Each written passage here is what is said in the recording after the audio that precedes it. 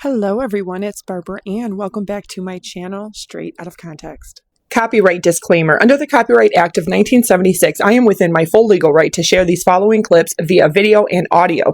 The following creators allow reshare, redistribution, and download of their content, and as always, I credit in the description box down below. Fair use, public domain, TikTok third-party license, and TikTok live automatic third-party license for the use of commentary, reaction, teaching, news reporting, research, comment, and criticism. I am legally within my basic human, civil, and constitutional right to share under the First Amendment to the U.S. Constitution. To share my expressions, views, thoughts, opinions, feelings, and critiques. The First Amendment to the U.S. Constitution guarantees my freedom of religion, freedom to exercise of, freedom of speech, freedom of the press, free assembly, and the right to petition the government and air my grievances. The First Amendment does not cover lies that amount to defamation, slander, libel, harassment, stalking, cyberstalking, bullying, cyberbullying, threats, or any other verbal crimes. Okay, I have a full confession to make. I went down the worst rabbit hole that I have ever been down, and I did not come out for over 4 days. And that is the conspiracy theorists that dub themselves Gaylors. Gaylors are people who believe that Taylor Swift is a lesbian, a closeted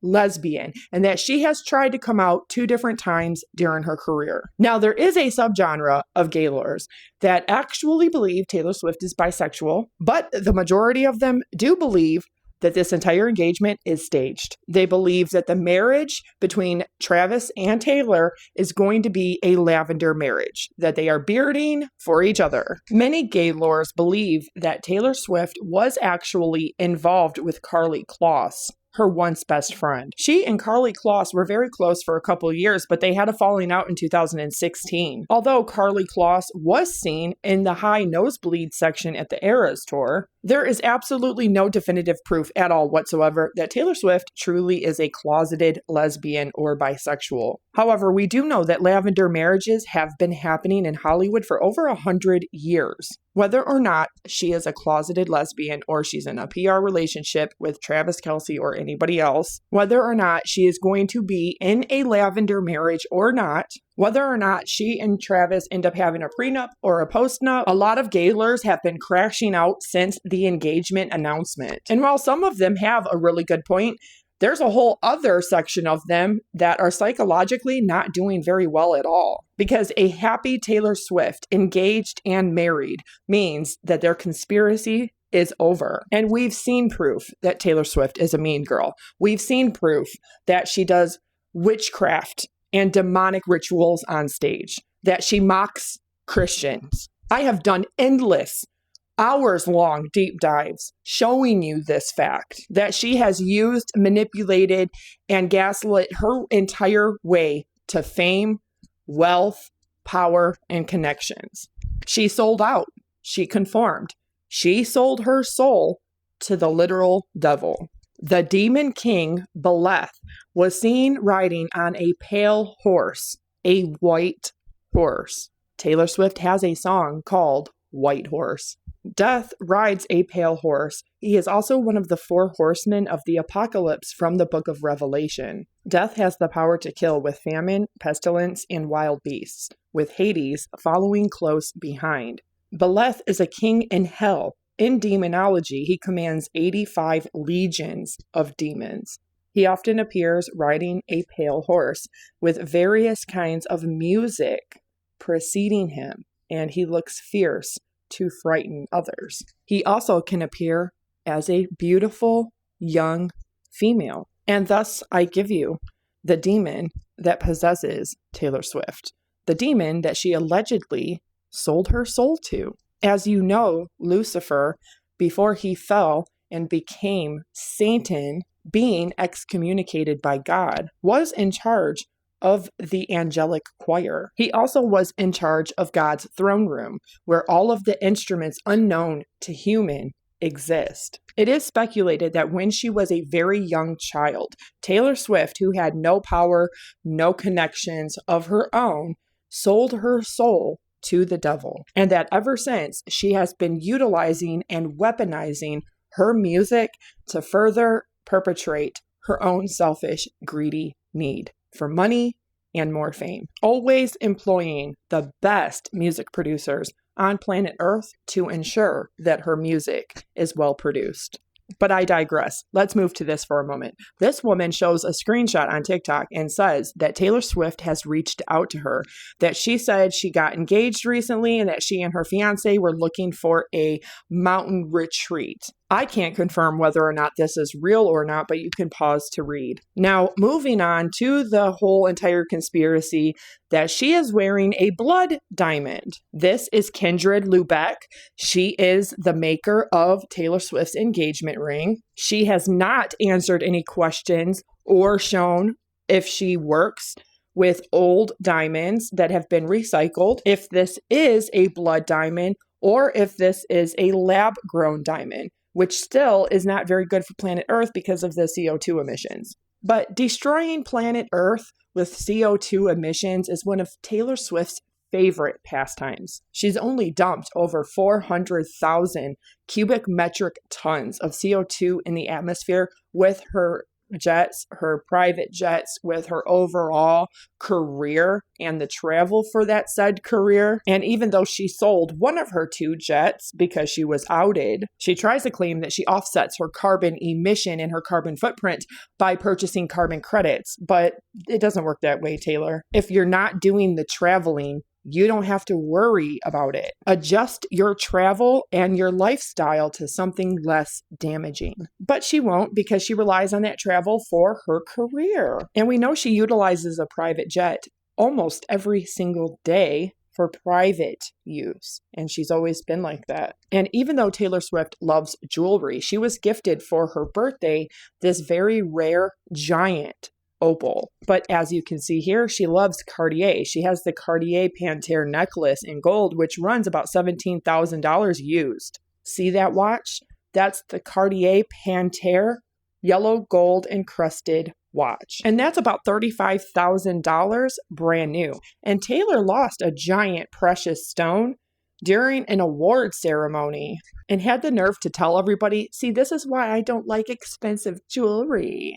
Yeah, you do. You love expensive jewelry and you've been wearing it for your entire career every chance you get. So it would be no surprise if they do not show 100% honesty and transparency where that diamond actually came from. Not that they can't clean it to make it look legitimate, even if they did. Taylor Swift, the die-hard, right-winged Republican who just needs to be on the right side of history. The woman who looks like this and like this in real life. You can tell that the devil has slowly been sucking that soul she sold right out of her. The same girl who wants you to believe that she couldn't even go to the store and buy panties anymore because it's so embarrassing having her picture taken. The same girl who wanted to tell you that she did not ever intend on becoming famous and this was not her plan the entire time. That she can't even buy clothes in privacy without somebody trying to look and see what kind of size she's buying. I'm 5'10" myself, and I'll tell you right now, no matter how skinny Taylor is, I was very skinny the majority of my life. Taylor is always going to wear a large or an extra large because she's tall. Even when I was only 5'10" and 130 pounds, I was still wearing larges. But see, she wants to act like she's a good role model by saying things like, oh, I can't buy underwear because they'll see that I wear a small or an extra small. Girl, stop lying. We know that you are 5'10". No matter how skinny she could possibly ever get, she's never going to be a small or an extra small. Which brings me right back around to this point. Just a fact that when I'm outside the doors of my apartment, people are watching me. And that's the life that I chose. And that's the life that I chose. And that's the life that I chose. And that's the life that I chose. And you're okay with it. I have days where I am, days where I'm not. Public thing, and it was like, oh my God, we love them. Another like celebrity iconic relationship. And of course, little old me. She even stole the line, "Who's afraid of little old me?" directly from Travis Kelce's ex-girlfriend. Because listen directly before that, what she says about the perfect celebrity couple. Devastated, I'm heartbroken. There are these rumors going around on the internet today that saying that I'm pregnant, which is impossible and impossible. I have devoted my entire life to not having something like that happen. Did you catch that? Did you hear what she just explicitly said? She has dedicated her entire life to making sure nothing like that happens to her. Why? Because she's too much of a narcissist and a sociopath to give a fuck about anybody else's life or career. Only hers. She's not just the epitome of a mean girl. She is the mean girl. She has clawed, dated, maneuvered, manipulated, and fucked her way to the top. And she's not going to let anybody else have that spot. But the funny and the ironic part is that she wants everybody to believe that she's the all-American perfect girl next door. That she's just an amazing, humble, very hardworking, very talented person who just wants to be the best role model ever. But the fact is that Swifties and Taylor Swift fans do not know her. They are oblivious to how she got to where she is and how she keeps her spot right now at this very moment. All they're doing is talking about this blood diamond and how America's sweetheart finally found the love of her life in none other than blockhead Travis Kelce. Yeah, I don't know about you, but I'm not buying any of it.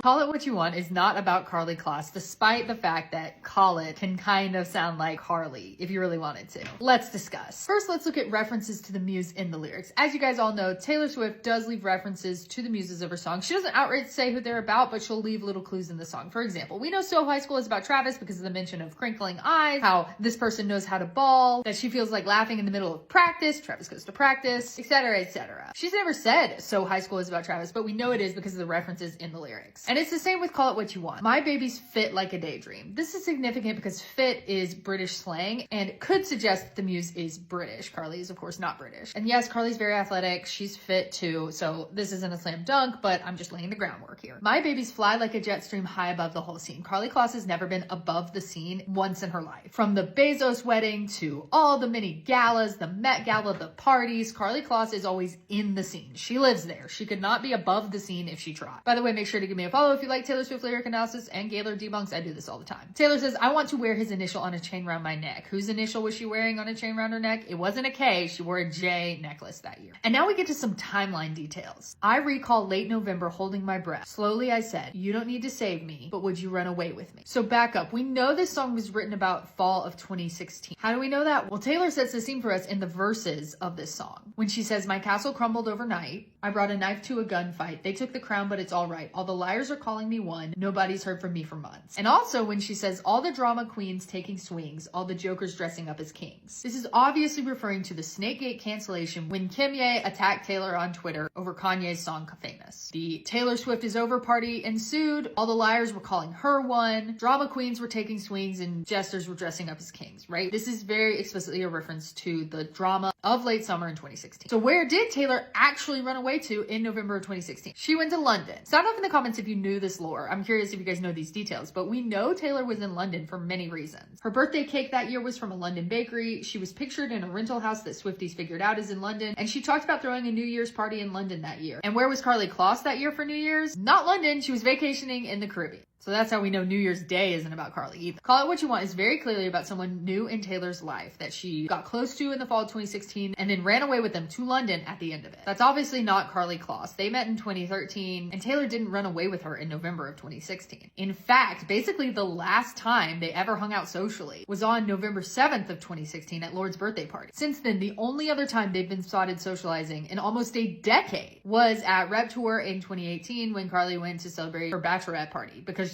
you know, she was marrying Josh Kushner. That is it. It is obvious, very apparent that their closeness, whatever it was, ended in the fall of 2016. Taylor didn't run away with Karlie at the end of November in 2016. She did the opposite. She ran away from her. Would love to get y'all's feedback on this analysis in the comments, but I would bet my house that Call It What You Want is not about Karlie Kloss. Okay, so let's talk about it, because apparently the internet has been wondering what Blake Lively thinks about Taylor Swift and Travis Kelce's engagement announcement. What's funny to me is that's all she can do is think about it, because she certainly can't call Taylor now, can she?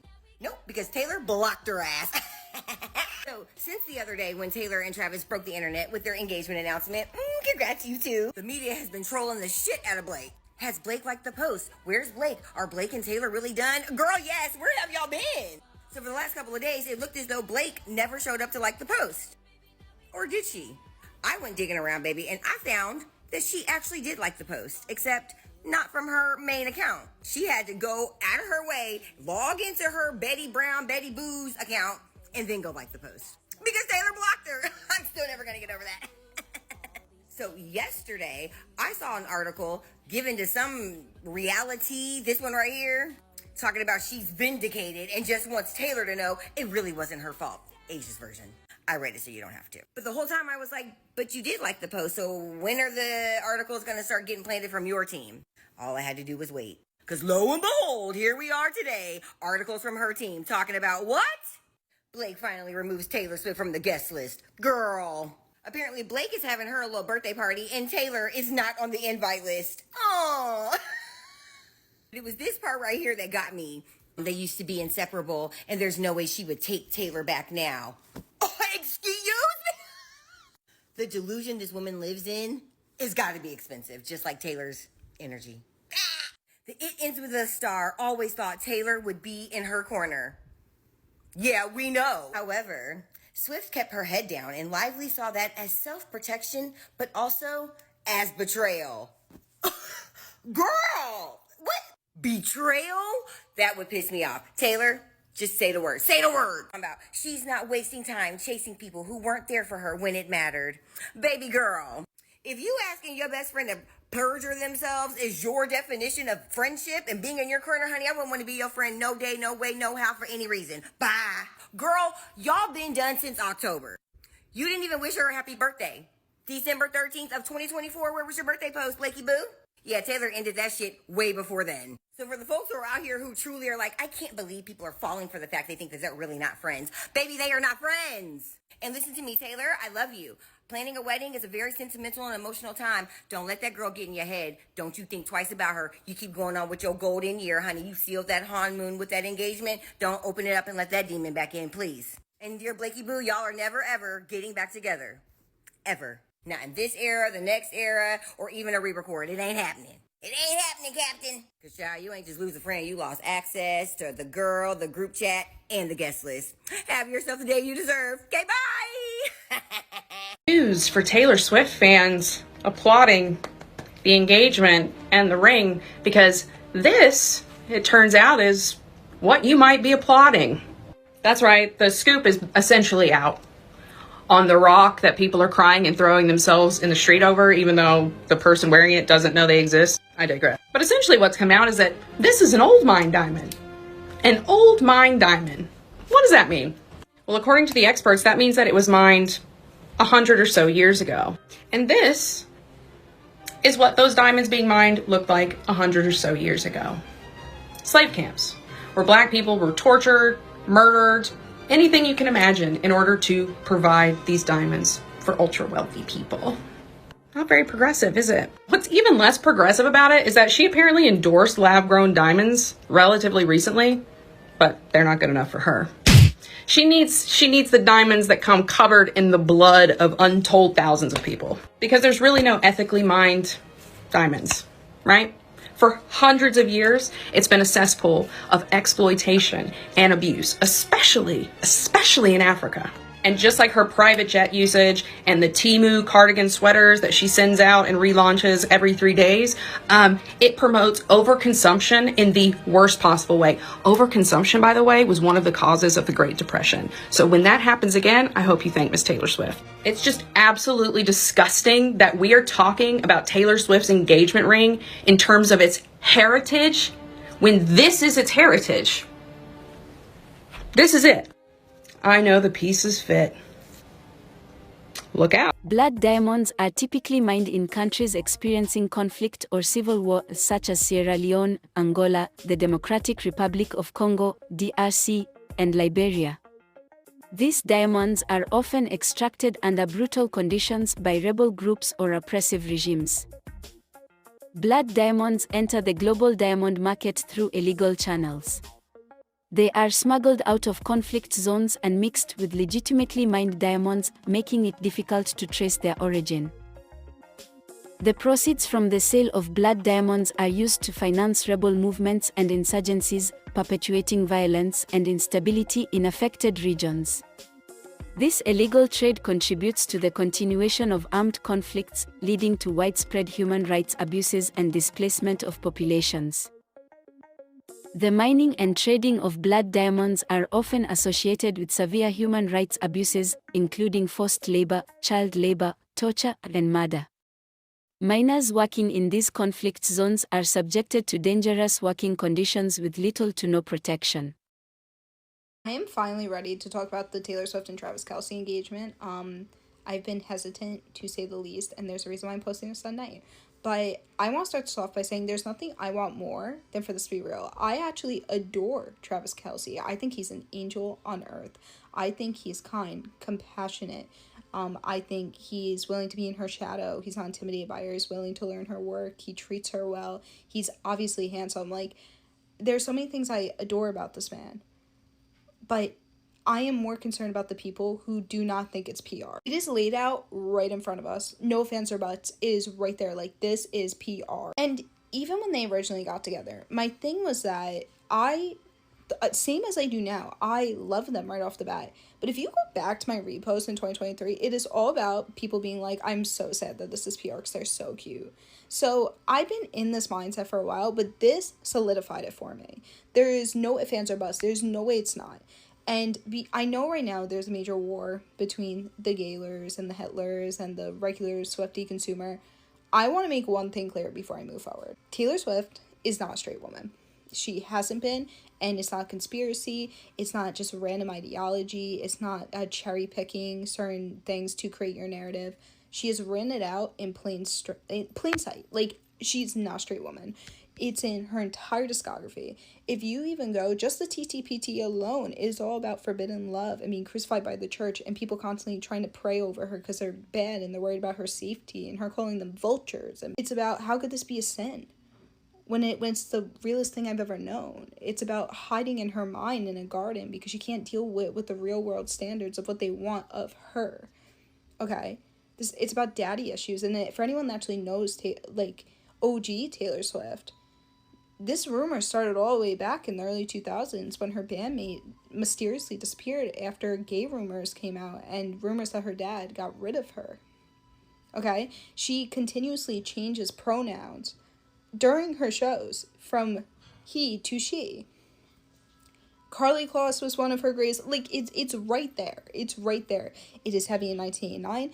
It's in literature. It is the stories she chooses to get, inspiration from and what those stories actually mean. For God's sakes, Midnights was called Lavender Haze. It was the lead single. So I just want to make it clear where I stand, and I stand on truth, and that's it. I dare you to go on ChatGPT and have them break it down and be like, hey, I want you to explain to me how deep this literature goes to prove these people's case, or try to debunk it in any which way or form, and it won't be able to. Okay, thank you. Now let's talk about the PR and why it's so blatantly true that this is all fake, none of it is real, this has been planned for years, and how I am, I guess, 100% sure that the wedding's gonna be canceled because none of it's real. This all starts with them announcing Taylor's gonna be on the New Heights podcast to talk about her brand new album. She goes on the podcast, she lies through her teeth the entire time, to the point where it got ridiculous, with Pinocchio behind her, may I add, okay? She's lying about everything. There was, no in between, and it was like, yo, this is so deliberate and purposeful, because it's part of this whole plan. And one of the very blatant lies, outside of her talking about her personal life, and what she does and does not do, and just a bunch of bullshit, she said that she made this album during the Eras Tour. That is bull, that is not true, because the vinyls that have now been released, all of them, were in a video that she posted during the Midnight Hour. That, all of us watched that and we're like, why am I having crazy deja vu? And, oh yeah, because we all lost our minds when she posted this video and we saw all these vinyls on the table that never got released. Midnights is when all this started. That's the blueprint. That's when she wrote this album, or that's when she started this album. Okay? If you go back to Midnights, the color palette of the album is the anti-hero in the music video. If you go back to Midnights, the Bejeweled music video is being played out right now. Right now as we speak, the Bejeweled music video is literally playing out, including the engagement and her running off. Not just her running off, the prince not caring. So now we have this foundation, right, of when this started. But now, moving forward, the actual podcast ends, and then the GQ magazine gets released with Travis. Okay, first hint at PR. Right off the bat, it's like, damn, same moment the NFL's around the corner. Okay, all this stuff is happening simultaneously. Then, time goes on, right? She's doing all the countdowns for the vinyl variants. Controversy arises. People are losing their mind. I made a video on that. I was so pissed. Then all the vinyl variants get released, and it's the color of the rainbow. And it's like, okay, bet. Here we go again, which she always does. Go look back at the liver. Okay, thank you. So we have this. Boom, engagement. And it goes, huh? Now we're doing engagement? You just started an uproar over here, and now you're starting it over here. in the engagement photos, they're at like the Lover Gardens. And for anyone that doesn't know what that is, it is the secret garden she went to. Go listen to Cruel Summer. Go listen to Cruel Summer, okay? And then she talks about TTPD. When she talks about, well, what fucking song is it called? I'm blanking. It is so late right now. What's it called? Not How's It End. I was going to bring up How's It End. I hate it here. I was trying to say I hate it here. She talks about the secret gardens. And then in Cruel Summer, she sneaks through the garden gates every night that summer to seal her fate. You get what I'm saying? So the engagement happened in these gardens. Fuck off. Fuck off. There's no way this man figured that out. They're both wearing Ralph Lauren. And everyone's talking about it. Everyone's talking about it. Is becoming a campaign immediately. And then you go back to when she got her albums, you know, all the ownership back to everything, her masters. She had an engagement ring as the freaking topper that matches the ring that she's wearing, and they're claiming it happened last week. Ad on ad on ad. Then, after the engagement, Taylor Nation posts, everyone stop your screaming for a moment and buy more vinyls. And we're like, huh? Then, the American Eagle campaign comes out with Travis. This is a PR run. Then, when you type in Taylor Swift, it is engagement, and then it goes, and that's show business, baby. A low prom. And then some people were like, oh, that's just because the album... She thinks ahead like that. This is PR. This wedding will be called off in the next couple of months. It will. There's no doubt in my mind. And by the way, there's a lot more than what I'm saying. I'm just, like, so flabbergasted that people don't see it. And it's right in front of you. And you don't have to be Einstein to figure this one out. It's, like, right there. Yeah, I'm going to put some pictured examples on the screen. So you can stop the video here and move on. Or you can see what I'm talking about. Example numero uno. Okay? These are the vinyls that just got released. This is in 2022. And I remember this video. I remember when it came out. I remember when we were like, where are the vinyls? Where did they go? Also, Millie, sorry, you're on the show. I was on FaceTime when I was like bugging out about this. I'm like, we gotta talk. We gotta talk. So number one, sorry, Mills, I know again, but I'm gonna block you out. This is Sabrina Fleetwood. I love this creator. She is so smart, intelligent, like everything. She's so knowledgeable in everything she talks about. She does the research. And every time I leave her videos, I feel like I gain so much. Like, I genuinely love this creator. I love people like this, okay? She was going through her stuff and I screenshot this. But these are the vinyls, right? The ones we just saw in the photos. So, the orange one all the way over there. And then the green one we saw, and then the purple. We saw the first three. I find it interesting that only the first three were showing. But look, you go over here. By the way, the one on the right, it's called Red Lipstick or whatever the fuck. Red, orange, yellow, green, blue, purple, white. I don't know what that means yet. I don't know. The rainbow. Literally me during this whole process. I know there's a vacuum in the building. Hold on, I just chill. Now let's go on a little flashback to Lover 2019, okay? I want you to look around. Look at the flowers. These were the secret gardens in Cruel Summer. Through the garden gates every night that summer. Okay. Now, but it doesn't end there. Look at the arch, okay? This was the Bejeweled music video. The arch, the colors. Her hair are practically the color of the flowers. The prince proposing. It ain't real. And then she walks off and the prince doesn't care. Because none of it was real. It was for gain. And this story is a very big picture. It's a very, very, very, very, very big picture. Very posed, fake. They have the key to the garden gate. To the garden gate. To the secret gardens in her mind. Do you hear what I'm saying? Do you hear what I'm saying? And to be honest, there is so much more stuff. I was gonna end it there, but her engagement ring. Beautiful, stunning, perfect. Look at how their hands collide into one another. It's beautiful. When she announced that she got her master's back. And again, they claim that they got engaged last week. I don't want to hear it. Lastly, go listen to How's It End, where they talk about calling off the wedding. Go listen to How Does It End, and then go listen to the manuscript. I can't do this anymore. What's an unpopular opinion you have? Ready for the Swifties, come get me on this one. But I don't like Taylor Swift and Travis Kelce as a couple. Two main reasons. Number one, my husband is a huge Chiefs fan, so we actually watch the Chiefs when they play. I can't tell you how fucking annoying it is that all commentators want to talk about is Taylor Swift at these fucking games. Like when the Chiefs played the Jets and Taylor Swift went to that game, do you know who else was at that game? Blake Lively, Ryan Reynolds, and Paul Rudd. But did they get talked about? Absolutely the fuck not. It was always about Taylor Swift. Number two, I have seen so many videos of women being like, guys, you should be happy that your wife and your daughters are finally into football. Bitch, please. Number one, they're not into football. They are into watching the Chiefs to get a glimpse of Taylor Swift. They don't give a shit about football. All they want to do is pretend to watch a game for a team that you probably don't give a shit about just to see Taylor Swift. So the thing is, Taylor Swift has already planned to come out twice, and we know this. Like, there's evidence to back this up. And the first time was in June of 2019 during Pride Month, when Kristen Siriano designed this dress for her to wear at the Stonewall Inn. So how do we know this? Well, let's run it back a little bit. So this is 2019, Lover Era, You Need to Calm Down music video had just come out. If you don't know, if you haven't seen it, you should go watch, but this video is very, very queer coded. Besides the fact that Taylor Swift literally has the bisexual flag in her hair, we've also got so many queer artists in it. We've got RuPaul, a bunch of the drag queens from Drag Race, Billy Porter, who designed the dress, Todrick Hall, Laverne Cox, all 5 of the dudes from Queer Eye, and a lot more queer artists. What else happened in June of 2019? Oh yeah, Taylor Swift gave a surprise performance at the Stonewall's Pride celebration. And I mean, do we really think that the Stonewall Inn would be platforming non-queer creators during Pride Month? I really don't think so. Unfortunately, though, one more thing happened in June of 2019, and that is that Scooter Braun acquired Taylor's masters.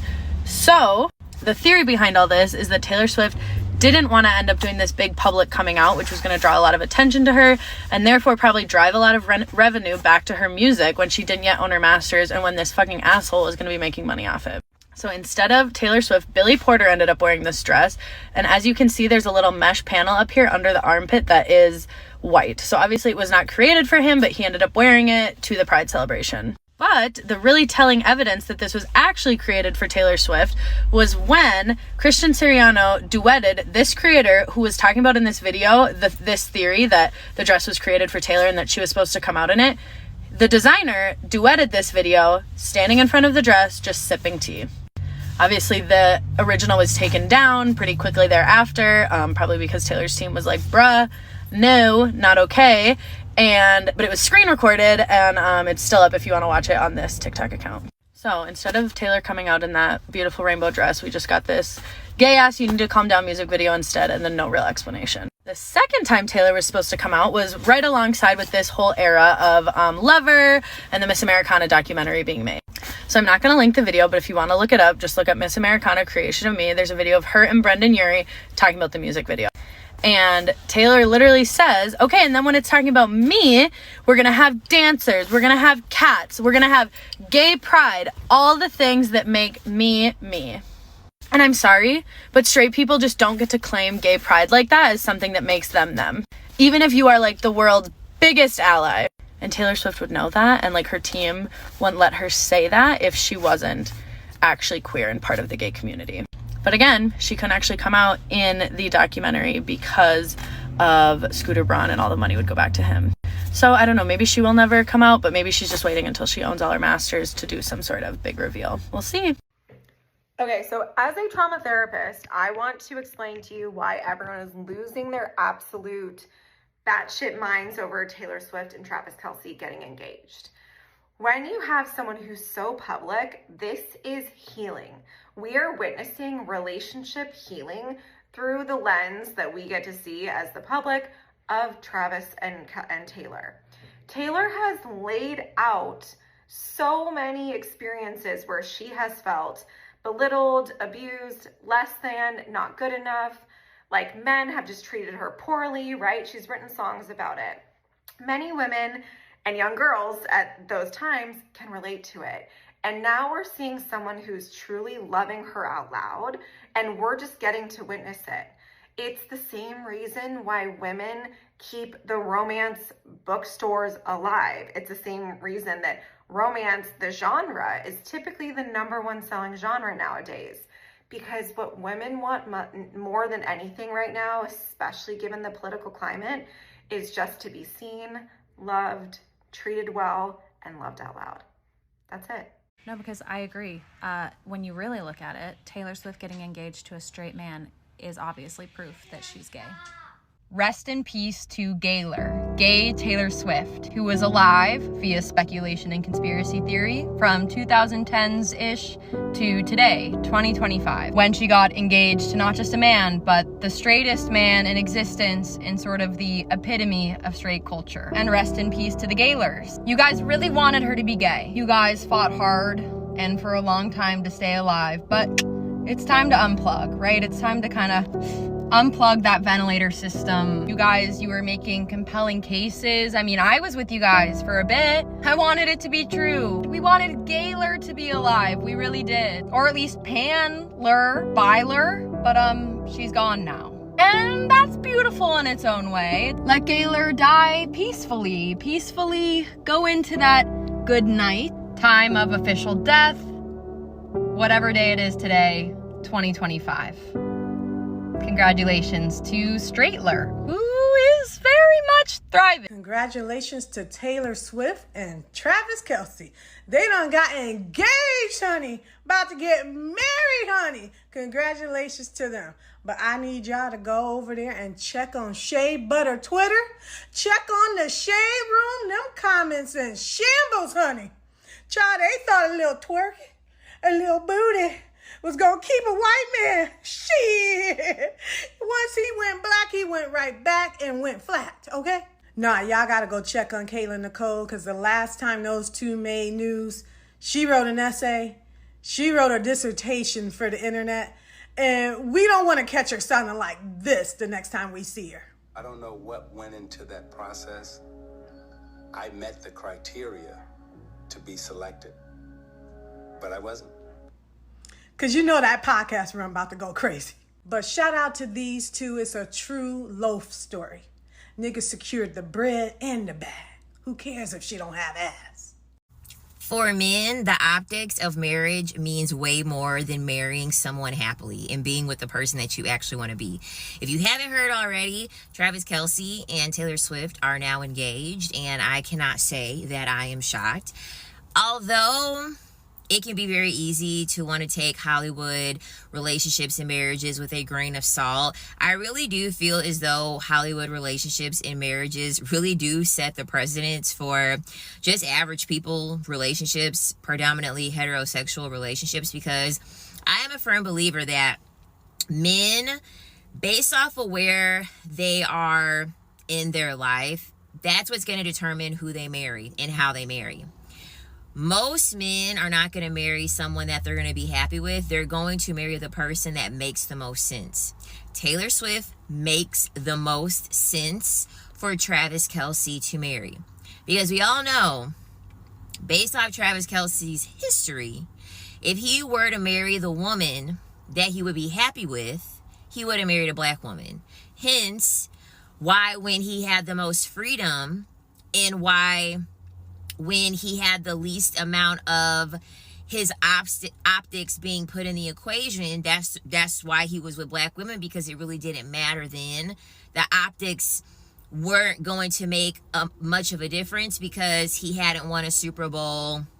He hadn't been, you know, this big, this popular. And under patriarchy, you have to, as a man, you have to practice patriarchy. You have to perform patriarchy.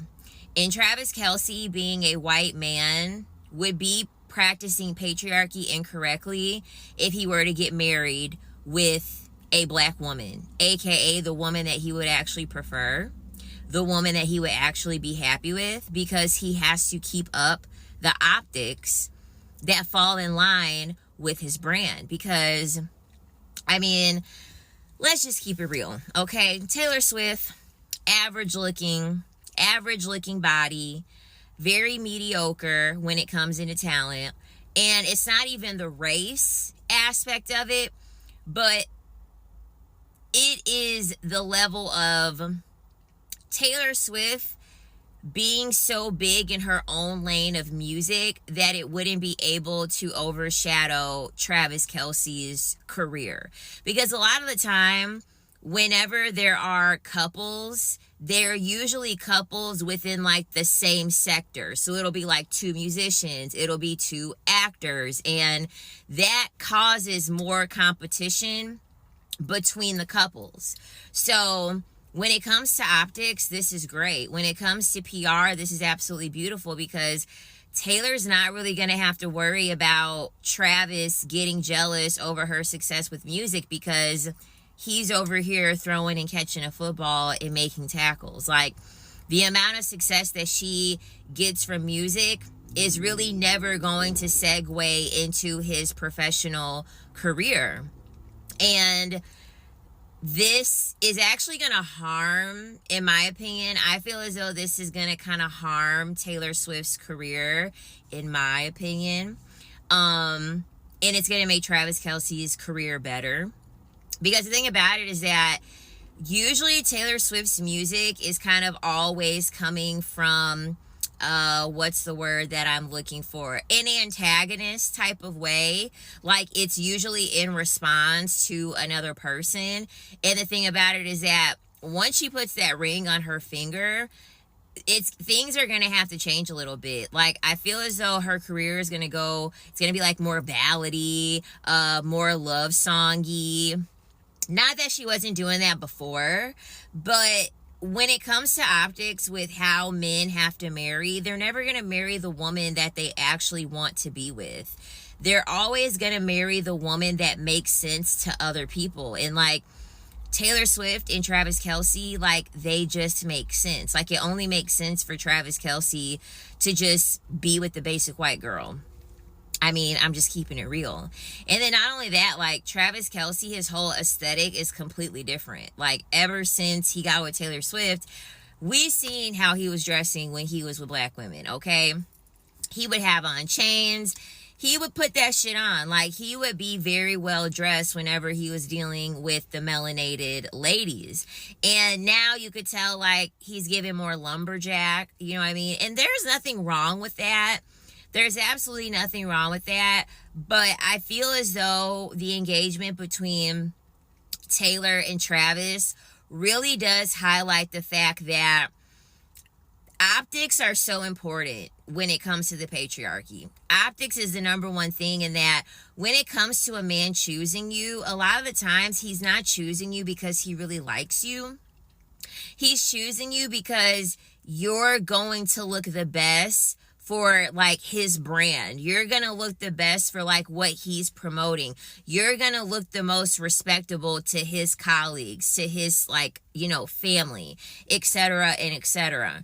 So I'm very curious to see how this marriage is going to go and how it's going to impact Taylor Swift's career, because whether we like it or not, it's going to impact Taylor Swift's career.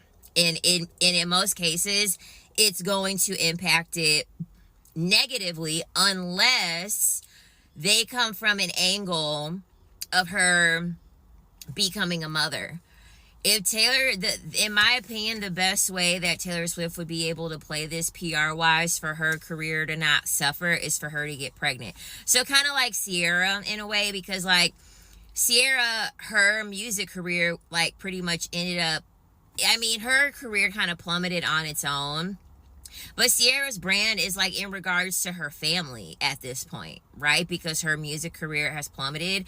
I feel as though Taylor Swift is going to, she's getting engaged, she's going to get married. I feel as though her career is going to suffer, and then she'll have to go down the pipeline of like actually having a child in order for her to kind of like stay relevant. And then they will pretty much market Taylor Swift and Travis Kelce as like that it couple, kind of like Tom Brady and Giselle, because even Giselle's career had to take a back seat, especially once they ended up having children. It really took a back seat, and like they weren't, the marketing wasn't branded for them being a family. It was just Tom Brady, and then like that's his family over there. So I'd be real hard pressed to believe that Taylor Swift's career is going to stay on the up and up once she gets married to Travis Kelce. Like, because the worlds are just so different. Like with Beyonce and Jay-Z, okay, Beyonce sings, Jay-Z raps, so they can collaborate, you know? Like Tom Brady and Giselle Bündchen, like they could never collaborate. Like she's just going to be in her own little lane, in her own little sector. And the thing about it is that when you're in your own little lane, your own little sector, once you create a family as a woman, the next expectation is going to be able to have is like you having kids, and then you're now going to be part of an entity with that man that you're with, especially going into like something super patriarchal by marrying a man that plays football, because a man playing football, I mean, that's like top patriarchy. And we already seen the thing about it that we already seen the lashings that Taylor Swift had gotten from men when it came to her simply just supporting Travis Kelce. So I'm going to be really, really interested to see also how like men respond to this, because I don't know. I just don't think it's going to be a good, I think it's going to be great for Travis and it's going to be terrible for Taylor's career. I don't know. I could be wrong, but usually when men care about optics on who they're marrying, it's always going to be at the expense of the woman. But what do I know? I'm just a person on the internet that fucking has an opinion. So I very well could be wrong, but these men don't care about marrying someone they like. They care about marrying the person that makes the most sense for everybody else. Point blank, period. I cannot believe how many of you guys are super excited about this. How quickly we forget about the problematic mental age gap between these two. Travis Kelce has been hit in the head so many times that he probably at this point has super severe CTE, meaning mentally, he's like 13 years old. And I will be damned if I'm supporting a relationship between a 35-year-old woman and a prepubescent boy. Look at this little guy. Taylor, can I play Roblox later? No, Travis, you have to do your podcast. Fine. I didn't even want to play. Travis, I gotta know, I know you're dating Taylor, but do you have any Kanye on your hype playlist? No? Travis, fans want to know, who's your biggest supporter? Olivia, Meredith, or Benjamin? Probably Benjamin. Benjamin, why? I don't know. He's kind of the one I see the most, I guess. Okay. Anyone special? A Super Bowl ring? Yeah. Next question. And back to back, you guys are crazy. So Taylor Swift and Travis Kelce are engaged, and let me tell you from an astrological perspective, this is not a love story, this is a power play. And don't be mad at me, because Taylor Swift herself knows this. Like, I've read her chart. I'm a Vedic astrologer, and I saw that Jyeshta Sun conjunct Lilith. Baby, every partner becomes myth fuel for her. Every relationship turns into PR raw material. Did you see what the I Love Taylor shirt, Tom Hiddleston? Honey. Like, and then Travis with his Hasta Sun conjunct Mars and Juno, his archetype is literally like, I need a wife to validate me. I need a famous wife. I need a trophy wife. I need somebody on stage. The bigger, the better. They both have Ardra placements, so that's her moon, that's his Jupiter. So those are chaos signatures, that's storm energy. It's not about stability, it's about shaking shit up. They both have a Mula Uranus, so they're not stabilizers at all. And then his Jyeshta moon clashes with her Jyeshta Sun conjunct Lilith because his insecurities are exactly what she's spotlighting.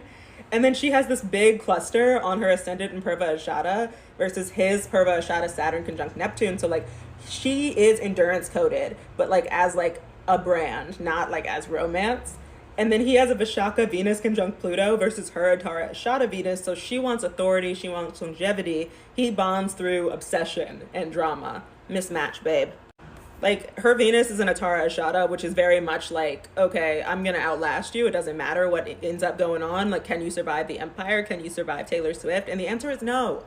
And to make matters worse, he has a Chitra Black Moon Lilith. Like, his shadow side is performative masculinity. Like, it's gonna flare up when it's under scrutiny, and it's going to be under scrutiny.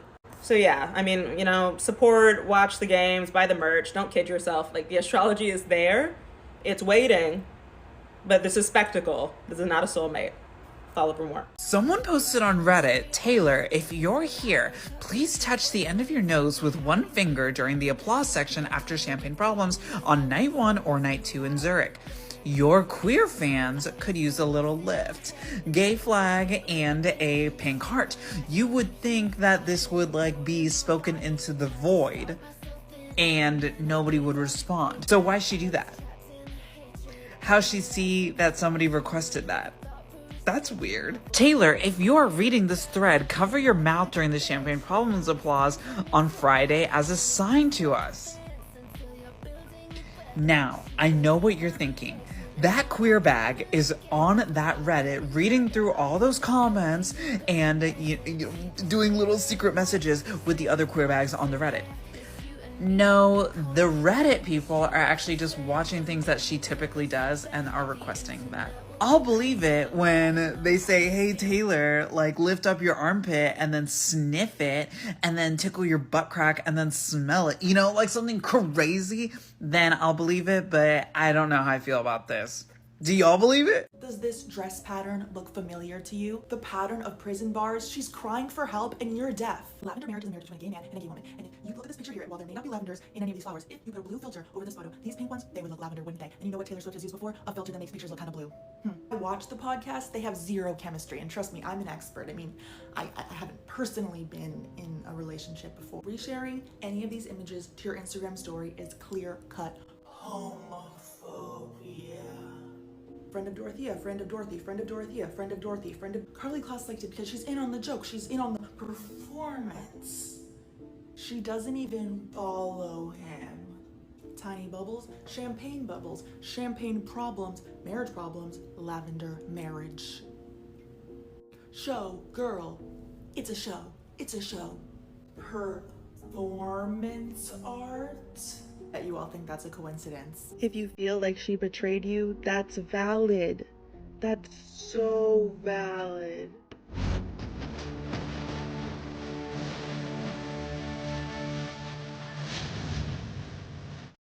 Hey, that's an ugly ring. I wonder where I've seen it before. Oh yeah, the Man music video. I already made a video today. I just needed to pop back in because... Also, the caption on this post being, your English teacher and your gym teacher are getting married. Bejeweled again, I think it's time to teach some lessons. What lessons are they going to teach? Critical thinking skills? I will say, this is why I lie to my kids, though, I want them to be able to be critical thinkers. They need to realize it's absurd to think this, and you handing them Benjamin and then walking them through critical thinking ability, now all of a sudden they won't believe something that every moron tells them on the... I will say that it's pretty rude that the goddess of timing does not find me beguiling, because I am moving across the country in 6 days, and I am very busy selling all of my belongings. And Taylor, like, now I don't even have any snacks to enjoy the show with. Swifties have started to turn their back on Travis. So of course you've probably seen it, but Taylor performed with Kane Brown and he posted this picture with the caption, when you think you're the special guest, but you're not. And of course he took this picture with Taylor and Travis. And Swifties were like, oh my God, so cute. They're all posing together. They look like they're so happy. And then they were like, wait, what's that? So I've zoomed in for you. Can you see what they're probably talking about? It's the length of Travis's nails. And so many of them are saying that they just got the ick and that Taylor should also get the ick and she should be over this. Which, I mean, I think is ridiculous, right?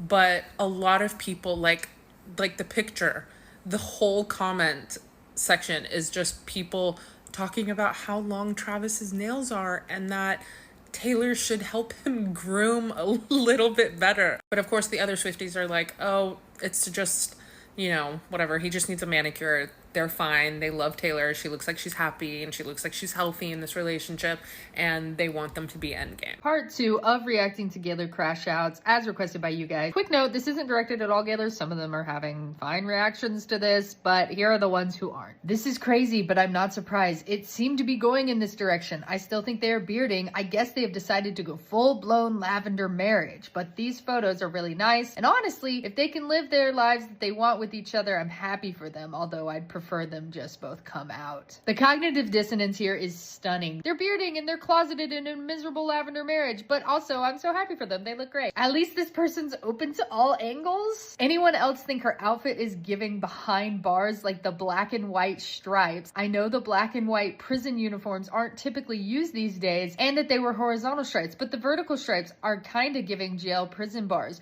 You know what else is giving jail and prison bars? When Taylor and Karlie wore black and white stripes. I cannot believe Taylor's old publicist Paula trapped Taylor and Karlie in a PR friendship just to make Taylor look like more of a girl's girl. Thank God they both broke free of it and obviously aren't friends anymore. But yeah, those black and white stripes proves everything, right? Oh wow, the day has finally come. I hope this means she is getting married to Zoe or already is. I mean, I guess not legally, but I guess it must mean they're stepping up the relationship and potentially considering kids. I think the album will be even more interesting based on this lens in terms of revealing what she's really thinking. What she's really thinking is she's in love with Travis Kelce and she wants to marry him. Said as someone who's seen the leaks. You guys are in for a rude surprise if you think this album is about Zoe Kravitz. Also, Put some respect on Zoe Kravitz's name. She is open about who she is. She went on Andy Cohen and said that she'd been with women before and she would never do a lavender marriage. I'm sure that's what they're saying about Zoe being spotted with Harry Styles though. So that's going to be a whole nother can of worms to dig into. Also, another thing I've seen them saying is that of course she announced this 38 days before the album, and everybody's been like, what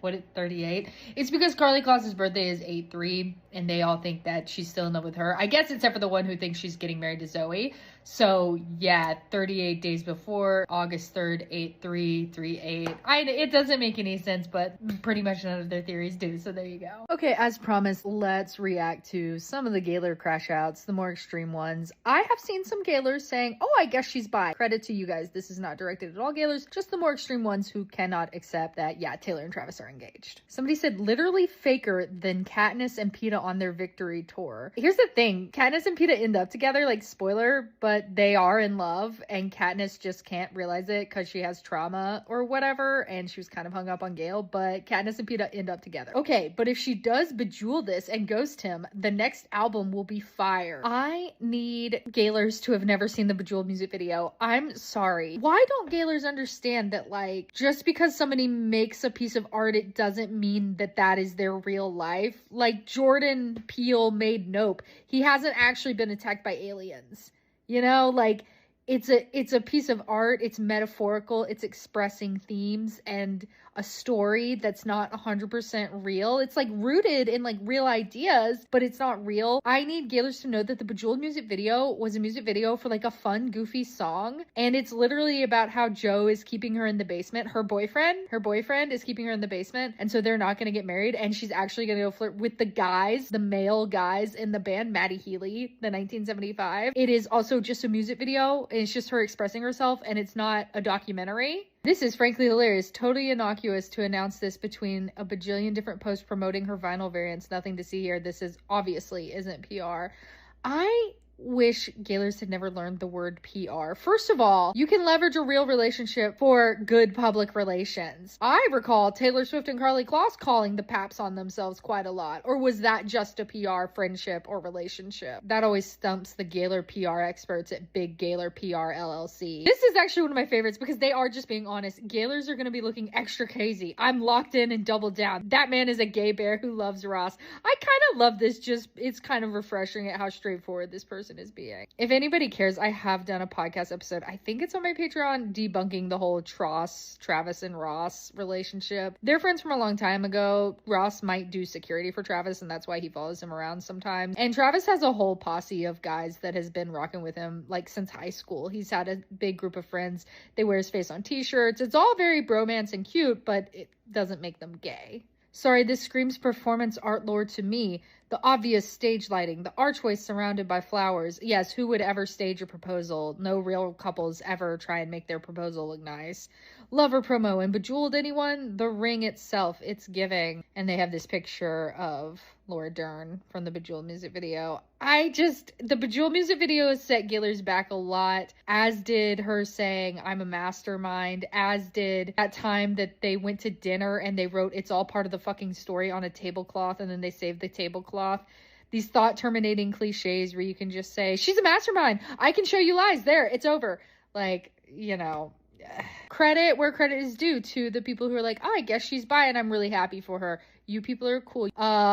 Very weird vibes from the rest of the gang. Let me know in the comments if you want me to do a part 2. There are way more reactions. I'm happy to keep doing these if you guys enjoy them. Taylor Swift is getting married, and I just saw a video saying that this was the most significant thing to happen in her career. And as a career woman, I need to talk about it. I was not planning on bringing my Swiftie life into my science communication life, but here we are.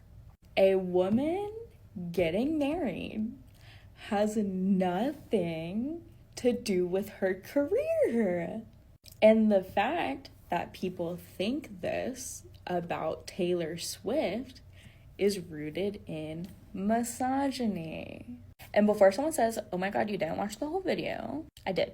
I know that person claimed it was because this ties up the storyline that she has opened by being really publicly someone in love or not in love. Here's the thing. The fact that we care so much about Taylor Swift's love life as a culture, not as Swifties, like people in general, the fact that people in general care about Taylor Swift's love life is because of misogyny. And she has not been the best activist in most areas, and I will fully admit that and like not even try to defend her there. But where she has been a good feminist is in calling this out. Since the beginning of her career, people have lost their minds about whether or not she's in a relationship. And she has consistently, in interviews, said, you don't ask that when male singer-songwriters are on your show, your podcast, or whatever. Because here's the thing. Taylor Swift started in country, so this is why I'm going to focus in on country music real fast. The vast majority of country songs are about either being in love or not being in love. But when male musicians are being interviewed, they are very rarely asked about their love life. But when female musicians are being interviewed, they are quite often asked about their love life, even though both men and women are singing songs about either being in love or not being in love. Taylor Swift then got this to like the nth degree because she dated multiple people. And people think that like what you say about celebrities doesn't matter, but I have firsthand experience saying that it does. Because I'm not here to defend Taylor Swift's feelings, she can do that herself. But I can tell you firsthand that whenever I was a teenager, my youth pastor asked us who our role models were in life, like famous people who were our role models, and I said that Taylor Swift was my role model. This is when she was still doing country music and was like a good Christian girl and was like very pure and wholesome and was like is someone that any girl could look up to and aspire to be. But she had also had several public boyfriends at that point. And so my youth pastor looked me directly in the eyes and said, you want to be a slut? You want to give your soul to that many men? No, I want to have a successful career and I want to be someone that people can look up to and I want to be like a strong, independent woman. But because that was the public narrative about Taylor Swift, teenager me got called a slut by her youth pastor. And I know someone's going to say it's not that deep. But as someone who just defended her PhD, it is that deep. I have told my family and people in my life consistently since I found out about the concept of marriage that I would not be getting married. For the last 10 years, they've had time to prepare that I'm going to get a PhD. And because of that, I'm incredibly fortunate that people brought what I feel like is an equal amount of energy to me saying that I was defending my PhD that I think they would have brought if I announced that I was getting married. But I have witnessed time and time and time again when women announce that they're getting their PhD, they do not get the same level of hype as they do if they announce that they're getting married or that they're having a baby. We do not show up for women's career achievements the way that we do for women getting married. That is just a statement of fact. And so for me to have had to witness today someone claim that Taylor Swift getting married is her biggest career achievement. You can make the argument all day long that it is a big life achievement for her. Sure. Career? The woman who has fundamentally changed the music industry because of her re-recordings and also the ticket sales situation with the Eras Tour. Whether you agree or disagree with those things, you do have to acknowledge that she has changed the entire music industry. And yet, her biggest career achievement is getting married? And I also want to acknowledge that this person said that she is closing a chapter that we all were very invested in. And this is where I have to remind you that women's lives, their careers, don't end when they get married. Number one, if you're super duper invested in Taylor Swift's love life, it's something that you're really passionate about following and you're so upset that she's not going to have any more boyfriends ever again. There's this really interesting thing called divorce. So I wish her and Travis Kelce nothing but the best, obviously. I hope they stay together forever in a situation where they are both treating each other with respect. But it is possible that we will have more drama again someday.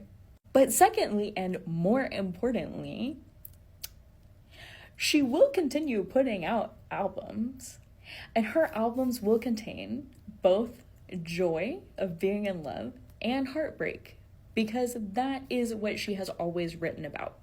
I saw someone else say that they're really excited for all the terrible music we're going to get because she's so happy now. And I do agree. Her next few albums, they're going to be garbage because she's happy. But she does have a history of writing sad breakup songs when she's in a perfectly healthy, happy relationship, as far as we know. I mean, we can never really know what's going on in someone's relationship. The all too well 10-minute version was from a relationship that had been over for many years. So she still has the potential to put out bangers about Joe Alwyn. I hope to God we get some bangers on this next album about Joe Alwyn, because the Tortured Poet Department was a letdown in that specific area. But also about any of her other ex-boyfriends. Or even about hypothetical ex-boyfriends, because she literally wrote like a sad song about a relationship where she was the man and the love interest was a woman, which she claims is about a hypothetical relationship. The bi-lores, the Gaylors that think that she's bi, have different thoughts, and I won't reveal as a bi woman which side of that I'm on, but her getting married is not the end of her career, and it's not the most important thing that's happened in her career. And I will scream about this for centuries, because women cannot do anything. Women are not allowed to do anything. A woman is not allowed to be happy and fulfilled in her relationship without it being the biggest career achievement of her life. Guys, women are allowed to have careers. We've been allowed to have careers for a long time now. And we have the career regardless of whether or not we're in a relationship. Remember when Taylor Swift made her entire personality being a gay ally just so she could make money off of gay people directly off their backs? Like, she came out here and was like, I love gay, I may be one, you'll never know, but look at me in this bisexual themed wig. Ooh, I know I got your attention, why don't you buy a couple sweaters while you're here? And everybody was like, oh my god, we love this girl so much. Then she makes a whole documentary, like a movie, being like, I love the gays. There is this woman running for office in my hometown. She hates gay people. How could she? Everyone I love is gay. I love me so much. And then, like, a year later, dead silence. She was like, Equality Act. Every award show, she was like, sign my petition, please. And now, that was like 5 years ago. And so in just 5 short years, now her corporation comes on and says, it may be June again, as if like, who the fuck gives a fuck about June? But it'll never be June 2023, because the Eras Tour in June of 2023 for some reason is more important than saying Happy Pride. These are the worst fucking people you could ever think of. Like, the fact that anybody gave Taylor Swift money to see her ever saying you need to calm down, it's a slap in the face to anybody who's ever been like, yeah, I'm gay, or like, I am okay with gay people. Like, it's perturbing AF. It's so weird. She comes out at the Eras Tour, you need to calm down, in like with nothing else to say. Like, the whole time, gay people are getting stripped of rights. So she's like, buy another sweater. Dude, this is like the personification of like capitalistic greed. I can't feel it. Girl, pick up your phone, I can't believe it. I can feel my spirit slowly. She's queer and Travis is too. You guys, she could still be bisexual. Travis kind of looks like a lesbian. Marrying the archetype of masculinity is queer. This is a lavender marriage following the announcement of the Supreme Court reviewing gay marriage. The federal government paid her to appear straight, and that's how she made the money to buy back her masters, and music means everything to her. She could still be bisexual. Like a different type of romance. Like you just like wouldn't get it. Like it's still gay. She's leaning back and he's leaning in. Travis is bisexual too, and they're swinging. The prince was forced to propose. Taylor Swift ghost writ the 7 husbands of Evelyn Hugo. I swear this is just a move to get closer to the NFL cheerleaders. Mark my words, October 3rd, this is a coming out album. All the most important lesbians are dating men nowadays. JoJo Siwa, Fletcher, Betty Who. In 2025, it is lesbian to date a man. She could still be bisexual.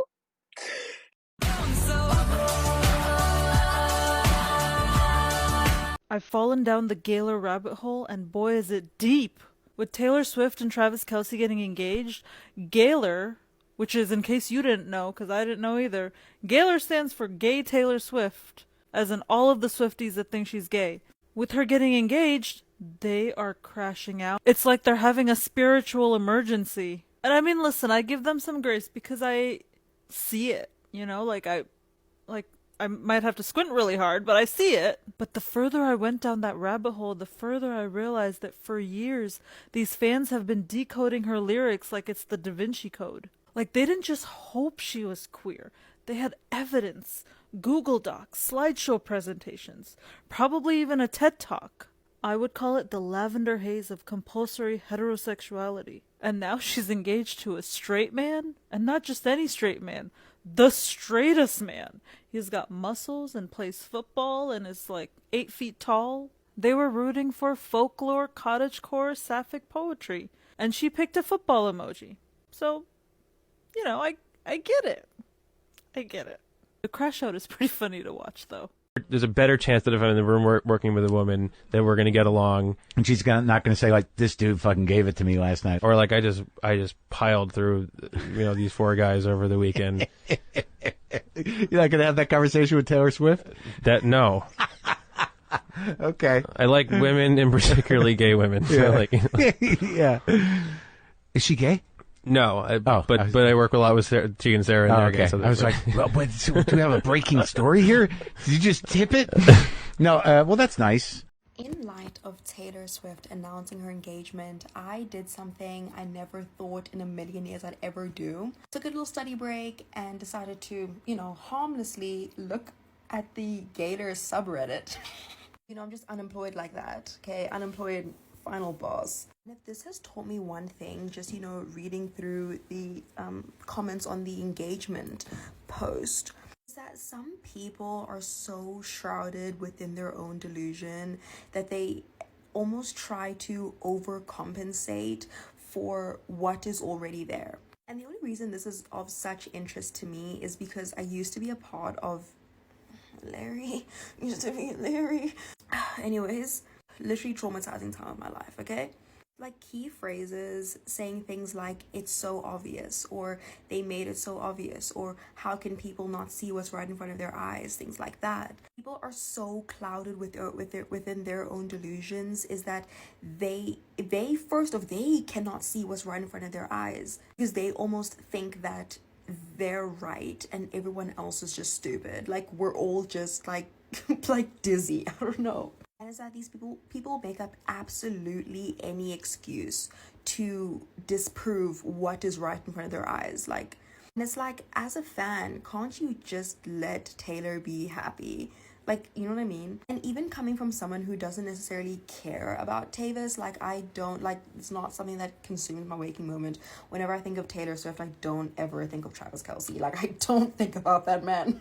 Because I think majority of us are here for the music. Like, we're here for Taylor, we're here for her music. That's why we became fans in the first place, was so that we could enjoy her music, and because we like what she, like the way she portrays herself, right, in interviews and things like that. We like the way she portrays herself to us. Everything else is here nor there, okay? Has to be some sort of psychosis, right? Like some sort of psychosis. Like, I do believe, and this might be a bit harsh, and like I'm not gonna say anything that hasn't already been said on the internet like a million times, but I do believe that things like Larry and like Gaylor are like low-key, you're crazy, like you're insane. know I like to joke about being unemployed, but yeah, y'all take it to a whole new level. Y'all take it to a whole new level. But if you were to take away one thing from all the, rambling I've done, is that Louis Tomlinson, you're next. Oh my God, please get married. Oh my God, Louis Tomlinson, you're next. I'm going to take a moment to throw it to my sponsor, EcoStash. You can go to www.ecostash-organization.com, Amazon shop EcoStash, or Amazon search EcoStash. Use my discount code 20EcoStashC. That is all capital letters, 20EcoStashC. As you know, I have worked for over 18 years on genealogy. I have worked on my own family tree for over 18 years and have over 3,000 names verified. But I also have another passion: true crime cases, the human psyche and human behavior. I do a lot of research when it comes to true crime cases, verifying, corroborating, writing down facts, verifying those facts, and even writing letters. So when I came across this product by EcoStash, I was more than thrilled. It is a hanging filing cabinet, but that's not the best part. It can also be used in a traditional filing cabinet or a portable one. But that's not even the best part and my favorite part. If you love Earth and you love to recycle, then you're going to love this because it's made out of wheat straw. Talk about sustainability. Wheat straw is a material that is recyclable, meaning it can be processed and used again and again and again after its usage cycle ends. This helps reduce waste and it also extends the material's life cycle, which is sustainability. They are more than affordable and they come in multiple different bundles and colors. It doesn't only help with function and organization, it's aesthetically pleasing. With a wide variety of colors and options to choose from. If you struggle with decluttering and anxiety like I do, you are going to love this product because it also expands to a very large capacity. Did I already mention that you can hang it, store it, put it in a box or a filing cabinet? And even better, it comes with labels and customizable labels. As a content creator who researches and writes a lot, this product has been a godsend. It has helped me turn boxes and stacks of paper into organization. It's not only helped me make sense and organize my artwork, my research, photographs, my children's school papers, but also my mind and my research materials. And it conveniently fits anywhere. I was able to turn that giant mess into this, which not only relieves my anxiety and my stress, it has helped me function better as a content creator who loves to research and write down everything. It's large capacity, it's recyclable, it's made out of earth-friendly materials, it comes in cute colors, it's extremely affordable. But the best part for me is it helps me to make sense out of everything from the past, present, and future that I worked on, am working on, and plan to work on. And that feeling of organization and decluttering is a great feeling. And I'm extremely proud and honored to say that EcoStash helped me get there. EcoStash. You can visit them at www.ecostash-organization.com or Amazon shop EcoStash. You can go to Amazon and search EcoStash in the search bar. And you can use my 20% off code 20EcoStashC. 20EcoStashC. All capital letters. Remove a mere 38 words from this quote and Taylor literally says gay pride makes me me. 3 + 8, 11. Turn one of those to the side, what do you get? Travis came out as gay on his podcast and said that his type is otters. An otter, a gay man who is very hairy all over. Has she explicitly said she's not a part of the gay community before? Yes. But has she also used the word lie in one of her lyrics before? Yes, she has. Lie, lie, lie, lie. Therefore, I can take anything she says and say that it's a lie. Yeah. Pin drop! She specifically told you to stop doing this. Girl, if you knew anything about the history of queer flagging, you would clearly see that she's trying to say female sex. I would. Lesbian flag, lesbian flag. She's the white. If I have to spell it out for you Hitlers, she's gonna divorce him, keep the castle, fill the castle with her female lovers. How much more straightforward could she be? And I'm sure this has nothing to do with Harry Styles, right? Christian Siriano! The rubies that I gave up, and I lost you, the one I was dancing with in New York. No shoes. Looked up at the sky, and it was the burgundy on my t-shirt when you splashed your wine into me, and how the blood rushed into my cheeks. So scarlet it was. The mark you saw on my collarbone, the rust that grew between telephones, the lips I used to call home. So scarlet it was. Maroon. So is it about Karlie Kloss? Are you guys okay? Is this a joke? Are you playing with, like... Are you okay? Like, genuinely, like, what? I made a video about how Taylor Swift is no longer hiding the fact that she is MAGA pilled. She loves MAGA, hangs out with them, supports them, loves all of their folk. And then so many people in my comments were like, well, she's not like them. She just aligns with what her boyfriend at the time aligns with. And I'm like, you see how that's worse, right? Like, what are you actually talking about? Where everyone's like, oh my God, Joe took the best part of her. Now that she's out with Joe, she has no more. It's like, you really need a man to tell you what's right and wrong. You need to be with a man to remind you that racism is bad. Like, then you're a racist. Like, you're a piece of shit if you need your boyfriend at the time to remind you that people's lives matter and politics are life and death for a lot of people. I'm just so gagged the way that people will make any fucking excuse for her.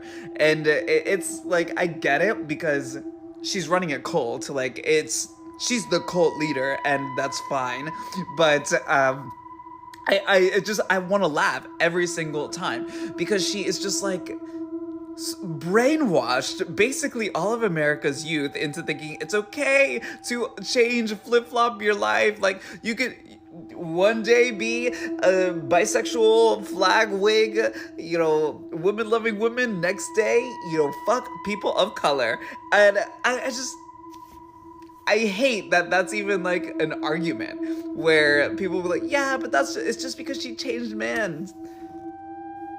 That means there wasn't ever any like integrity when she was with the other man. That means that those like beliefs or whatever, if she had them with the other guy, they weren't real. They were just like an outwards display to make sure he likes her.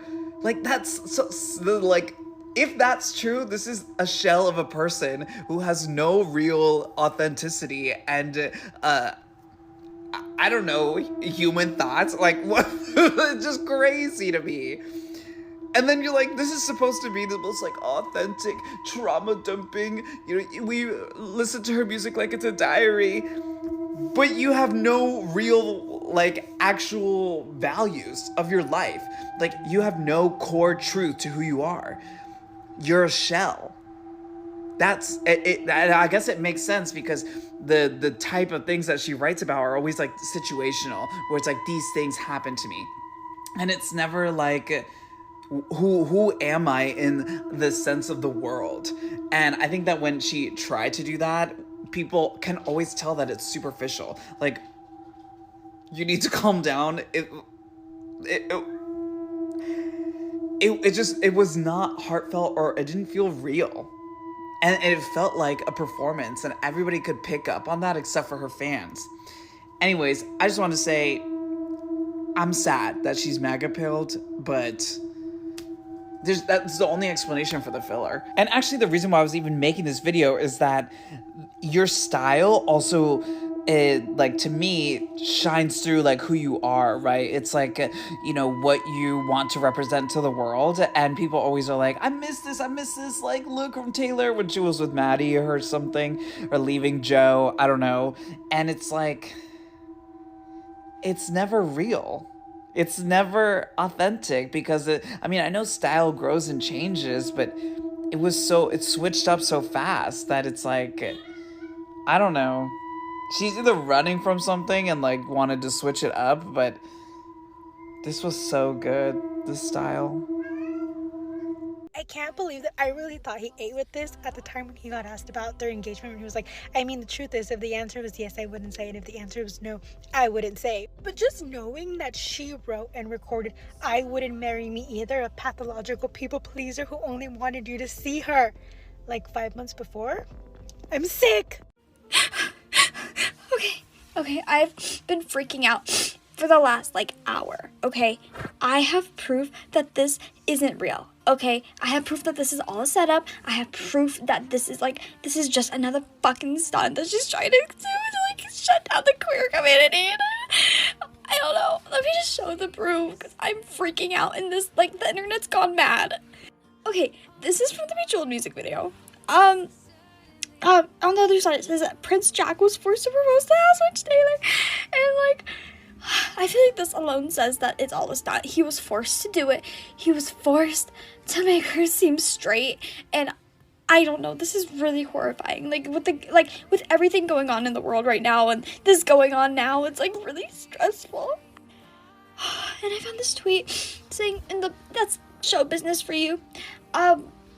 That was just her, like, saying that this is all gonna happen, it's all gonna be okay, because it's just a show. It's just a show for the media, and it's not true. She's a lesbian, and I know it. I know she is. Also, look at this. Like, this made me feel a lot better. Look at who liked it. Like, they're still, and they're still there. It's still in her. The gayness is still there. Like, it's okay. It's okay. We'll be okay, guys. We just gotta push through this. And once she comes out saying that it was fake and that she's gonna be a runaway bride, it'll be okay. Just hang in there. Travis Kelce's trans. Travis Kelce's gonna come out as trans, so it's actually totally fine. We're going for they, them for Travis from now on until they confirm that they'd like to be she, her. In the meantime, we're just gonna say Travis. Did I fall down a rabbit hole I didn't want to this morning? Start this video off by saying I'm not coming for the Swifties. I was your age when Michael Jackson was like really big, and people got, it's culty. In the country world, it was Garth Brooks, and it was culty. I don't understand it, but I've seen it, so it's kind of, you know what I mean? Anyway, what I don't really understand is that there's a side of TikTok, a very large one, of LGBTQ people who were Swifties, who apparently had it in their brain that she was gay, banked their whole personality on it, because of Easter eggs, or these people are legitimately upset. I don't know if he's really upset or if this is kind of like, my camera's on and I need clicks. I've seen some that seem pretty legit, of people that are pretty upset. She grew out of her angry feminist era and now is marrying a very man, and that she's not a lesbian, and that she's not, I mean, I don't know, I guess where that's coming from. Maybe I didn't get into the Easter eggs enough, because I never thought, for one, she'd never written a song, as far as I knew, about being, unless maybe she did, or you thought she did. This is kind of what happens when you idolize somebody that you don't know, and that does not know you, okay, and then they come out and they do something you didn't think they should do. That's kind of weird.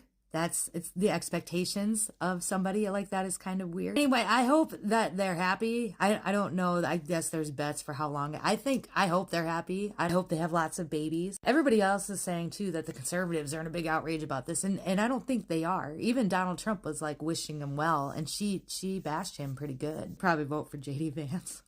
This is cult-like. It's weird. It was weird with MJ too. I never really got on those trains of being just so enamored with people I didn't know. It's strange. I accidentally got into it and ended up on the Gaylor side of TikTok. And you guys, these people, these are the ones that are like, you know, the normal Swifties that are just happy that she's engaged, whatever. We can have a parasocial relationship and it's fine. This is a new level. This is, we knew that she was going to get engaged, and then they're going to call it off because of this master plan, and just, they're living in a different reality. And it's jarring. It is so shocking that we are on the same planet as some of these humans that refuse to just like accept reality for what it is, as far as Taylor Swift, politics, the earth not being flat. I don't know. Let's talk about my least favorite Taylor Swift song as a prime example of her writing capabilities, if she even wrote it. If she even wrote it, by the way. My least favorite Taylor Swift song is Bad Blood. Now let me tell you why. 'Cause baby, now we got bad blood. You know, I used to be mad love. That sounds like a children's song. Like, let me just sing the melody without the words. Do do do do do do do do do do do do do do do. Shut the fuck up. God, like her writing is like so fucking bad. But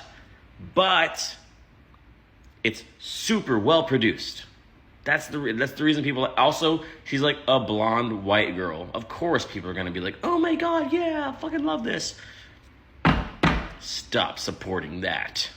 Taylor Swift sucks, and so does Travis Kelce by proxy. And I don't even watch football. Let's check in on the Gaylor Swift Reddit. The Gaylor Swift Reddit. They are not happy. I'll tell you that. They need to calm down, I'll tell you that. Listen, if Justice Thomas and the Supreme Court wanted to overturn Obergefell, it still wouldn't make them as butthurt as this one does. Oh, the Gaylors are crying. They're crying. I see a conversation happening where everyone's like, I don't understand why after all these years later and she's worth $1 billion, Taylor Swift is still incapable of slaying. And everyone's acting dumb. Fine, I'll show up and I'll say it. The reason why Taylor Swift can never slay is because you, as in her fan base, can never slay. Because Taylor Swift's entire thing is about being relatable. It's about blending in with all of you. And she looks out into the crowd and she says, they look a fucking mess. So the only way that I can be relatable is if I look a fucking mess. Taylor Swift doesn't slay because you don't slay. If you look out in the crowd of a Taylor Swift concert, it is not a slayathon. And that is the reason why she can't show up to slay. She has to look awkward and not kind of put together so that she can stand out in the crowd amongst the other celebrities who do slay, because she is a reflection of you. And she needs to portray herself in the way that you guys see yourself out in the world. Taylor Swift is allergic to slaying, but Taylor Swift's whole thing is that she needs to look relatable to fans, that she needs her fans to believe that she's one of them. So 2 + 2 = what? Taylor Swift has been telling you for years that she thinks you all look a fucking hot-ass mess and you couldn't serve up a look if your life depended on it. She's been holding up a mirror. The idea that the way that she dresses and the way that she does her makeup and even her hair choices is about personal preference is absolutely hilarious. Because again, she's worth $1 billion. And I bet you if she ever decided that she wanted to dress better, the greatest stylist in the entire world, the greatest fashion designers in the entire world would be lining up at her door trying to help her. I'm sure for years now they have been knocking at her door, banging on her door, begging her, like, please let one of us help you. And she keeps saying no. She keeps saying no because I need to look like them. I need to look like everyone else. Her looking a mess all the time is 100% marketing, and it's marketing directly to her fan base because she's like, I need to look like you guys. Next time you see Taylor Swift looking a mess, get offended and go home and put on a better outfit. What's the name of the WhatsApp group that we're in? Tortured. It's either the Tortured or the Lonely. Tortured Man Club, I think. Oh yeah, probably, yeah. Tortured Man, me, you and Andrew. My brand new album comes out April 19th. It's called The Tortured Poets Department. I'm gonna go and post the cover right now backstage. Thank you, I love you. I'm so depressed, I act like it's my birthday. I feel like I need to stand up for the Gaylors as a straight person who has always thought that they were kind of onto something. I'm open about this, but the reason why I first got into Taylor Swift is because someone told me about her and Karlie Kloss and I theory and all of that, and I was like, that's really interesting. I did not know that Taylor Swift might have all that going on. So, like, while there is absolutely levels to this shit and there are degrees of Gaylorism that I am just like, come on guys, come on. I have spent a lot of time like learning about these theories, and truth be told, there's a lot of stuff that Taylor Swift has done and made reference to in her art that it is very weird if she has done that as a straight person, and even as an ally. Just saying. She is aware that these fans exist, and I don't think she doesn't feed them, and I don't think that everything they say is completely delusional. Like, there are a lot of parallels they have found in her art that are very real. That said, like, as I've gotten to know this community, a lot of these Gaylors are young lesbians who do not have community, that they need community, they want community, and a lot of them are closeted. And so seeing something play out that to them is very real, that like validates their journey and makes them feel seen, is fine by me. Like, who am I to stand in the way of that? Everyone needs something. It's okay if it's not for us. They're literally a marginalized group. Like, marginalized groups are allowed to have things, even if they're not necessarily located in reality. And I don't see a lot of them coming to you guys. I don't see a lot of Gaylors like knocking down your door and saying like, no, you're wrong about this. I find that it's mostly people who are like really offended by the idea. And people always say like, no, like, it's just because it's bad to speculate on someone's sexuality. But like in reality, like there is a level of cruelty there that they don't do a very good job of hiding. So I'm going to ask people, on the day that Taylor Swift has announced something that is huge, huge personal news, to not make it about something you don't think is real. But I'm also going to point out that you're kind of a fucking bully and kind of a fucking asshole if you get this news and you're like, I have to go see if they're spiraling. I have to go see, because it implies that like their existence is so bothersome to you. And when you like pull back from just how like uncomfortable it is to see that and how like batshit you think it is, at the center of this are people that are looking for community, belonging, acceptance, and even if they're finding it in a way that I think a lot of people would consider to be backwards, like you, like that's what it is. I feel like it's like trampling on people who are marginalized and who are looking for connection. And that's what it is. That's all it is to me. When people say that Taylor Swift has the kind of greed that's described in the Bible, they're not talking about that she is just like not warranted a reward for how hard she works. But she works really hard. She puts out music a lot. She does 3-hour shows. She has to deal with AI reframing her, image, how she looks, the body dysmorphia associated with that. Like, it's just so much. Like, she does so much to be famous while still making sure that she's super, super famous, but not so famous that she's hated by people unprovoked, which is a very fine balance. What people mean when they say she's so greedy, that this is the greed that they describe in the Bible, it's when she had, terrorist threat attacks on her show in Vienna, doesn't respond to it, doesn't say anything about it, but still releases 4 album variants of the same album, just with one different song on there that is like a live version, like a really shitty recording of a live version of some random song on that album, before ever addressing like canceled shows, people's safety, feeling scared. There was still all the noise surrounding those attacks. Like, everyone's obviously talking about, wow, Taylor Swift, the hard worker, canceled shows? Why would she do that? She would never miss a penny. And all that noise was used to promote album sales. And it was like after the album had been out months. So this is just a version of an album that has literal, maybe 10% of it is different than the regular album. She wanted to make money off of that.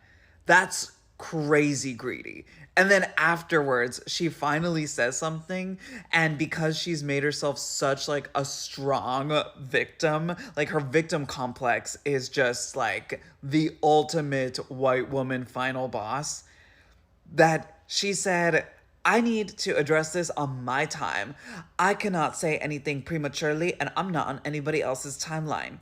Okay, then don't try to sell albums before you're ready to talk about a tragedy. That's the kind of greed that they talk about in the Bible. So for that reason, yes, I will criticize Taylor Swift. I mean, don't try to sell me a $13 digital album without addressing your stadium tour almost getting exploded. Gaylor theory isn't real.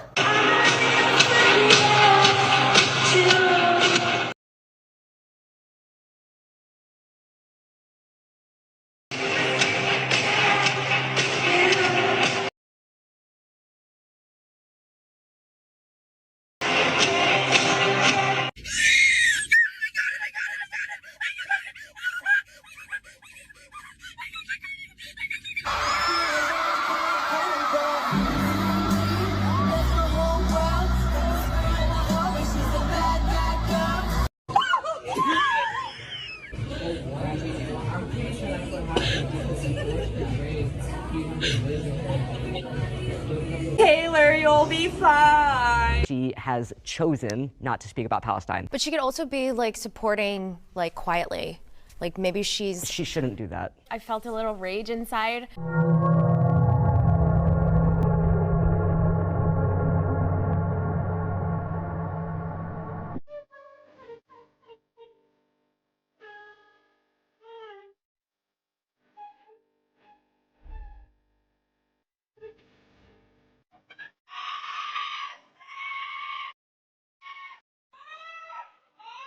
No, guys, you don't understand. Like, she needs her $1 billion, though. She had a hard life. I mean, she grew up in, like, a Pennsylvanian suburb. I mean, she's had a hard life. Her parents almost couldn't afford their annual family trip to Hilton Head. Just because she is a really well-known pop star all over the world with a lot of power and influence, does that mean she has to speak on every social issue, okay? You guys never asked this of any other celebrity. No, you don't understand. She cannot say anything about Israel or Palestine, or else some dirty, disgusting terrorist is gonna blow up her show. No, you don't understand. She had to put all of her trash on the curb outside of her New York City apartment, so much so that she had to actually get fined for it. No. She needs her multiple houses. She does. She does need all of those houses, actually. She's just like my girl, for real. Like, she's just like so me. Like, me if I was small bean with $1 billion. I don't have $1 billion. But if I did, I too would also associate with Trump supporters. Oh boy. That's a great deal.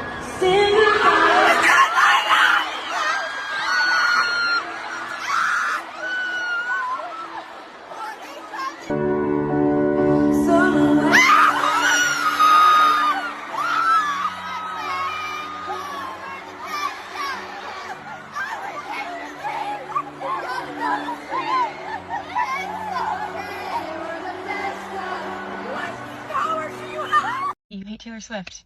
Great.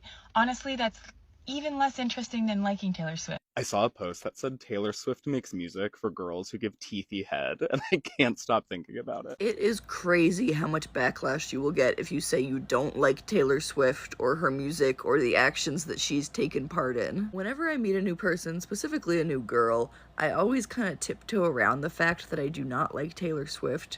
I feel like it's one of those things that you can't say outright because there's so many women who love Taylor Swift so much to the point that, like, I'm an asshole if I say that she's not very good. I post on TikTok a lot, but if there's one thing I never post about, it's Taylor Swift and not liking her music, because every time I've done that, you get hundreds of comments flooding in from people who are so aggressive and so mean and so ride or die for Taylor Swift. Like, I don't think they would be supporting their own mothers that much, but they're really, really intense about supporting Taylor Swift. My old reasons why I didn't like Taylor Swift revolved around how I didn't like her music very much, and I didn't like how she refused to speak out about certain things, and how she's like a climate terrorist.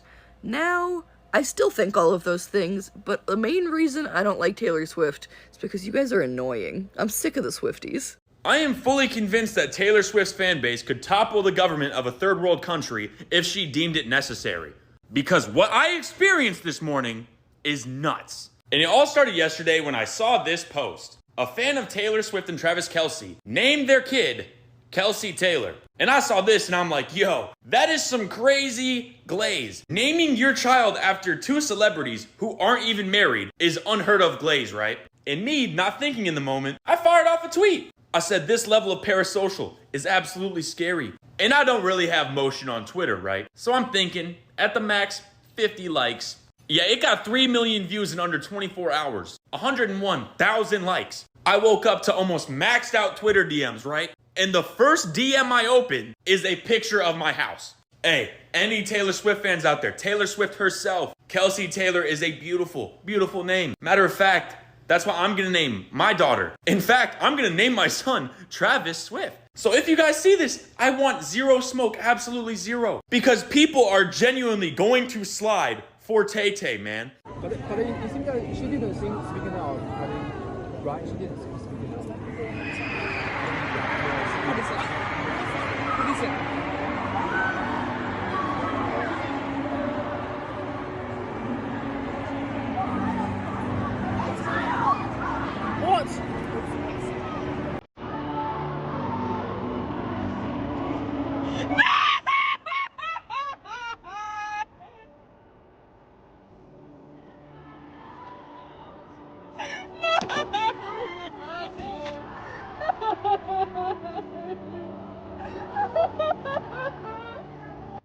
A hysterical Swiftie has been ridiculed online after suffering a meltdown outside of Taylor Swift's Eras tour in Sydney.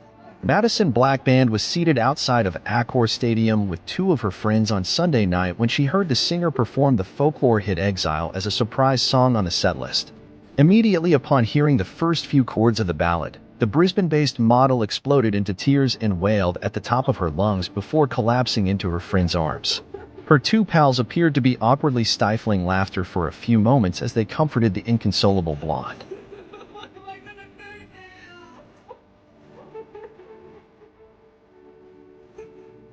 Blackand shared a video of the emotional incident to TikTok, captioning it, "My reaction to Taylor singing Exile, also known as the song that saved my life." The clip was then reposted on X, formerly Twitter, where it received a scathing reception.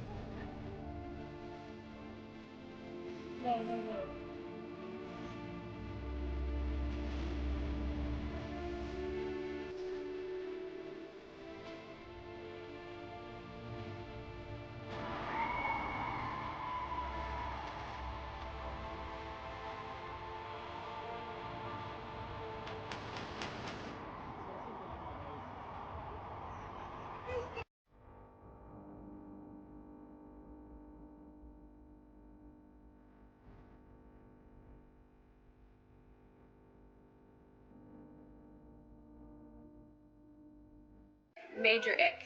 Women that are obsessed with Taylor Swift. Hi Lauren, my name's Meredith and I am an icky, cringy millennial Swiftie, and I thought, your stitches and your duets are off, but I thought perhaps I would tell you why I, as a mom who seems to be similarly aged to you with a daughter about the same age as the daughter on your page, why we are Swifties, and hopefully you're open to the idea of learning why people are excited about other things instead of criticizing them or them giving you the ick for things that make them happy. When we were in middle school and high school, our pop culture icons were women like Britney Spears or Paris Hilton and Nicole Richie in The Simple Life, or even the Kardashians pretty early on. And I think that it's important to remember that the women that we were idolizing at the time period were Britney Spears, who was dressing as a younger girl to be a sex icon for older men, or the women on The Simple Life who were really successful, intelligent women who were very, very thin and dumb themselves down for public consumption. And I think that that's an important caveat before we get into the next part of this story. So last summer, my daughter went to a math and science camp, and this particular camp was for middle school girls, and the camp itself was free because they have such low enrollment at the camp, but also in those fields for women, STEM, science, technology, engineering, and math. So when my daughter came home from camp, I was like, oh babe, what'd you guys do, right? Like, did you 3D print stuff? Like, did you build models? And they did all that fun stuff, but they also did a performance for each other at the end of the week to The Man, which is a song by Taylor Swift about gender inequality. And I know that a lot of people know radio edits of songs as like, you know, stupid, shake it off, which is not a stupid song, but I know that that's what a lot of people believe. And my daughter came home from camp telling me that she and her peers at a math and science camp danced to a song about how they would be treated differently in that space if they were a man, and in a lot of different spaces. And that, to me, I know I've always been a fan of her music. I would not consider myself to be like a tinfoil hat Swiftie. Not that I don't admire those people and the way that their minds work. I don't understand it. Like cognitively, I can't understand the theories, but I admire their skill set there. But I think for me as a mom, seeing that my daughter has a role model in an adult who is telling her that it's okay to take up space, that it's okay to do things that maybe people don't love, like in the public eye, but that make her happy, and to fight against norms that maybe are different than the things that we were told that we had to conform to as little kids. From that moment on, I said to myself and my husband, I said, you know, we're gonna go out of our way to find ways to support women like Taylor Swift in public space, because I think it's important that our daughters have role models like that going forward. And it's not to say that there aren't another million women to look up to, but I do think it's important that we model for our daughters that when a woman takes up space and is loud and proud and successful, that we don't make fun of them for being successful, and we also don't make fun of other women for supporting them. So not sure if you're going to listen to this whole 3-minute long video about why adults love Taylor Swift. But I think it's important to, if you see someone else being happy and that bothers you, going forward, I would maybe suggest talking to a professional about that, or maybe a peer or someone you trust, because going online and making fun of other people, adult women or children or anybody because they're happy about something is just kind of icky, and probably not something you would want to pass on to your daughter. So good luck out there, and maybe I'll see you at the Eras Tour someday. One of my favorite creators was talking about how Taylor Swift doesn't slay because her fans don't slay, and I commented on her post talking about it's the same thing with Tate McRae. It's like all her fans sit there and they're like, she needs a new stylist, what's up with the outfits? It's like she is giving what y'all give. These women mirror you, right? In order to stay relatable, in order to get as big as they can. And this is why a lot of these big celebrities don't stand for anything, because a lot of them do want to stay palatable. A lot of them would rather appeal to the mediocre, right? The ones who are addicted to the status quo in our society, because that's the majority in our society, and y'all will spend your money on them, and that's what matters to them, is the money. It's not the art at the end of the day. It's not social justice. It's not progression of our society. It is their own bank accounts. And I don't know why a lot of people can't truly see that it's the relatability of it all. They could be leaders if they wanted to, right? They could speak out against groups using their name to perpetuate racism, right? They could speak out about things and injustices that are happening within this world that disgust them in private. It's like, you know what, more people need to hear about this. I'm going to use my big platform, but they don't. Do you know what I'm saying? Because they want to stay palatable, because they don't want to lose a cent. It's integrity at the end of the day. A lot of big public figures don't have it, which is fine. I just want y'all to understand and come to terms with that fact, instead of trying to push these people as like activists and whatnot when they're not. It's like y'all are trying to really make every excuse for them as to, oh, they're a good person, they're a good person. Is a person who literally only gives a fuck about money truly a good person? You know what I mean? It only cares about how their influence and their power benefits only them. It's like, is that truly a good person, or is that just mediocrity? Right? And you're mediocre, so you want to relate and make sure that society sees mediocrity as good. A good example of our society not rewarding exceptionalism is Zara Larsson. She speaks up about things. She's gorgeous. Her outfits slay. She's an amazingly talented singer. Her singing is not mediocre. Yeah, everybody's like, why is she opening up for Tate McRae? It should be the other way around, and blah, blah, this and blah, blah, that. It's because our society doesn't reward people like her, because they don't relate to people like her. She is exceptional in how she carries herself. She is not mediocre. And so the people who would relate to her are few and far between. I think she will blow up. At the end of the day, there are billions of us, and there are many of us that will find her and truly cling on to her. But it's going to be a lot slower than it is for people like Tate McRae, Taylor Swift, you know, all of those public figures. But I would argue that Zara Larsson's audience and people who have a little bit more integrity within themselves, the audience that they acquire is just a little bit more rewarding and fulfilling. It's not just about money.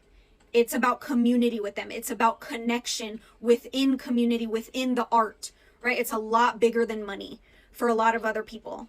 But for a lot of you, it's not that. And what bothers me about it is that you try to fight tooth and nail to get people in this society to not see it for what it is. Without any hate filling my comment section, can we genuinely talk about how much Taylor Swift sucks? She sucks. Her music sucks. Genuinely listen to her lyrics, they suck. Her fans, no offense, are crazy, and they suck.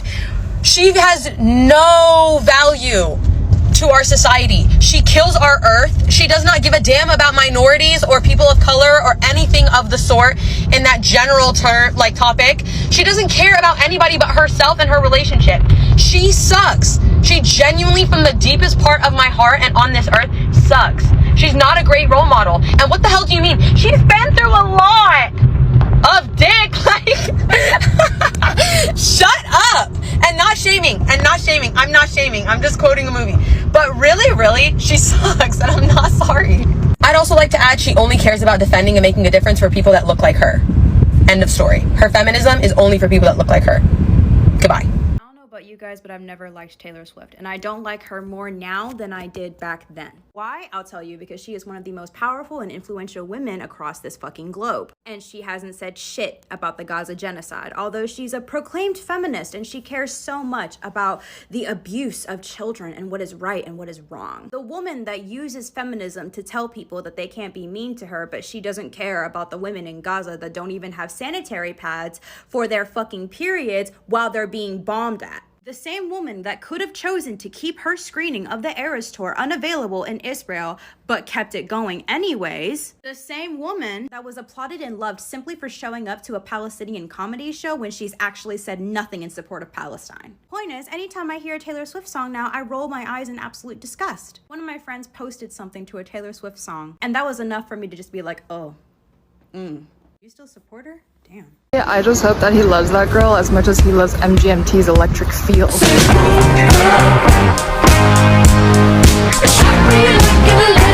But anyway, this proposal announcement, it is giving bare minimum 10 words. Taylor is effusive. What? Hold on. Y'all don't pay attention to her lyrics, so I'm gonna need to learn you some things. These are lyrics from the song Need, which was cut from the album Lover, but it's really good. Passion is a passing thing. It's accidental chemistry. Lust is a liar, a short-lived fire. It ain't what you and I are at all. Your English teacher and your gym teacher are getting married. Oh, it's a need. It's a need. I would go anywhere that you lead. I am hopeless, breathless, burning slow. Touch me, hold me, tell me I won't let you go. I won't leave. It's a need. Your English teacher and your gym teacher are getting married. Danger is 1,000 prickles on my neck that tell me to run or freeze. Fear is the nightmare I had. You were with someone else. You forgot about me. Your English teacher and your gym teacher are getting married. Baby, it's always a new kiss every time we do this. The truth is, it's essential to me that you love me more than wishing, longing.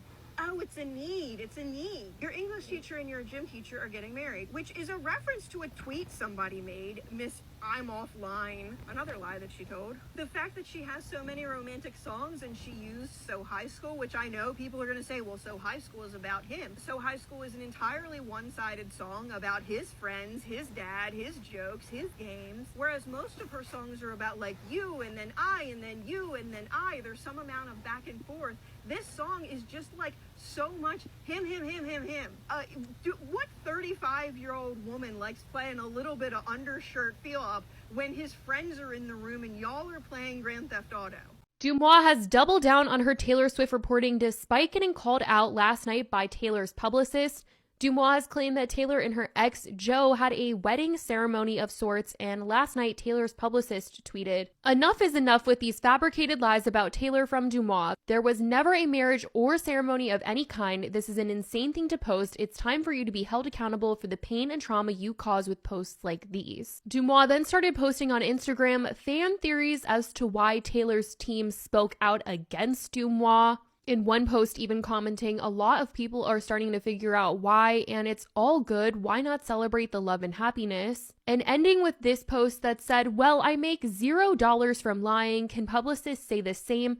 Also, to relate something that is in reference to something that happened years ago to pain and trauma after what just happened seems like a poor choice of words. Either way, I apologize to Taylor. Dumois also posted on Instagram that they were doing a subscribers only live on Instagram later in the day, and I'm sure this will probably be a topic of discussion. Now, Taylor did tell us that she is a fan of constructive feedback, so I would like to constructively feed this back to her.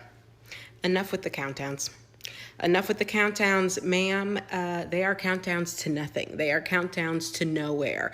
Another variant, yeah, that's a nothing burger. I hate to break it to you. That's not what we're here for. And in this day and age, these dark times we are living in, if you give me a countdown, now my hopes are up. And then if you give me a variant, see, they've plummeted. This is not what we're here for, okay? A countdown to a lead single, yes. A countdown to an Eras Tour documentary, yes. These are momentous occasions requiring a countdown. And I have seen some people say, they think that, you know, this is just another sign of Taylor's corporate greed, her love of capitalism. I don't think it's that. This is what I think it is. I think this is her team trying to keep excitement up during this long road from the announcement to the album release. And it is a long road. I don't know why y'all decided to put 8 full weeks in between the announcement and the album, but you did. Okay, we're here now. So let us live off of the excitement that we've already got in our hearts. Don't keep building us back up just to drop us back to the ground, okay? That's just my 2 cents. Since we are accepting constructive feedback. A lot of people don't know that in 2017, instead of denouncing white supremacists and being like, I'm not like them, I want nothing to do with them, Taylor Swift instead and her attorney tried to silence the author of a blog post who wrote about how white supremacist groups see Taylor Swift favorably. And she could have just denounced it, but instead she wanted to silence a woman who wrote this article. And the ACLU of Northern California had to get involved and be like, hey, you can't use your power and your wealth to silence people. That's not the way this works. Because she also and her attorney wanted the article taken down from all media sources. Taylor Swift is a bully. You can't be an ethical billionaire. And people defending her just need to do a Google search. Not only does she have an immensely negative impact on the climate and the environment, but she's also not this feminist icon so many of her fans make her out to be.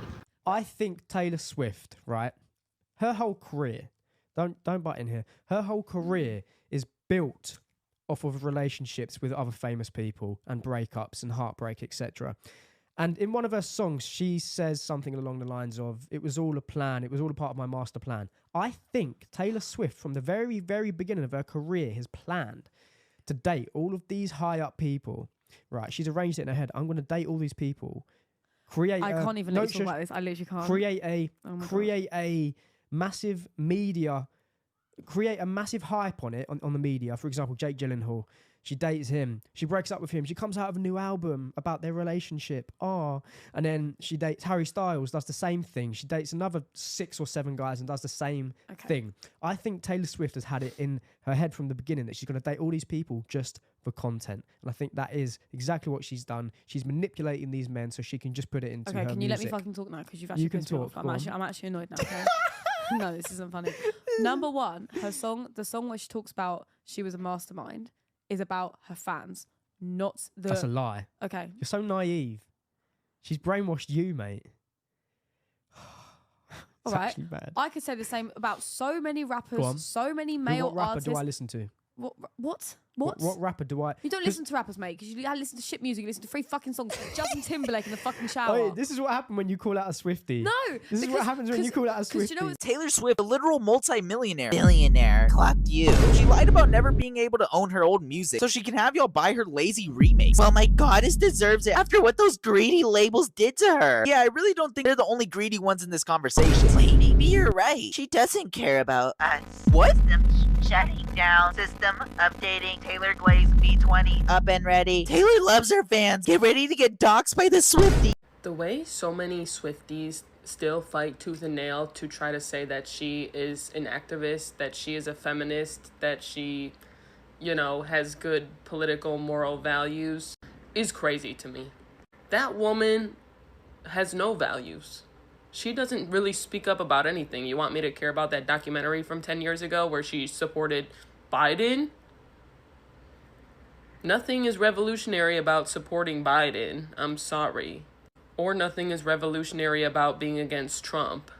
That's like the bare fucking minimum someone could do. That woman hoards wealth just like the rest of the billionaires. She only talks about feminism when it's to defend herself. She doesn't care about any other issues. Because if she did, she would be a lot more vocal about shit. And she's not. And I really don't give a fuck when people are like, well, she can't for her own safety. People would attack her. That woman has billions of dollars. She could spend it on security. She already does. Like, you could like Taylor Swift. You could be a fan of Taylor Swift. I'll still probably judge you because not much going on there. She's got some bops, but that's about it.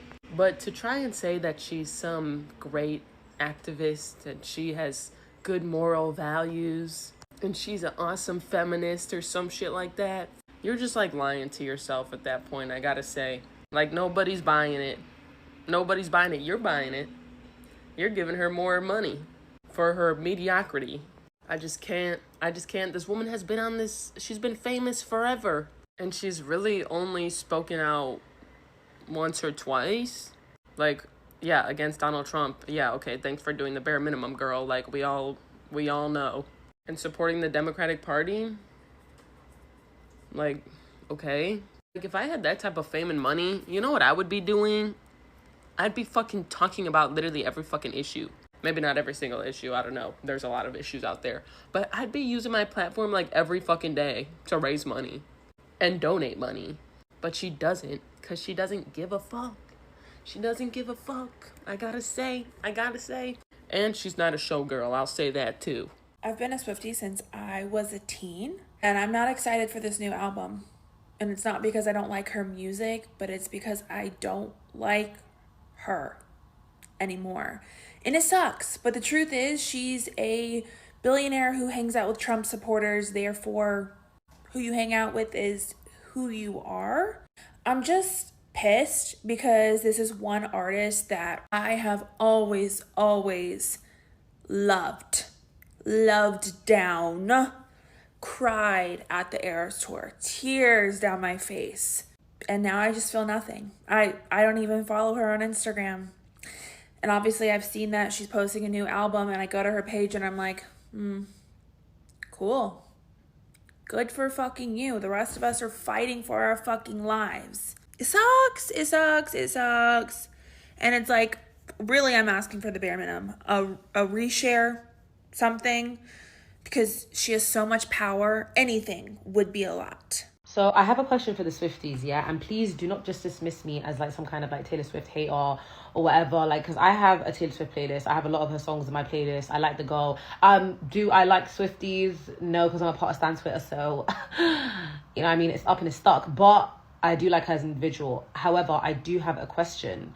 Because I went on TikTok and I was like, you know what? I want to understand why people love Taylor Swift so much. Because a lot of people like her. Like, do you know what I mean? Like, a lot of people love her. So I'm like, okay, I like a lot of her songs, but why is it not getting to me the same way that it gets to other people? Do you know what I mean? So I looked at a lot of people's point of views and I was looking at it like with an open mind. Do you know what I mean? And a lot of people said that obviously she's relatable, her lyrics are really good, like, do you know what I mean? Like, she's an amazing lyricist and stuff, and she's like breaking records, she's compared to one of the greats, stuff like that. And then it got me thinking, do you think that Taylor Swift would be as popular as she is had she been a black woman? Do you think she would be breaking the same records? Do you think that she would be compared to the greats like Michael Jackson? Do you think that we'd constantly be hearing about Taylor Swift versus Beyonce? Do you think that like she would still be relatable to you had she been a black woman?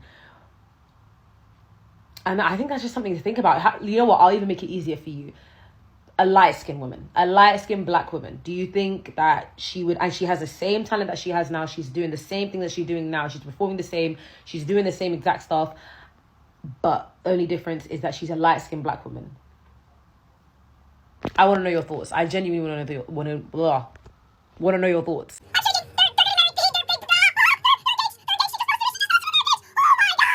This is a grown-ass woman, by the way. Mind you, I can almost 100% assure you she would not be geeking out like this if it was her own mother dying, okay? She is geeking out over Travis Kelce and Taylor Swift getting married more than she would be geeking out if her mother was dying. Swifties have to have one of the most insufferable fan bases of all time in the history of the entire internet, okay? And I understand what I'm doing right here, okay? I am really putting a hit on my head. I'm putting a hit on my head. Messing with the Swifties is like messing with the K-pop community, but I'm ready for that challenge, okay? Come at me, bro. You are almost a grown-ass person, going into your middle ages, making Taylor Swift your entire personality.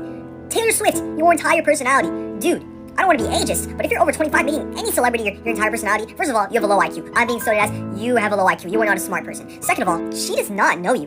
Taylor Swift does not know you. She does not appreciate all the support you were giving her, but you were just making the rich richer. You are literally almost grown, going about Taylor Swift, football boy, Taylor Swift, football boy, Taylor Swift. Let me portray to you what Taylor Swift would be doing if she was not media or PR trained at all, okay? This is what she would be doing. Get away from me. What are you? Like a gremlin.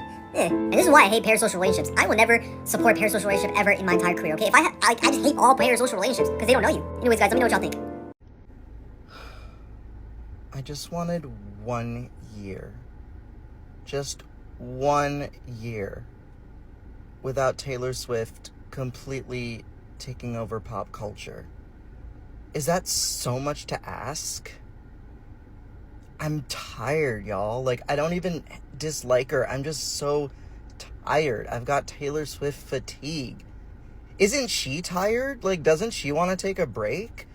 Like, I don't know. I thought this would be the year where we all got a little break, but nope.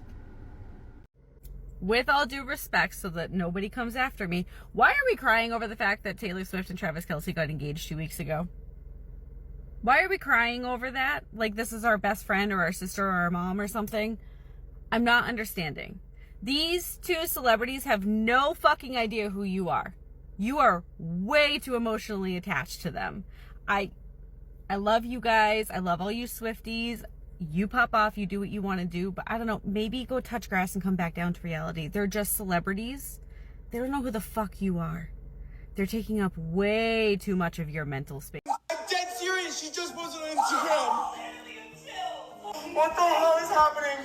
What the hell is happening right now? It's literally on her. All that damn hooting and hollering over somebody that doesn't even know you exist, bro. Like, come on, what are we doing? Y'all can't tell me the Swiftie shit isn't a cult. Let's be real. These are probably the same people that were getting pissed that Travis Kelce didn't get her enough for Christmas last year. And here they are. Oh my God, yay! Bro, y'all are on the clock acting a damn fool. Bro, if I saw my crew doing this shit instead of getting the work done that is necessary, everybody getting called into the office, bro. Like, there's no way you care this much. Parasocial relationships are ruining some of you guys. It's ridiculous. Y'all are telling me the best day of your life is about someone that has yet to know that you exist as a human being. We don't know you, bro. That shit is sad, bro. It really is. My girlfriend just announced that she's pregnant.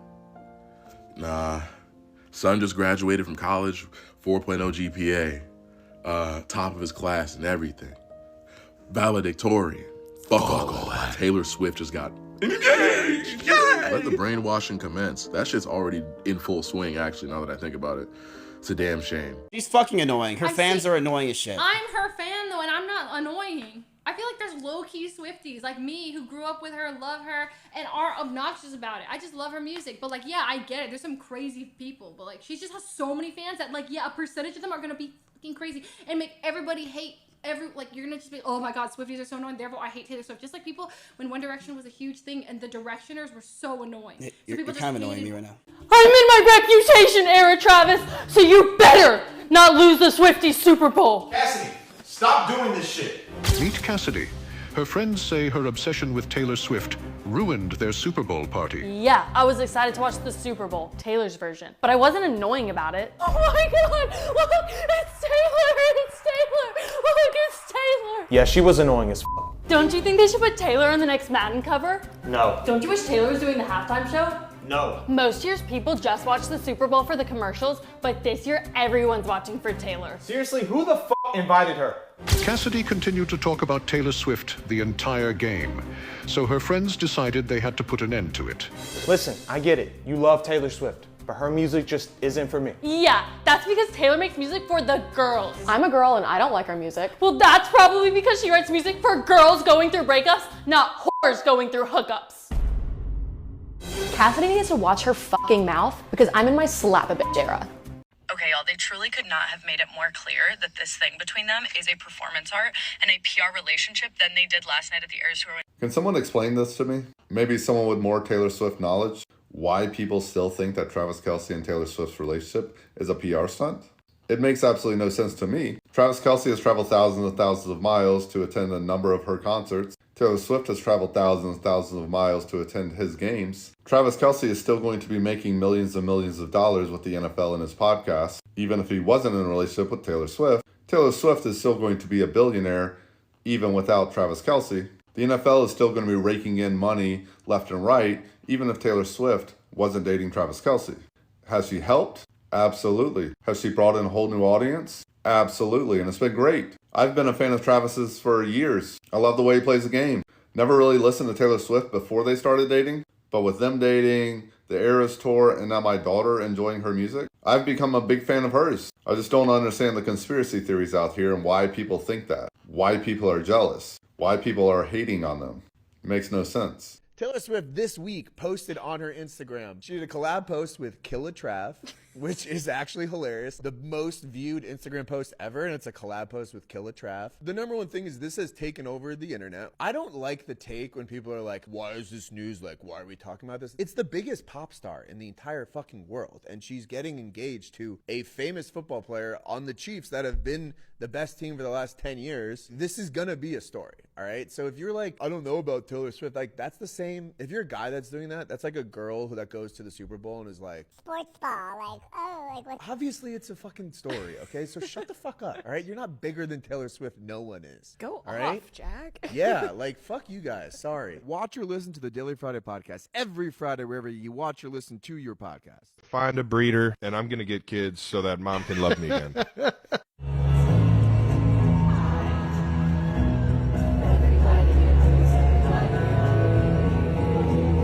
And yet y'all are calling Gaylors weird. Taylor Swift can now buy Kanye West and still have $700 million left for herself.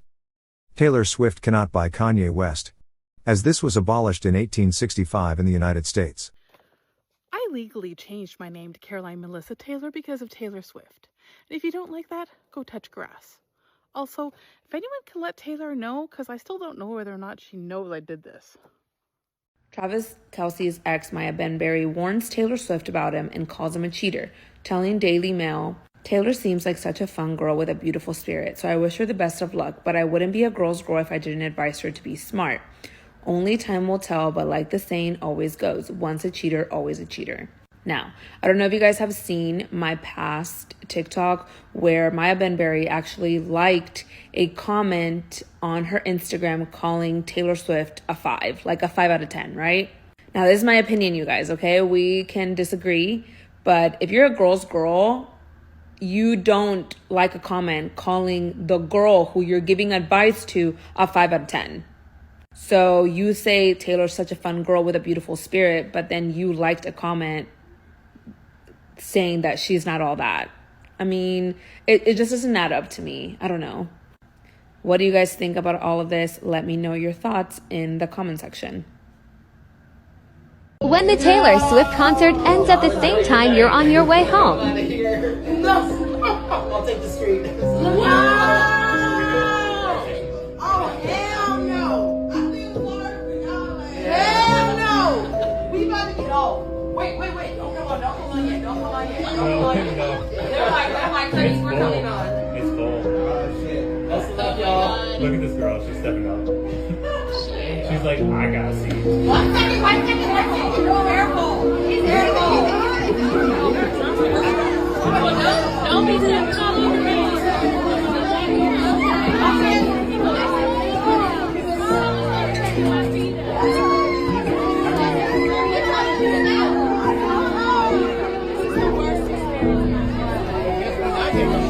wild.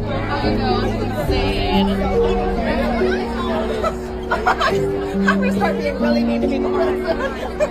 We're gonna be trolling Taylor Swift fans. Fuck Taylor Swift. Taylor Swift. We're gonna write down Taylor Swift sucks. Got the Bristol boards. Where's the markers? Let's go get the markers. Which one will hurt them the most? $3 for a fucking Sharpie? $3, fam.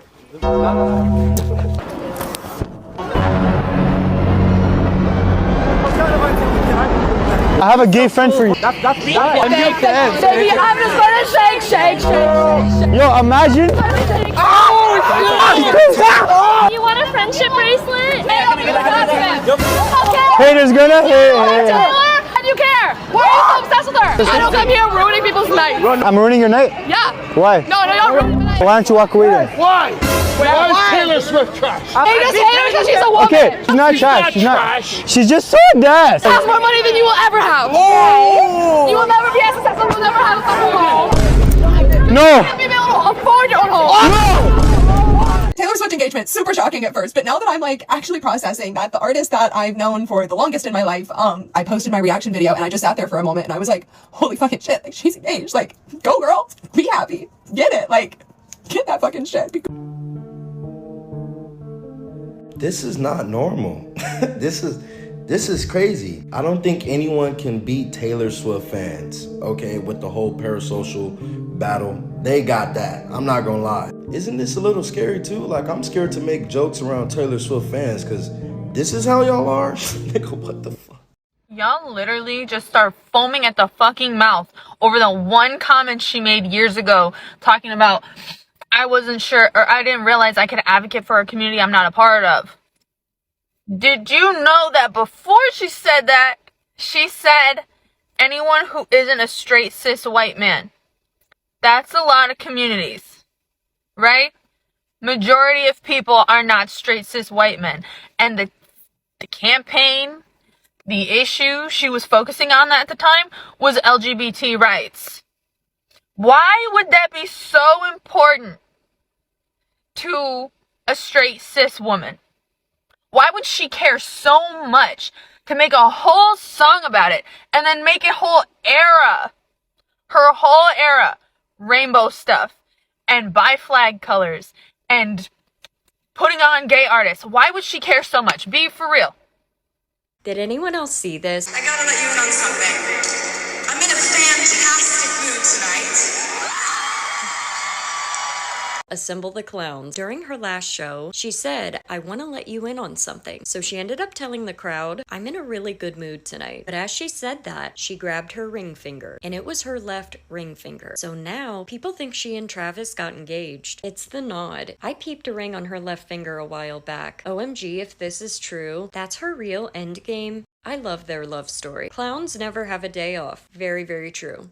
OMG, so happy for Blonde. Aw, good for her. Great share. I thought I was crazy. Well, maybe I am, but I still don't know what I saw. Paper rings. Lover TV is coming, you guys. Oh my. OMG, my fave. Tangerine. Sorry, losing my voice. Might be a promise ring for now, but I hope it's an engagement ring. Yes, please be true. Everything is definitely alleged.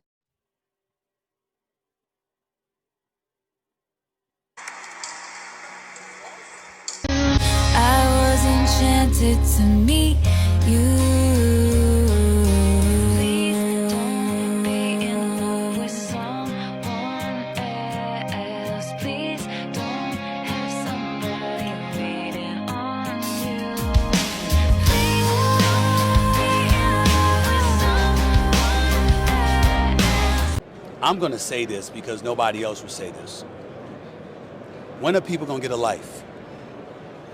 I mean, are y'all not getting none? I'm not talking about you. I'm just talking about the people out there. Absolutely. Y'all ain't getting none? Y'all ain't getting loose? Y'all don't have a girlfriend or a boyfriend? I mean, what the hell's going on?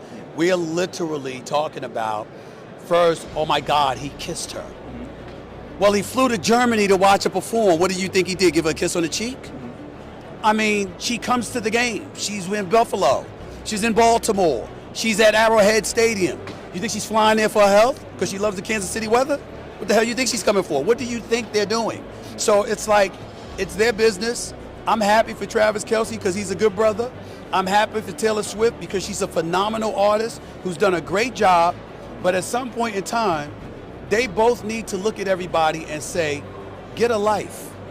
If not, kiss my ass. Because you do get to a point where it's like, it's ridiculous. What do you think they're doing? They're an idol. You understand? Yeah. If he asks her to marry her, fine. If he doesn't, he doesn't. What are we going to say? Oh, what are we going to do next? We going to pressure him to marry her? We going to say now that you want the Super Bowl championship, this girl that you just started dating months ago, you need to put a ring on it? Is that what we going to do? What we going to do next? We got to grow up.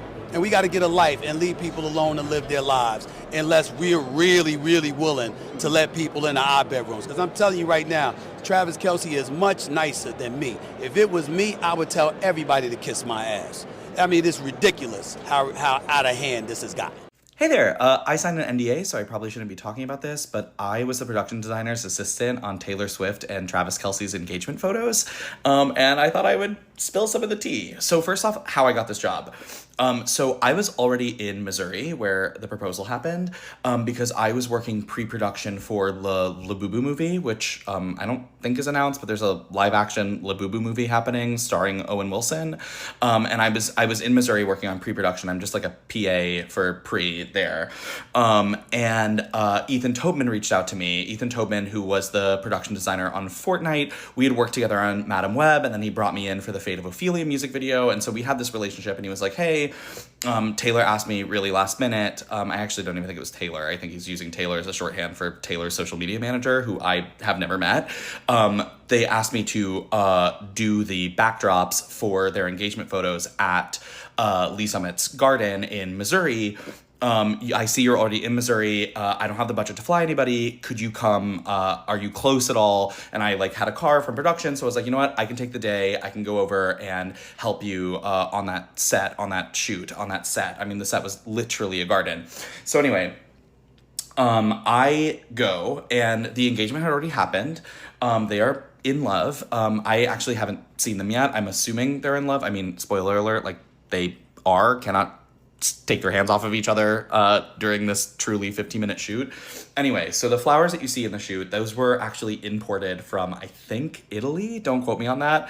Everything had already been set up. Ethan just essentially needed somebody to be like, move this over here, move this over here. And it was such a small team. There was there was a lighting person, there was a photographer, and then there was 2 other people, and that was it.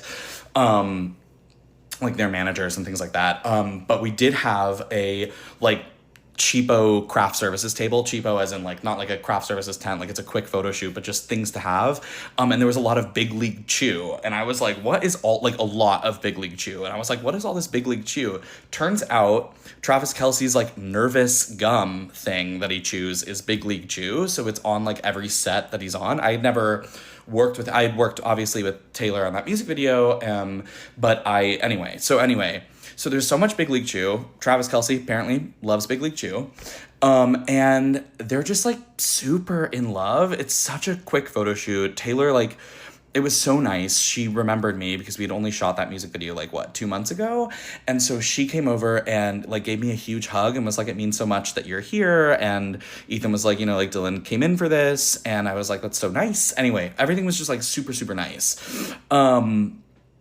They're so in love. It was so sweet. I felt so single. I went home with a lighting designer. Anyway, that's a whole separate thing. Yeah, I mean, I don't know. I just wanted to spill some tea about it because it was so fast. Truly. Okay, so timeline was engagement happened. Family is there. There's a whole surprise thing. They go away to dinner. We set up this shoot. I think it had I think it must have been done through Taylor's social media people because she was genuinely surprised. Then they come back from dinner back to the garden where the proposal happened. We'd set it up. So I literally have an hour and a half, however long dinner was, to get everything together for them to come in to do 15 minutes of photos and then go on their merry way. And they are just 2 of the kindest people, the most amazing souls I've ever met. There are people that are not like that that I have dealt with as recently as the Labubu movie, but they are so unbelievably kind. I am so happy for them. The dress is iconic. It's Ralph Lauren. Just an amazing photo, and I was so honored to be a part of it. There was no production gifts or anything like that because it had literally just happened. So anyway, yeah, that's the That's the T. Is there any other T? Oh, I guess Travis Kelce's dad, I think his name is like Ed. I may be making up that his name is Ed, was also there and was crying the whole time. Like very straight man cry, like so proud and happy for his son. But yeah, I think the flower arrangements are like $15,000. I guess that's some tea, but all of it paid for, I think, by Travis's tea. I actually literally don't know where the money comes from, but it felt like surprisingly pure. Like I feel like you would think that a celebrity engagement like this might have some sort of like big Hollywood glamour factor, and like, yeah, there's a photo shoot, but that's like because that's like their lives. But it was like honestly so sweet. Taylor, like when she was on the set of the music video, was like, you know, boss woman, very professional, this was sort of like, felt like, you know, she's literally just been proposed to in like the most magnetic way by, sorry to say it, by like a very hot man. And so, yeah, it was just sort of like tonally a very different energy. And then the rest of the team got a little tipsy, and then I was DD, so I didn't drink. And I did have a little moment with a lighting designer in my car. Anyway, that's a different story. I feel like I told like 7 stories in this. I hope any of this was interesting. Okay. Thanks, y'all. There's a community of gays called the Gaylors who think that Taylor Swift is being forced against her will to be with Travis and that she needs to be rescued. Taylor Swift is the straightest woman that ever lived. Just to be very clear about this. That is a straight white woman. That is a straight white woman. On the spectrum of the straight to gay, she's a straight. The spectrum is Taylor Swift to Kristen Stewart. Taylor Swift to Kristen Stewart when it comes to white woman sexuality. I need you guys to get up and go to the Gaylor subreddit, because that's where I've spent the past 2 hours of my sick day. And I'm afraid they're organizing. It's giving a Free Britney type situation, except they're freeing Taylor Swift from being a straight, when Taylor would have freed herself a long time ago. Taylor Swift can do whatever she wants to do. And listen, I would be just as thrilled for Tay-Tay had she been a lesbian who just got engaged to a woman, but she's just simply not. I can't explain to you the way these bitches are spiraling. The Swifties, they're supposed to be kookadoodle-doos, but I think the most insane subset of Swiftie are the Gaylors. They found a way to make every one of her songs about a woman. It's just insanity. You know what's so funny is that there are so many Swifties who lack so many critical thinking skills. And this one lacks so many critical thinking skills that they actually proved my point to me. Yeah, this is a comment that was left on the video that I did about Taylor Swift's Blood Diamond, right? And this person said, I'm gonna get in the comments and I'm gonna prove you wrong. So they had to go. And what's funny is you'll notice here, they really leaned into, it was cut by hand before modern mining practices. That means it's ethical. Baby, what do you think cut by hand before modern mining processes is? Spoiler alert, it's this. This is cut by hand before modern mining processes. That's what this is. And if you had watched my video, you'd understand that. But then this commenter goes on to, you know, prove it again. Because it wasn't good enough to prove me right once. He's got to do it again. He, she, what. And they go on to say, it's recycled. It's reused. It's an old diamond from before any of us were born that's been recycled. Because that's obviously the buzzword that Taylor's people are going to use to try to cover this up. Again, this is what it looked like when diamonds were sourced before any of us were born. This. It was recycled from this. So thank you, Swiftie, for proving my point. I appreciate that. I really appreciate you out here in the trenches showing people that I am correct about this, about her unethical diamond that she sourced from an ethical company to try and create a smokescreen that you people are falling for. I highly recommend that you Swifties take a minute to go and read about what the diamond industry looked like before we were born and understand what it's being recycled from. Okay? Taylor Swift's engagement ring revolutionizing the diamond engagement ring industry may not have been on your bingo card for 2025, but it was on mine. And Taylor Swift's engagement ring is really just the beginning. Let me explain. This is the Diamond Index. It's a graph that shows and tracks the value of diamonds over the course of the last year, and as you can see, it steadily declines with occasional major outlying spikes. While diamonds were once seen as a important investment for any couple beginning their journey of building a family and generating wealth together, that is no longer the case. Lab-grown diamonds are being sold at 80 to 90% of the cost of regular mined diamonds. And there's a huge demand for them because our culture venerates large, expensive-looking diamonds. I don't think I have to explain to you the socioeconomic implications of being an engaged woman with a fat rock on your finger. What Taylor Swift's engagement ring does is romanticize the idea of reusing old antique diamonds. Her engagement ring features an 8 to 10 carat old mine cut diamond. What adds to the value of this ring is not only its 8 to 10 carats, which is very large, especially for a naturally produced diamond, but the fact that it has history, provenance, and a whole life before Taylor found it on her finger. It adds sentiment, je ne sais quoi, and lore to jewelry. However, while the use of a rare and antique diamond may be novel, there are so many ways in which we can revolutionize and bring more creativity to the engagement ring. It doesn't just have to be a big diamond center stone. No hate or criticism of this creator at all, who points out that Taylor's engagement ring is going to make the diamond engagement ring industry a lot more unique. But her engagement ring is not all that unique, actually. This is a reminder that you can make your engagement ring whatever you want it to be, especially because the value of diamonds do not persist over time. There's no point sinking thousands of dollars into one. These are some vintage love rings, also from the 18th century, that have clever and minimalistic design that even brides of today would find really innovative. There are plenty of fancy, ritzy, expensive engagement rings, but at the end of the day, what makes Taylor's ring so special is the fact that Travis really sees Taylor for who she is and what she likes, knows that Taylor is a sentimental love song writing girly, and designed this ring with an independent jeweler to make that sentiment known. I think that's a real fundamental shift in standards that we should be having around our engagement rings. The high price tag of an engagement ring might be enough for you to say, my man, my man, my man, but thoughtfulness, empathy, and making your partner feel like they're seen and understood is what love really is. If this topic interests you, I did a 3-part deep dive on my Substack, Nothing to Wear, which will be linked in my bio if you want to read it.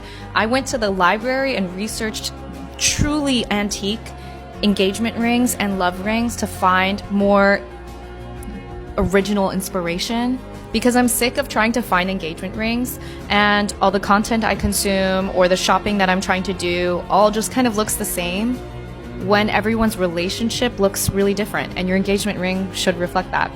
I had some insider information that allegedly the diamond, Taylor Swift's diamond, is a G in color. It is set all in yellow gold, including the bezel and those prongs. So it's not like she did like a white head to make that diamond look whiter. She might like the warmth that a diamond can have. A lot of people do. It's kind of the more of that like vintage look, not like so stark and bright white that a lot of people also like. So I think it's totally personal preference. I think there's clearly a reason she wanted a G. It still is a very white stone, you guys. G is still, I think we're very jaded by the lab-grown culture that like everything needs to be a D, E, and an F. That is not true whatsoever. So a G is a fabulous color. It's also IF, clarity. So clearly she was prioritizing that more because, I mean, she could prioritize everything, let's be real. But with larger facets like this stone has, it shows imperfections more. But this one doesn't have any. So that is what I think. I think it kind of goes with the vibe, but just a little bit of warmth. Like, it's still very bright and white, guys. Like a G is very nice, okay? The stone could be anywhere from 50 to 200,000. Hi, my name is Z. I'm the CEO of Simon G Jewelry. I'm a 3rd-generation jeweler, and I'd like to comment on Taylor Swift's new engagement ring. So, the engagement ring is in yellow gold. We can't really tell if it's 14 or 18, but it's housing a old miner's cut diamond, or also known as a European cut diamond. We estimate it to be somewhere between 8 and 10 carats. The old miner's cuts were made in the late 19th century and the 20th century, kind of dating between 1890 and 1930. The diamonds that were polished during this time had a lot less facets because the technology didn't exist to polish them to a brilliance that we have today, which is interesting because the way it's set, it's illusion of being set in a bezel, but unfortunately with a lot of old miner cuts being not even on the edges, they need to be in a prong set. So you can see in this particular example where the center stone is set by prongs but also looks like it's bezel set. One of the good things about old miners cuts or European cuts is that it's distinctively natural. Most lab-grown diamonds today aren't cut into old miners cut. It doesn't mean that they can't be, but they're very rarely seen. So I think that's kind of a cool characteristic, and the history of this diamond, where it came from, holds a lot of information and it becomes a part of history. So the stone could be anywhere from 50 to 200,000. It all depends on the quality of the stone, which is kind of hard to tell by the picture. Well, congratulations to Taylor Swift on an amazing engagement ring that's got a lot of history and that'll outlive her and the rest of the world most likely. The thing that everybody is talking about on the internet, it's described as an old mine brilliant cut diamond estimated between 7 and 10 carats. New York City jeweler Kendrick Lubbock designed the ring. Lubbock's website says that she was once told that she would never be a jewelry designer, and look at her now. Wow. Okay, so now for the big question. Okay, how much did Kelsey pay for the ring? Any takers? What do you think? What's 2 weeks' salary? I'll let you know.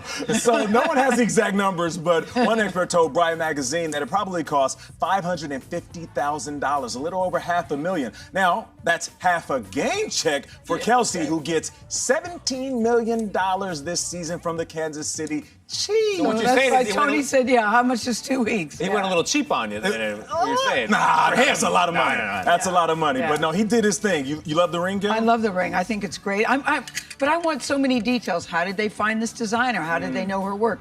Was Taylor involved in any of the design? That's a good question. And where did this proposal happen? Where did those flowers come from? I want more details. What is your guess? You think Taylor was involved? I think she is. I think she did something to communicate to him that this is the world of rings that I like. Little hints. Like, yeah. I got you. Okay. So he knew he wasn't going from zero. Because it's an unusual design. It really is. So, yeah. It's unique. Taylor Swift's engagement ring is an old mine cut diamond, and I just made a video on here a few weeks ago saying that my engagement ring is an old mine cut diamond and that I think they're the best. Not saying that I started the trend, but I think looks like I might be a pioneer again.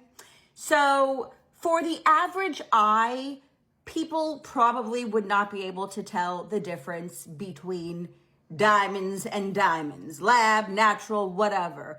But I love a diamond. My birthday is in April, and that is the month of the diamond. So I am very familiar with all of the styles and types of diamonds. And here's why I like an old mine cut. First of all, I know there's a debate on the ethically sourcedness of diamonds, and a lot of natural diamonds, unfortunately, are not ethically sourced. However, old mine cut diamonds almost always are, because they are so old and antique and from a time before this diamond trade situation got dirty and bloody. So they're ethical. Secondly, they are hand cut. Just something about a hand-cut diamond that a machine cannot replicate. I'm so sorry. I would also like to disclaim that all diamonds are beautiful, and it doesn't mean that my diamond is better than your diamond. It's just what I like more, and I am stoked that Taylor Swift's ring was it, because I want old mine-cut diamonds to get the attention and the love that they deserve. They're gorgeous. Hey Roman, did you Hi. hear Taylor Swift got engaged? Wow. It's a beautiful ring, right? What do you Yeah. It looks like an oval. What do you think? I would say it's definitely more of a cushion, and to me it looks more like an antique cut cushion. Let me show you what the differences are. So generally speaking, cushions are either brilliant or modified brilliant, but an antique cut cushion is completely different. It has that old world, whimsical cut, which I think really defines Taylor. Look at that. Oh, that's beautiful. Looks very antique-ish. What size do you think her diamond is? I would say about 10 carats. 10 carats, max maybe 12. Yeah, But I would say about 10. Because antique cuts generally look a lot larger. So I would probably put this at a value of close to anywhere from $500,000 to $1.2 million max. What do you think about her ring and what would you name it? So I think her ring is very whimsical. It represents her. And I would name it Taylor, because at Forever Diamonds we name every ring after our clients. So if Travis and I worked together, we would have designed it and named it after her. Great, thank you. Thank you. And I'm gonna get 100 phone calls from people asking me, when can I get an antique cut? And the answer is, maybe. I am constantly having to remind myself that life is really not that serious. Like everyone else on jewelry TikTok, I saw Taylor Swift's engagement ring. And as someone who's very much not a Swiftie, my first reaction was, damn it. My boyfriend just bought my diamond so I could design my engagement ring, and I got an old mine elongated cushion. So I saw her ring and was pissed because the last thing I would want personally, absolutely no hate to anyone who likes Taylor Swift, but the last thing I would want was for people to think that I was influenced by Taylor Swift to have this diamond. So that was my initial feeling. Those were my initial thoughts. I like Snapchatted my friends. I was like feeling so annoyed. It was so silly. And then like an hour went by and I was thinking about it and I was like, wow, this is dumb. Like the fact that I'm having these feelings over a diamond and an engagement ring, how lucky am I to be feeling this way and to be in a position to have such strong feelings about such an expensive piece of jewelry. The fact that my boyfriend can buy me an engagement ring in general, that he can afford one for me. So many people are not in that position, and for me to get all like gatekeepy on a certain diamond shape is so dumb. Like that's so stupid. So I literally had to tell myself to touch grass, and it just made me think of how I am having to actively work on this, because being in the jewelry industry, sometimes it's so easy to get caught up in everything, when in reality it's such a privilege to work in this industry and to be able to make fine jewelry pieces that are not a necessity whatsoever. So if you're someone like me who tends to get really heated about something in the moment, it's okay to take a step back and remind yourself life is not that serious. If anything, it's exciting that people are loving an old mine elongated cushion, and I can't wait to design my engagement ring. Going on record, and I'm just gonna go ahead and say it, okay? Taylor Swift will not have a solitaire engagement ring. Remember that trend where it was like, you look like your engagement ring? Well, I was thinking about this of predicting people's engagement rings who are not engaged. I was just sitting here thinking, being like, she will not have a solitaire. She will not have a square angular diamond. It will not be an emerald, radiant, usher.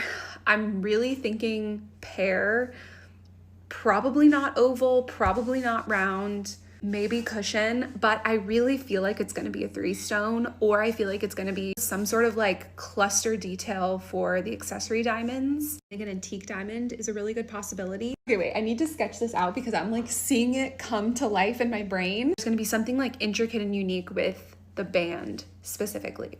I also would not be surprised if there was color involved, but for some reason when I think of Taylor Swift, I think of like yellow gold, pear, clustery type diamond side stones with like unique hidden details. Also, I don't know Taylor Swift and Travis Kelce, or if she gets engaged to Travis Kelce or someone else. Like, I think it really is dependent on their relationship and their story and the things that are important to them, and then that will then influence the details. But just like from a bird's eye of what I see of a public figure, that's what I think. Agree or disagree? Okay, so I'll give the crowd what they want and show you all my ring that Taylor Swift copied. What do you guys think? Did she copy me? So I definitely think she did. So like, I'm not really one to talk about Taylor Swift, but I am going to say that she copied my engagement ring. Here is the popular Taylor Swift engagement ring that I'm sure everyone in the whole world has seen. I saw it first because it was on my hand first. Not that big of a diamond. Mine's definitely like 10 times smaller than her diamond. But the band. Come on, Taylor. Be unique. I already have that band on my engagement ring. What were you thinking? Nothing beats a Jet2 holiday. And right now, you can save £50 per person. That's £200 off for a family of 4. Tay-Tay, I'm flattered, but I had it first, baby. Okay, but in all reality, I have had people message me regarding my ring, including Clint from Smiro Studio, who designed it. So everyone's saying that Tay-Tay copied me, and I am totally flattered. Antique old miner cushion cut, bezel, pretty sweet. So anyways, I've been wanting to post our engagement video, and I definitely think I know it's a lot different than how Taylor's engagement went, but ours is totally us. My fiance and I were renovating, clearly, and he asked me to come downstairs and hang some drywall with him, and I turned around and he was down on one knee, so some pretty vulgar language, as I was very surprised, but here's the video. Taylor Swift broke a ring that she was wearing at the VMAs last night, and you will not believe how much it cost. Here you see Taylor freaking out and looking at her ring, and you can see the entire diamond fell off of it. An entire search party was gathered in hopes of recovering the missing diamond, and the ring goes for $12,000. Taylor Swift did not get engaged with a blood diamond. This comment I'm replying to, calling for Taylor Swift to be, is on a video full of misinformation. Let's watch a bit. Bad news for Taylor Swift fans applauding the engagement and the ring, because this, it turns out, is what you might be applauding. That's right, the scoop is essentially out on the rock that people are crying and throwing themselves in the street over, even though the person wearing it doesn't know they exist. I digress. But essentially what's come out is that this is an old mine diamond. Right, so this creator goes on to say that Taylor definitely has a blood diamond. And it's funny because the article this person is quoting is this one from Futurism. And the interesting thing about the article is they don't even conclude whether Taylor has an ethically sourced diamond or not. They just sort of ask if she does. And they quote a bunch of different articles talking about the diamond. It's basically clickbait. The quote from the New York Times is talking about how the designer, Kendrick Lubeck, usually works with natural diamonds, so that must prove it's a blood diamond. But they decline to include the fact that Lubeck typically only works with ethically sourced diamonds. A writer didn't have the good sense to simply Google "are old mine diamonds conflict free?" If they had, they would have seen that yes, they're 100% conflict free. Why? It's because they're recycled. They're old. They were mined hundreds of years ago and they've been bought, sold, repurchased. It's basically like thrifting a diamond. You could have done some research and found that recycled diamonds are actually the most ethically sourced diamonds. Lab-grown diamonds are a great option, but there's a lot of CO2 emissions involved in that process. Anyway, I guess have fun dumping on Taylor Swift for made-up reasons. I think it's weird you don't have an issue with people calling for her in your comments. Swifties, make sure to give me a follow if you want more fact-based Taylor Swift news and updates. Taylor Swift is a woman who likes women. Oh, I wow. believe she has had relationships with women and sings about that in her songs. In Dress, in the Reputation tour, on the stage, the colors are like literally like the lesbian flag, and then at the end she has like a thing that comes up that's like talking about the style of dance that was performed for that particular song was created by a lesbian woman. And she's like, shout out to this big ol' gay bee. I mean, I'm not gonna say she's a lesbian because I don't think she's a lesbian. I'm just saying she's a queer woman. There's just like a lot of references and like things that you're like, if you're like a woman who has loved women in secret, you're like, this bitch, she's got my number. Now that Taylor Swift's engaged, let's go back to where it all began. Hendersonville, Tennessee. This is where she went to high school. And here's the bleachers. And this is the park that she donated to Hendersonville. It's also the park where I got this scar. That was a cruel summer. This is actually the lakes, not those lakes in London. Quack, quack. And this is her favorite barbecue spot. Are we sure she ate here? Okay. I bet Taylor Swift ate waffles here. Hi, how are you? Hello, lover. I don't know if she actually ate at this Taco Bell. I'm just hungry. So congratulations, Travis and Taylor, on your engagement. I hope you guys enjoyed this video and it made you feel so high school.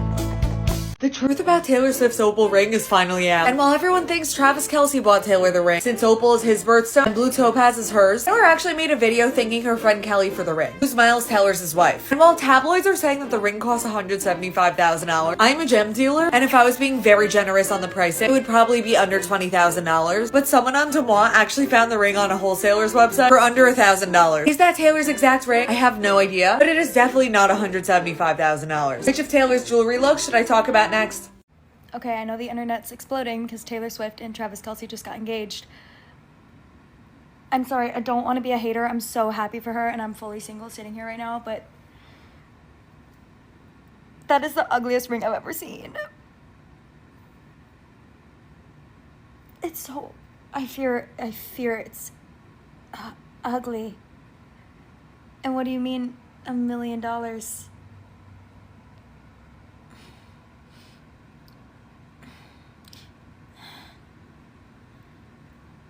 million. And it's so ugly. Taylor Swift, Elizabeth Taylor, and Clara Bow all have a lot in common, but one of the biggest things is the way that they have hidden their lives from the public while being the most successful performers in their industry, meaning that they are front and center in the public eye. Clara Bow was not hiding anything of her personal life at the beginning of her career, and crowds would follow her everywhere, like going to a restaurant, a friend's wedding maybe. There were tons of salacious headlines about her personal life, who she was dating, with lots of rumors, some that are so bad I won't repeat them on this app. And very similar to Taylor, who moved to London, went into hiding for 6 years, and started really carefully curating what we got to see of her life. Clara Bow bought a 400,000 acre ranch in Nevada in order to be completely alone. Her husband Rex Bell did move there with her, but he then wanted to pursue a career as a politician, and she didn't want to be in the public eye. She didn't want to be a politician's wife, make these public appearances, and that ultimately drove their relationship apart. Now, Elizabeth Taylor didn't quite hide from the public in the same exact manner, but she was the most photographed Hollywood star in the world at the time, and fans did follow her everywhere. People were waiting outside the courthouse after she got married, and there are reports of paparazzi literally bringing ladders to her house in order to try to take pictures of her inside of her bedroom. In her memoir, she writes, "I am disgusted by the amount of myth that is now accepted as fact." And even though she went to write a memoir to try to correct the stories, to put her real self out there, she was in such a mode of self-preservation and had gotten so attuned to crafting the public-facing version of herself that even her memoir is very heavily censored. Gaylor's trying to cancel me. Let's watch a video. I'm actually showing up to talk to one person alone, and whether they will or will not see this, I don't know, but I get the feeling they might, because they seem super interested in attention, especially right now. I don't want attention from you.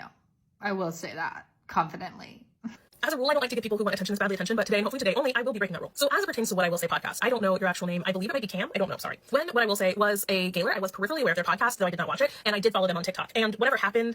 So you never listen to my podcast, and you are not familiar with what has gone down in the past 5 years of me briefly thinking maybe Taylor Swift was a lesbian, to very quickly being like, well, if she's queer, she's got to be bi, because obviously she has a real relationship with Joe Alwyn, to on and on and on and on. You don't know any of the things I've said. You don't know all the nuanced fucking conversations I've had. What, you've seen a few of my TikToks? Okay, just to make it clear. When they deconstructed, I guess I'll say, their Gaylorist opinions, I didn't see all that happen. All I knew is that at one point, this person who I peripherally... Don't even know if I was a Gaylor or not, and yet here you are. Okay, great. Think I remembered being a Gaylor making Gaylor content. Wasn't anymore. Oh well, shit happens. But since they've denounced Gaylor, they have spent a metric fuck ton of time talking about it. I've made like 6 or 7 videos, most of which are pretty respectful, a few a little bit snarky, because I have been brutally and viciously bullied by Gaylors, like I'm being now, just for like having different beliefs, because Gaylors think that disagreement equates abuse. Yeah, I made a couple videos on Gaylor out of hundreds of, even possibly pushing thousands of hours of content now that either are nothing to do with Gaylor at all or even pro Gaylor. But yeah, 5 or 6 videos sure, metric fuck ton of time. Meanwhile, this video is 8 minutes long. And not just talking about Gaylors, but also saying despicable things about Gaylors while also giving a home to people who feel like saying despicable things about Gaylors herself. And in the meanwhile, sharing some of the most flat takes I've ever heard based solely on the idea that she doesn't think that's what Taylor Swift would do. I don't even know what this is referring to. Is it because when I said like Taylor wouldn't lie about who deserves writing credits for her music? That's how we know Joe is William Bowery. She wouldn't lie about that. Yeah, I stand by that. Okay. So let's talk about my first big issue with what I will say. One, you have a tendency to bring up more fringe ideas in Gaylors and hold them up as if that is a mainstream thought within Gaylorism. In every video I've made recently, I've said, not all Gaylors believe this, but here's the ones that are XYZ. In every one. So don't act like you care that I delineate. Well, not all Gaylors. I always fucking do. And on my podcast, I have insanely nuanced conversations about Gaylor and all of that. And, yeah, don't no true Scotsman fallacy me. No true Gaylor would do XYZ. Yes, they do. And it's okay to critique people who do shitty things. And Gaylors do a lot of shitty things. As do Swifties, which I've called out. As do mailers, which I've called out. As do the anti-Tavis freaks, which for some reason you start quoting later in this video. I call those fucking freaks out all the fucking time. As do Larry's, I call out all types of fandoms. I have critique for. Gaylors are many things, but monolith they are not. They are as diverse as Swifties are in general. So if you want to hold up ideas like it's homophobic to say that Travis Kelce is gay because he has a guy friend or because he likes fashion, I can agree with that. It is also not a representation of the vast majority of Gaylors in general. Two, you have a... Okay, so I am allowed to say that, yeah, some Gaylors are homophobic. Great, then we agree. That's all I was saying. Willful defiance for representing the truth. And as somebody who has always felt very rationally and level-headed and reasonable in this space, I'm going to tell you how you come across. You come across as either ignorant or willfully ignorant, or, in my personal opinion, worse, you come across as somebody who has realized that there is a market for people who hate Gaylors, and you're capitalizing on the fact that they don't like them. You come across as a lemon. What do you want? You know, why should I care how I come across to you? A Gaylor who is not familiar with any of my content, has not listened to the hundreds, perhaps thousands of hours of conversations I've had about this, and thinks they're just gonna fucking own me on TikTok with their lemon ass face. I wholly believe that you know that performance artists don't think that Taylor Swift's whole life is performance art. Which performance art are you talking about? Because the ones I see say that this engagement she just did, that is very much her real life, is performance art. It's not. She got engaged. She's at a football game with Travis right now. That's her real life. They think that when she vacations with Travis, which we have photographic evidence of, that's performance art. It's her real life. They think her real life is performance art, and I take issue with that. I think that you know that what they are saying is that the images that we see of Taylor from the media are things that she planned as a part of her business, and that she has a complete personal life and personality that is separate from what we see of her in the media. That's the point. But rather than represent the facts as they actually are, you know that you can give a home to people who want to say vitriolic things about Gaylors and a home to Gaylors who feel like arguing with you. I don't want to give a home to anybody who says anything vitriolic about anyone. I'm not giving a home to anyone. In fact, I've told some people off for being rude in my comments, but you don't know that. You're not familiar with my content. You don't know who you're talking to, and you're 8 fucking minutes, and you don't even know who I am. You in your comments, and you can try and lead people to your podcast, and you'll get attention. And worse, what I'm actually truly afraid of is that you're making money off of this. And yeah, I've seen Gaylors take things too far. I've seen Gaylors who I don't think it's probably best for them to be in this space. But you and I both know it's not the majority of Gaylors, so don't act. Okay, so it's okay for you to say that. You're allowed to say Gaylors take things too far, but I'm not. Why do you get to say it? And not me. Like it. And let's say hypothetically, the majority of Gaylors were people who were struggling with their mental health and were slipping down some kind of QAnon rabbit hole because they were mentally unwell. Well, I've never said that. What kind of absolute hateful prick would take this much time out of their day to harangue them? I don't know. What kind of absolutely hateful prick would put a lemon filter on and yell at a lesbian for not liking homophobia and not liking conspiracy theories? I don't know. You tell me. It's gross behavior. No matter how you engage with it, it's gross, okay? So do yourself a favor. Lay off. If you want to fight homophobic rhetoric, you can fight it literally everywhere. You don't get to tell me where I, as a lesbian, get to fight homophobic rhetoric or not, and you don't know what I do on other accounts and in my other life. Once, okay? We can challenge the stereotypes of gayness that exist in the Gaylor community while we also engage with the homophobes in the Swiftie community and pretty much everybody else at the same time, okay? And if you don't want to lay off, I can just start perpetuating the same kind of lunacy that you perpetuate, right? Let's go to the Travis and Taylor Reddit and maybe read some of the hateful things people say about Taylor and just... The Travis and Taylor hate subreddit, I'm sure you're a big fan of it, that I am not a part of and think is fucking bullshit and call out for being lunatics all the time. Okay, Oh, you kind of like their relationship or something, don't you? One of the things I dislike the most about people who like What I Will Say podcast is that they say things like, in my opinion, sex appeal. Okay, this is weird. The Lemon just starts reading comments from a Taylor hate sub, which I have nothing to do with. I don't understand the point of this. Let's skip ahead a little. For the sake of views and likes and probably money, is flatten a group of people from all walks of life, from all different perspectives, into a group of people who you can bully for money or attention. Or I many times have said, not all Gaylors think like this. And on my podcast, I've had insanely nuanced conversation about what is okay and what is not, in my opinion. What is queer flagging and what is not. You haven't listened to any of it. You don't fucking know me. Both, maybe. And it's not just you. But I'm going to choose you because you used to be somebody who was a forefather in this community. I was never a fucking forefather in this community. In 2020, in the midst of a mental and physical health crisis and a little pandemic madness, if you will, I got very interested in Taylor Swift. I got very interested in Gaylor. I got very interested in SwiftGrun. I did a ton of writing and podcast episodes and conversations around all of that. And I, like any normal person, grew and my beliefs evolved as I got more information. I was never a forefather. I was always bullied in this fucking community. You're no different. At the beginning, I didn't think she was still with Karlie Kloss in 2020. And I said that. I got bullied for that. Then I got bullied for wanting to explore Taylor being in relationships with women that weren't Karlie Kloss. Got fucking bullied and canceled for that. Then I started to think Taylor was bi and she was really with Joe Alwyn. And then she was really with Maddie Healy and she was really with Travis. Proven right now. Proven right. She is really with Travis. She's marrying him. Got bullied for that. So no, I've never been a Gaylor forefather. And you not knowing anything about my content, but then calling me that is equally bizarre. And you understand the nuance of it and you directly choose to ignore it because it's convenient for you.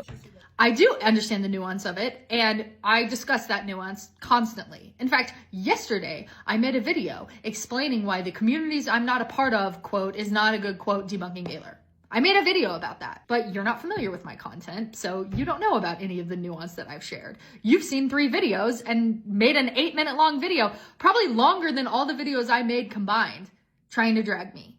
And I'm the bully. Okay. And my last and final reason that I have an issue with what you're doing is because you take these flattened out, homogenized points of what people who are Gaylors believe, and then you rebut them by saying, Taylor wouldn't do that. Excuse me? You don't know what Taylor would or wouldn't do. You do not know her. And if you think... I mean, yeah, no celebrity would do the insane things, would throw their life away for the sake of performance art, just to not come out. No celebrity would do that. Would they maybe keep their private life private, keep them to themselves, maybe not date publicly? There's all sorts of things a closeted celebrity might do. I know this because I've actually done thousands of hours of research into the topic. And it's so funny. Y'all want to sit down and be like, oh my God, Cam was a forefather of the Gaylor movement. What happened? She was so respectable. She was so wise. Maybe the Gaylor movement is wrong. And anyone with any type of sense about them have gotten out. There's all sorts of things closeted celebrities do. What Gaylors say Taylor is doing is not that.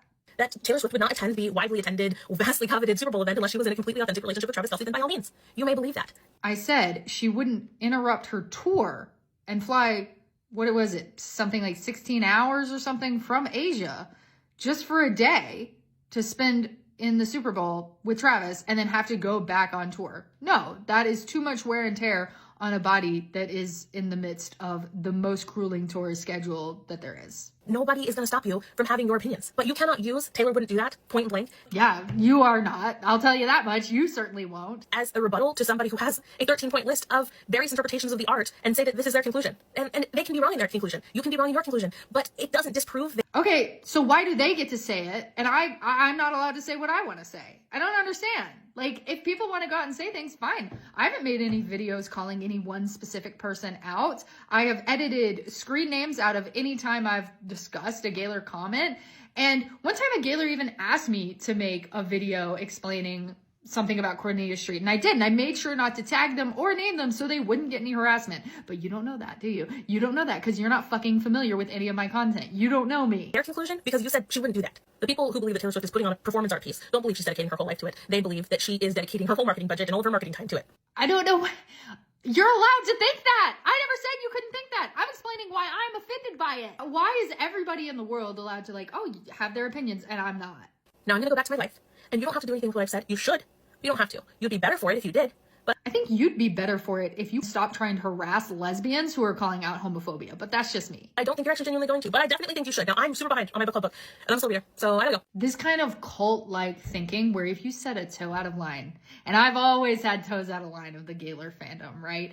Even from the beginning. I was like, Carly Clott, they're not friends anymore. And I got so badly harassed and bullied for it. And then I said, what about, you know, this woman or that one? So badly harassed and bullied for it. Then I would say, no, guys, she might be queer. Maybe she's bi. Look, she really is with Travis. Oh my God, she loves this guy so much. Like, here's the tea. Oh, I heard from an insider close to Travis's family. They are legit. So badly fucking rejected and bullied by the Gaylor community. I have always set toes out of line.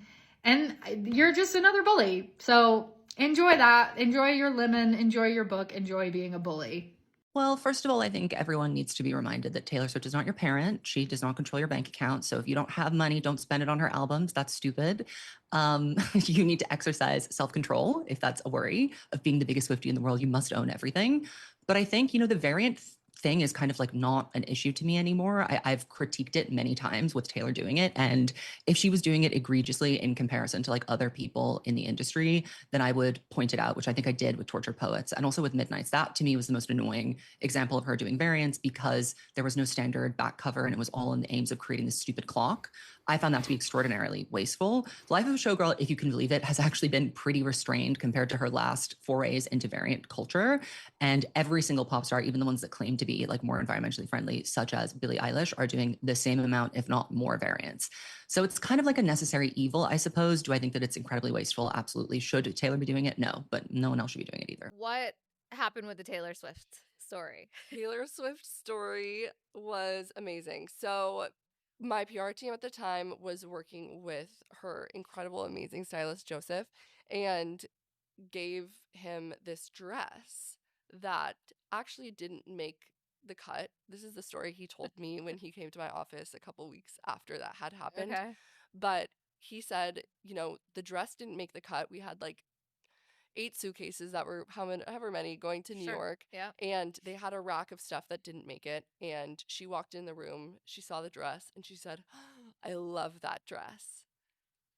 And ended up wearing it to the VMA after parties. This is crazy. Yeah. And it fit her like a glove. I got a tip from, he had mentioned it to my publicist, and I didn't know what the scale of it would be. Okay. And so I was like, oh, okay, cool. You know, that's great. And then I'm at my friend Danielle has like an annual Fashion Week party in New York, and I've it's been to crazy. it. Yes, Yeah. It's like a rave, basically. Yes. And so I was there, and it was like 4 a.m, and I look at my phone, and it's just blowing up. Like Just your my Shopify. Yeah. my emails. I'm getting texts. I'm like, oh my You're God, like, why what's is everyone happening? awake? Yeah. And then I was like, I need to go to bed. I wake up in the morning, and I've never seen my Shopify go off in the way Really? that it did. And Wow.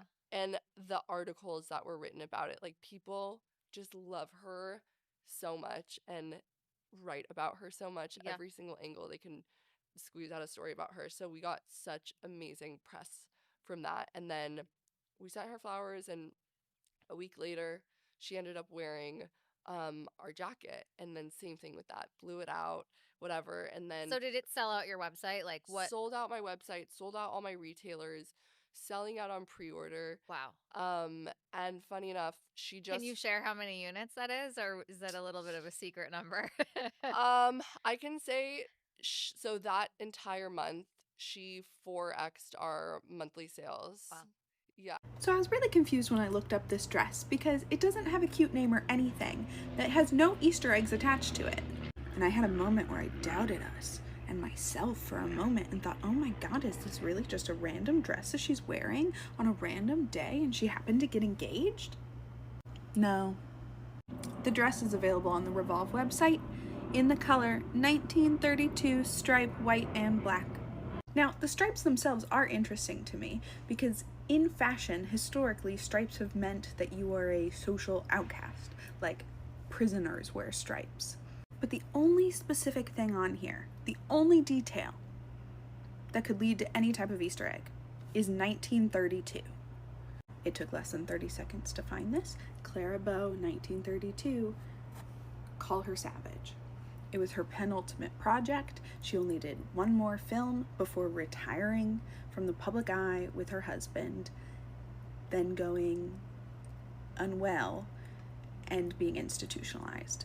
Now, before we even get into the plot of Call Her Savage, the first thing you see on Wikipedia is that it was a pre-Hays Code film, and it was known for its portrayal of a scene in a gay bar, which would quickly become impossible under the Hays Code.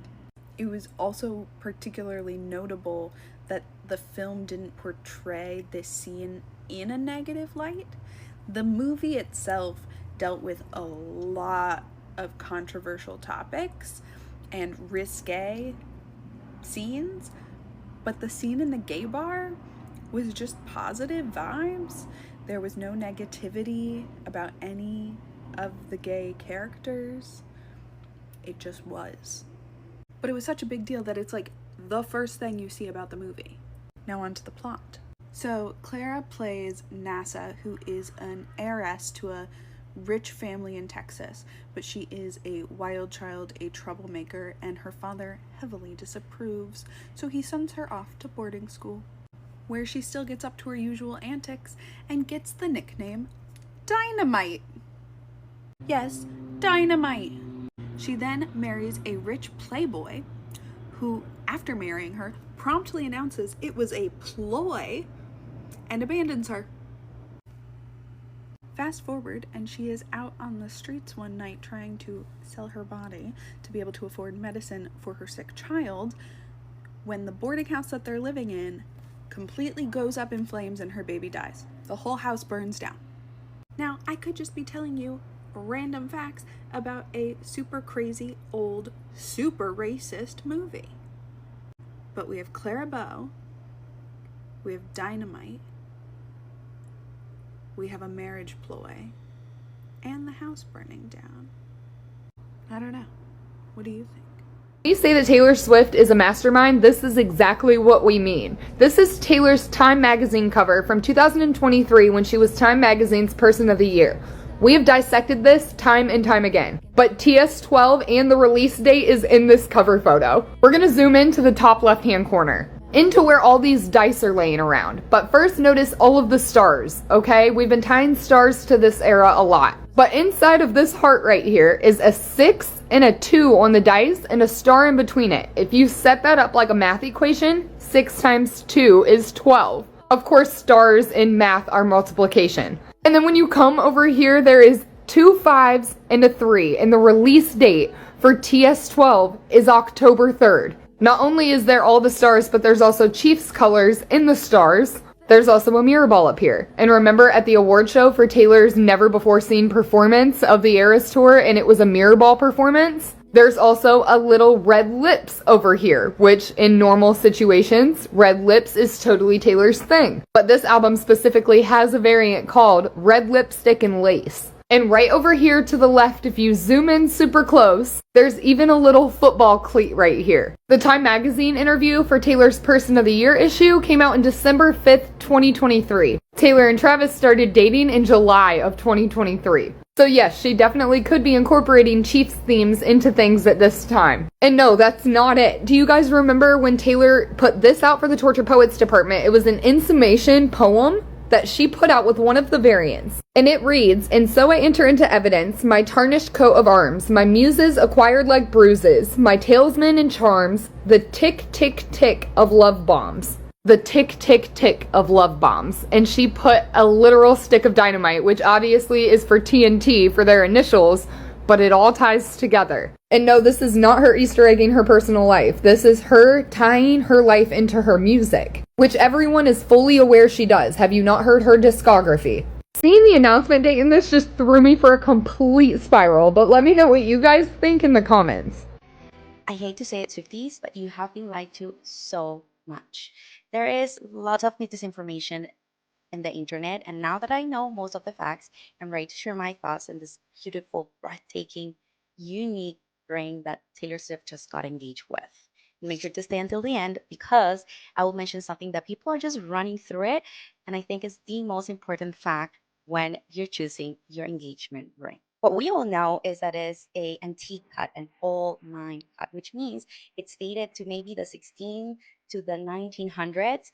This is something that really gives character and beauty to that diamond because somebody already wore it, most likely an aristocrat or somebody really rich.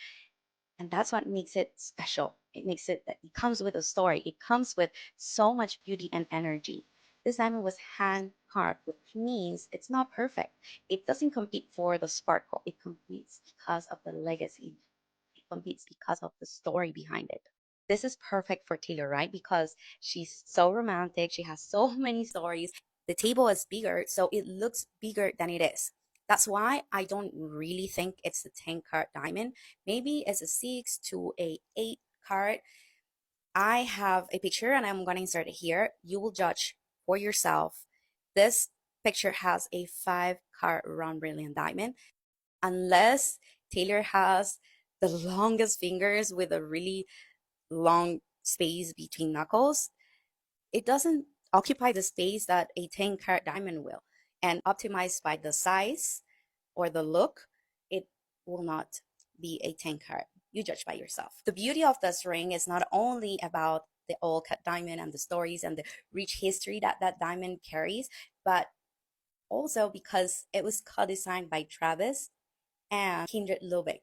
She has not spoken about it, but she has grown in the internet so much in the past 2 days that because she is like an indie designer, she decided to share her spotlight with so many other emerging designers that are basically her competition. But I think that is something really, really beautiful. She has not confirmed, as I said, so we're not 100% sure about it. But if you go to her Instagram account, her designs match exactly what Taylor is wearing. This romantic, very intricate and handcrafted pieces. So price, I will not know how much that diamond cost, but if you go to her website again, you will see that the pieces she carries vary prices between $5,000 to $100,000. And saying that that diamond is $1 million, I think it's very far from what she's used to. And if you see this beautiful brown diamond GI certified that is 5 carats is $38,000. So maybe I will estimate 500,000, but this is really not something that we can actually confirm, and we will never know, right? But as I said, I wanted you to stay until the end because the most important part of an engagement ring, it's not the price, it is what it means to the couple. And I think Travis did a really great job of understanding Taylor's desires, understanding Taylor's taste, understanding what will she appreciate. And that's what he did with the proposal and the flowers and the candid photos. And it really looks like a fairy tale. That's the most important fact of that ring. Yes, there is a story. Yes, there's a beautiful diamond. But the most important part is it is 100% Taylor Swift. I'll see you soon. Okay, riddle me this. Why do Swifties get so offended when non-Swifties point out how every single thing Taylor Swift does, including in her personal life, are so planned and calculated, and yet their entire fandom is based around everything being planned and calculated? No, seriously, to Swifties, not a single thing that Taylor Swift does is done in vain. If her nails are a certain color, it's a hint about her upcoming album or single or release. If her necklace has a certain pendant on it, it's a hint about the name of an upcoming album. If her hair is in a braid, it means that her new album is going to come out on March 3rd. And yet, if us non-Swifties even dare to say that the announcement of her engagement the week before the NFL season begins feels calculated, y'all are ready to jump through the phone screen and strangle us. Do you seriously mean to tell me that that's coincidence? That's actually kind of an insult to Taylor Swift and an insult to the genius that y'all make her out to be. You really think that Travis Kelce got down on one knee without her clearance? Also, no one's even pointing out the fact that they might have gotten engaged and taken those pictures days/weeks ago and just released them yesterday. Because people do that. Also, she announced the release of her upcoming album on Travis Kelce's podcast right before the NFL preseason started, when she had all off season to guest on the podcast and drop the news. And y'all, I haven't even mentioned the fact that she's considered to be in the running / a front runner for performing in the Super Bowl halftime show this year.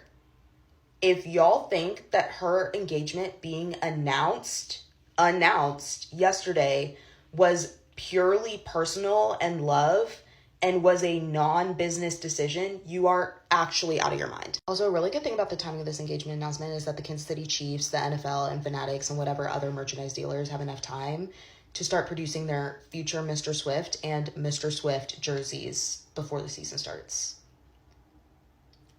Because that's definitely coming. I think that Taylor Swift having 2 or 3 children, she should have more children than she has houses. That is my challenge, Taylor Swift. And I'm not being sarcastic. Reject feminism. Submit to your husband, Taylor. You're not in charge. And most importantly, I can't wait to go to a Taylor Kelsey concert. I can't say it without laughing. You got to change your name. If not, you don't really mean it. I was just educated by the Taylor Swift Cinematic University about Today 6 years ago, where Taylor Swift was promoting Me as the lead single for Lover, everybody's favorite fucking song, and she had Robin Roberts there, like, talk to her through this, like, she had to, like, pull it out of her that she was making this announcement. The whole time Taylor looked like she was going to cry. Robin Roberts said, "You have been crying in the green room." She called her out, and Taylor was like, "Yeah, just really emotional." And I actually had never watched the video, and so thanks to Taylor Swift Cinematic University, it's like one of those like online colleges or something. They tagged a TikTok where you couldn't save the video, but I screen recorded it for you if you haven't watched it. I'll put it at the end because I'm sure everybody who's on this page watched it. Happy Lesbian Visibility Week, and crazy that she did this on Lesbian Visibility Day, and then wore like rainbow dress and rings and shit. I mean, if not gay, are you just desperate for attention? No offense. And then also with a lesbian, Robin Roberts is gay, so I was like, this is weird. I guess she's in plaid too, and she even mentions like it being midnight, and so you're like, I wonder how much of her music nowadays like might call back to that night, because people refer to this as like the failed coming out, and I mean, maybe so, but if that is the case, this night must have been super impactful for her, where like it was your time to be authentic, and you like literally could not step up to the plate.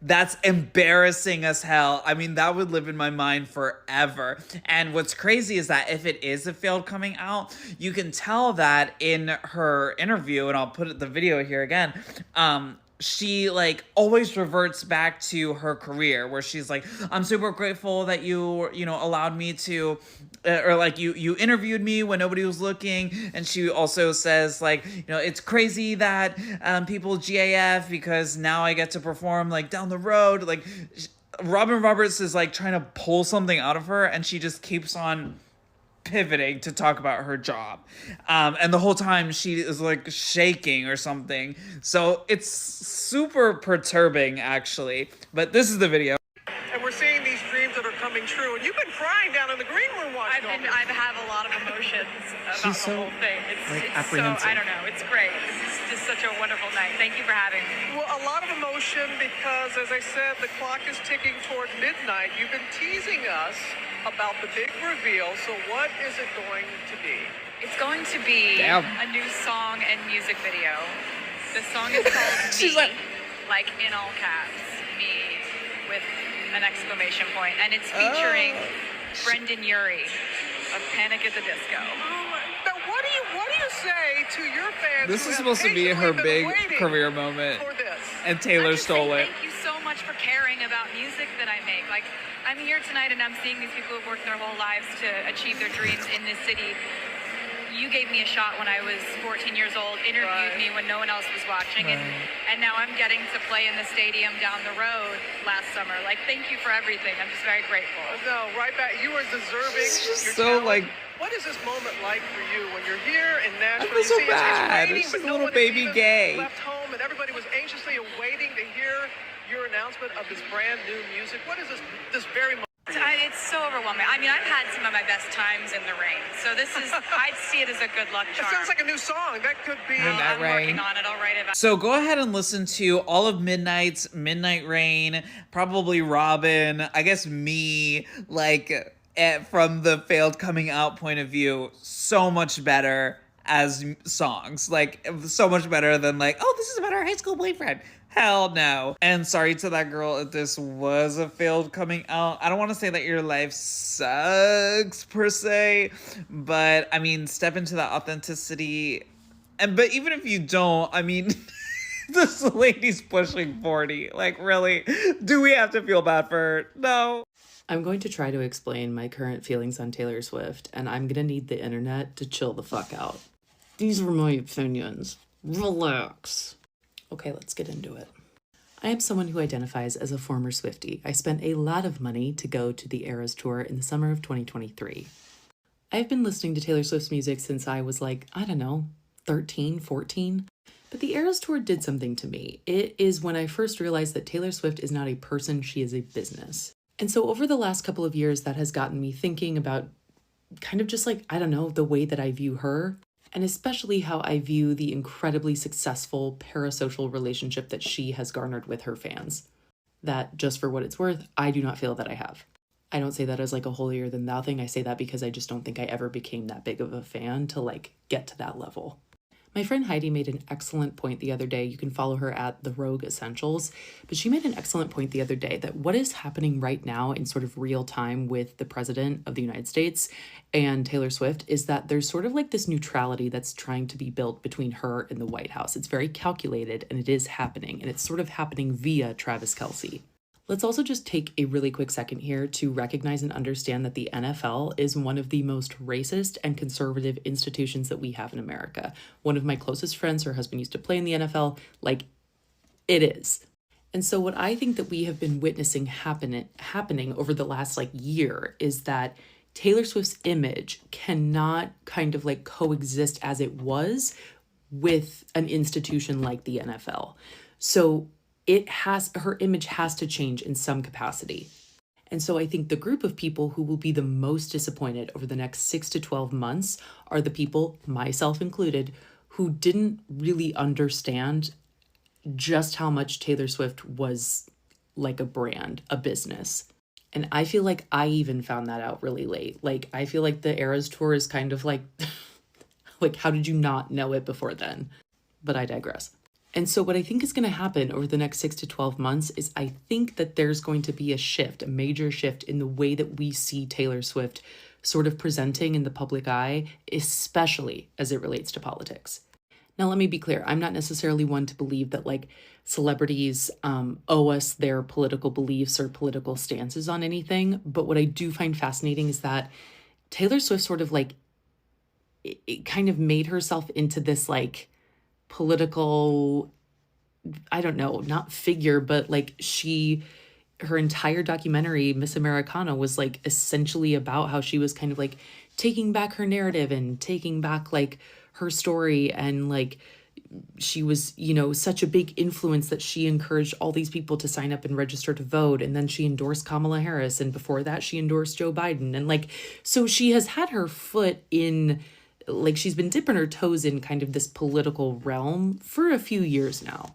And when you are somebody with that kind of an influence who starts to kind of give people a little taste of like what it is you stand for, and you include references in your songs and on your Instagram about political figures, like that all has an impact. That has an impact on your audience. That has an impact on how your fans view you. And maybe more importantly, on how they associate with you. Another key element that has, I think, drastically shifted in a very short time how I feel about Taylor Swift is the fact that we have the NFL season starting next week. We have Taylor Swift's announcement of her album, her first time going on a podcast this summer. We have the engagement that happens. We have Travis's GQ shoot, followed immediately by his American Eagle ad. These things, obviously NFL has a recurring schedule that begins at the same time every year. Aside from that, all of the other things take months of planning, months of preparation. The GQ spread, the American Eagle spread, like all of that, the album, it all takes months to curate, and it all takes months to plan and prep the release of. So forgive me for thinking that it's a little weird that someone's engagement, I don't really care if you're a celebrity or not, your engagement is kind of lumped in with this like broader kind of marketing plan. And again, we're talking about somebody who, I was naive, is a business, not a person necessarily. So like, it makes sense that it was included in all of this, but to me, that's weird. I don't like that. That's bizarre. But like, we live in an attention economy. Like, our attention is arguably our most valuable resource that we have right now.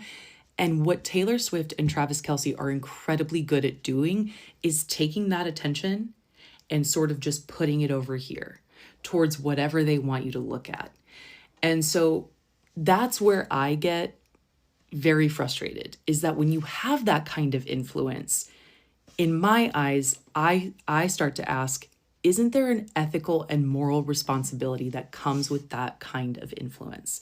Or is that not a conversation we're willing to have yet? Like, that's the question that comes up for me. So anyway, thank you so much for listening. This is my dissertation on why I can't be classified as a Swiftie anymore. Goodbye. I see a conversation happening where everyone's like, I don't understand why after all these years later and she's worth $1 billion, Taylor Swift is still incapable of slaying.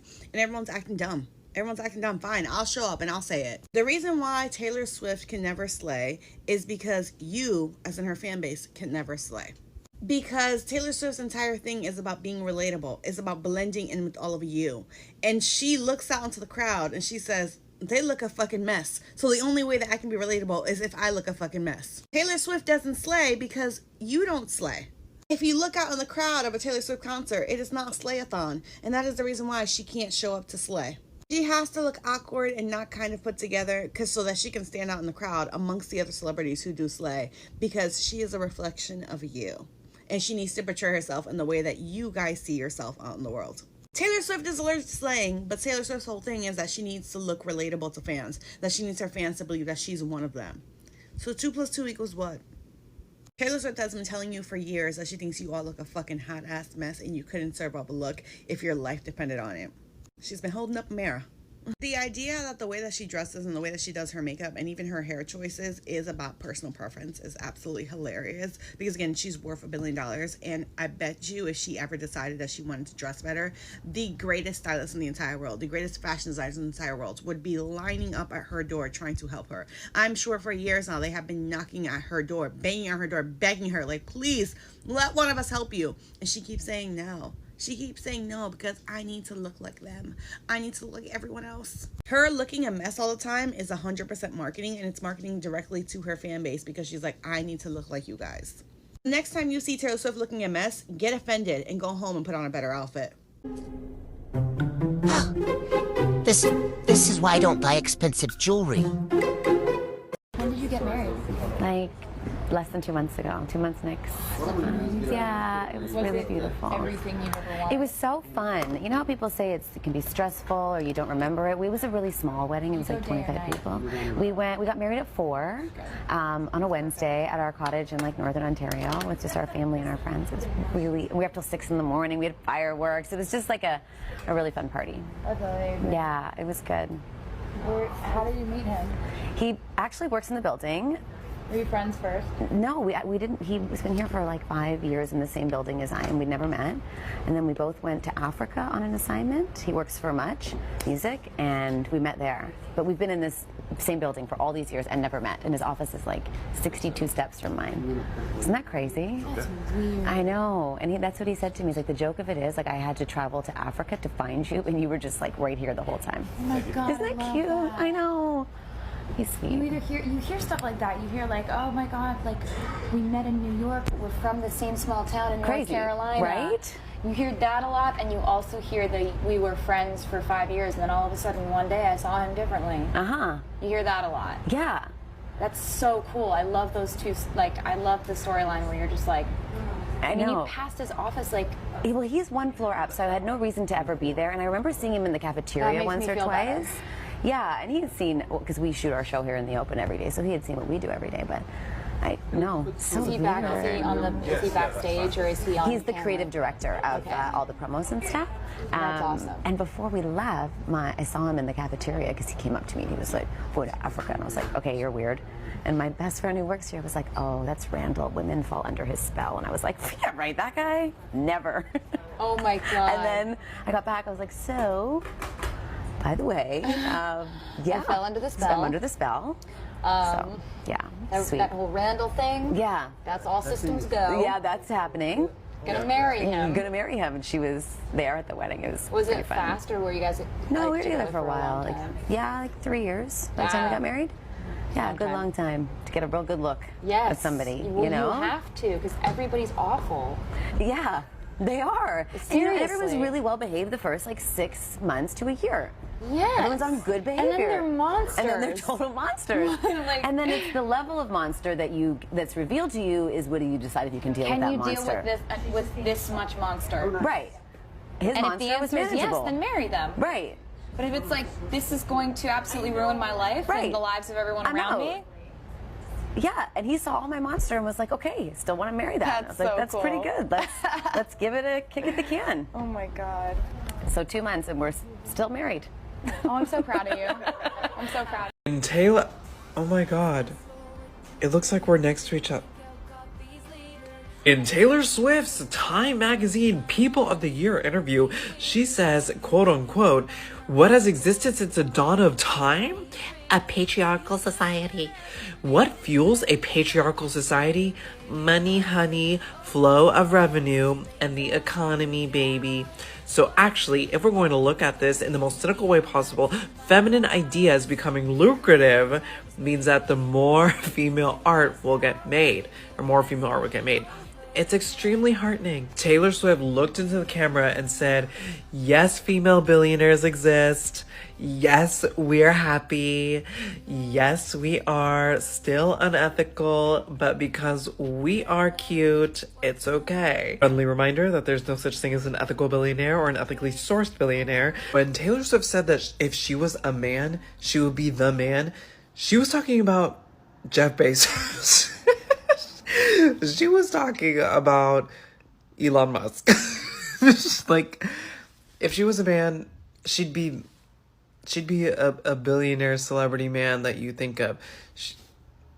It's like, is that a good thing? Anyways, I mean, I kind of agree with her because the fact that she does serve does make me feel like, oh, okay, fine. Let her have her $1 billion. Let her wear a $30,000 necklace, like just on a random Sunday. Like, you know, let her flaunt this kind of wealth. And she says, if I was a man, I wouldn't be able to do that. That's, yeah, we don't like it when men do that either. So it's not a man and women thing anymore. It's now a hoarding wealth thing. Nervous laughter. If guys don't want me to write bad songs about them, then they shouldn't do bad things. I also want to thank the person who inspired this song, who knows exactly who he is, because now I got one of these. Thank you so much. The only time that's been an issue is when I was like going through a really bad breakup with a guy and he's like, "You better not write about this." And I'm like, "Oh, I won't." Did you? Yes. Have you ever regretted writing a song about one of your exes? Never. Never, ever, ever? No, because you don't write a song about them unless you know that you don't really want to know them anymore. I was excited when they asked me to come and present this award because no one knows more about dramatic males than I do. Yeah. I've had a guy be like, "You're not going to write about this, are you?" I'm like, "Yeah, I am." It's like when I find that person that is right for me and he'll be wonderful. And when I look at that person, I'm not even going to be able to remember the boy who broke up with me over the phone in 25 seconds when I was 18.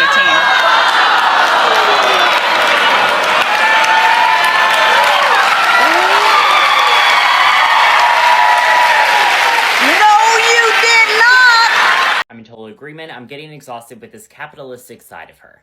I love Taylor, but if I was on her team, this is what I would suggest. As of right now, we already know that she is selling 4 different variants of her CD. And we now know that today was a countdown to another variant of the vinyl. I would sit Taylor down and say, "Hey girl, I don't know if you saw online, but so many people are excited about The Life of a Showgirl. And some are not. You are one of the biggest stars in the world, and I know that no matter what you do, you can't win. But let's do something for a great cause and to also lower the temperature a little bit. Hear me out. For the 4 different vinyls, why don't you pick 4 different humanitarian causes, and 100% of those proceeds will go to that cause. If you decide that you want to continue to release different variants of the vinyl and want to pick even more causes to donate to, by all means, that would be even better. Don't worry, you'll still be making money from literally everything, so this will not put you back financially in any way. I know you cannot please everybody, and some people may say that this is all performative, but I know that you're a very caring and charitable person. I just think that this is a win-win for everybody. So, what do you say?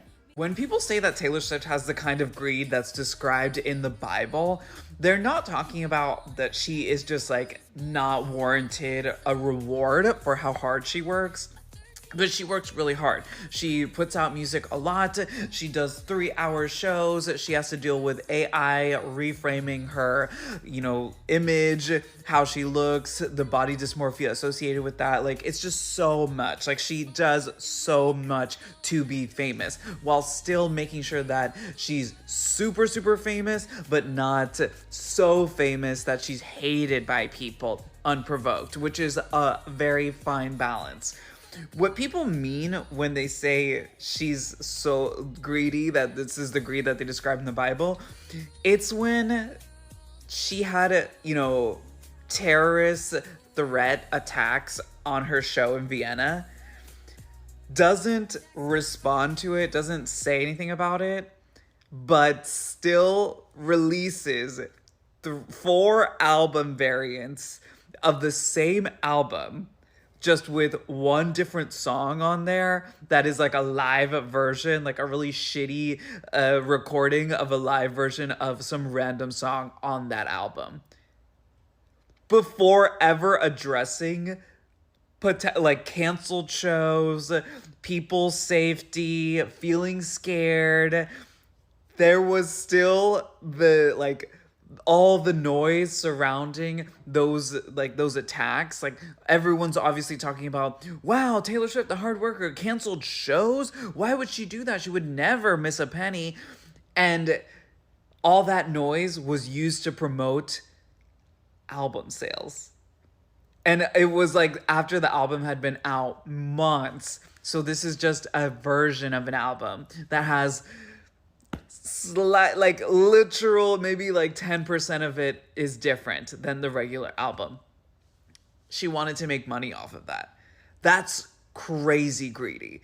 And then afterwards, she finally says something, and because she's made herself such a strong victim, her victim complex is just the ultimate white woman final boss, that she said, I need to address this on my time.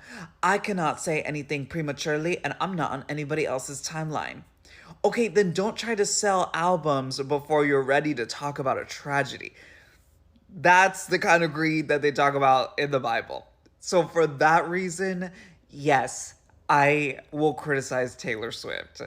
I mean, don't try to sell me a $13 digital album without addressing your stadium tour almost getting exploded. Why did Taylor go with the old mind cut? Well, first off, no two are alike. They started cutting them in the early 18th century by candlelight, which makes each one of them very rare and unique to themselves, much like Taylor.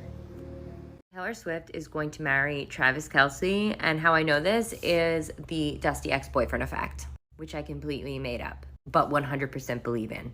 It's when you're in a really long-term, unfulfilling relationship, and then you guys break up, and you get this new freedom, and then you date a total loser, and then directly after the breakup with the total loser, you meet your husband. Long-term relationship, Maddie Healy. Travis Kelce, you met your husband. Exhibit A. She took a ride home in his classic car last night and didn't even care that the top was down. Didn't care who's watching. This is her husband, and you can't convince me otherwise. And then, allegedly, Jamal posted this little, tip that came in that may or may not be true. Obviously, we don't know. Saying that she may or may not have requested to come on the family bus to the game.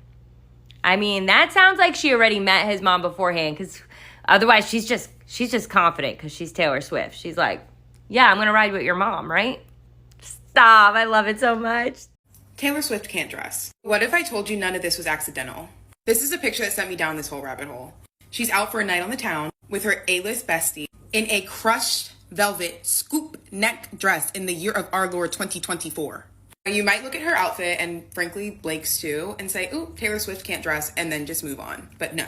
What if I told you she's a mastermind? Taylor Swift is gorgeous, successful, genius, talented, all of that, but so much of her brand is based off relatability.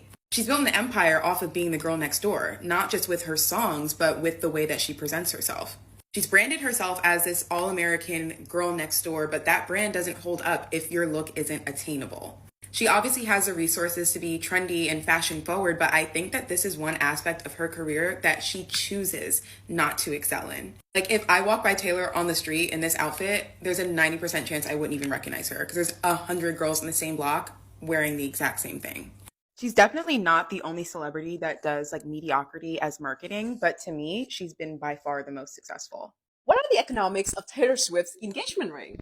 Well, it's estimated that her ring is worth $750,000. Now, that sounds insane to any ordinary person. They said that you should spend about 3 months worth of your salary on the price of a diamond engagement ring. Actually, this is a bit outdated. It's originated from a 1930s marketing campaign by De Beers, which is one of the biggest diamond miners in the world. In Australia, that equates to about $25,000 on an engagement ring for an average income earner.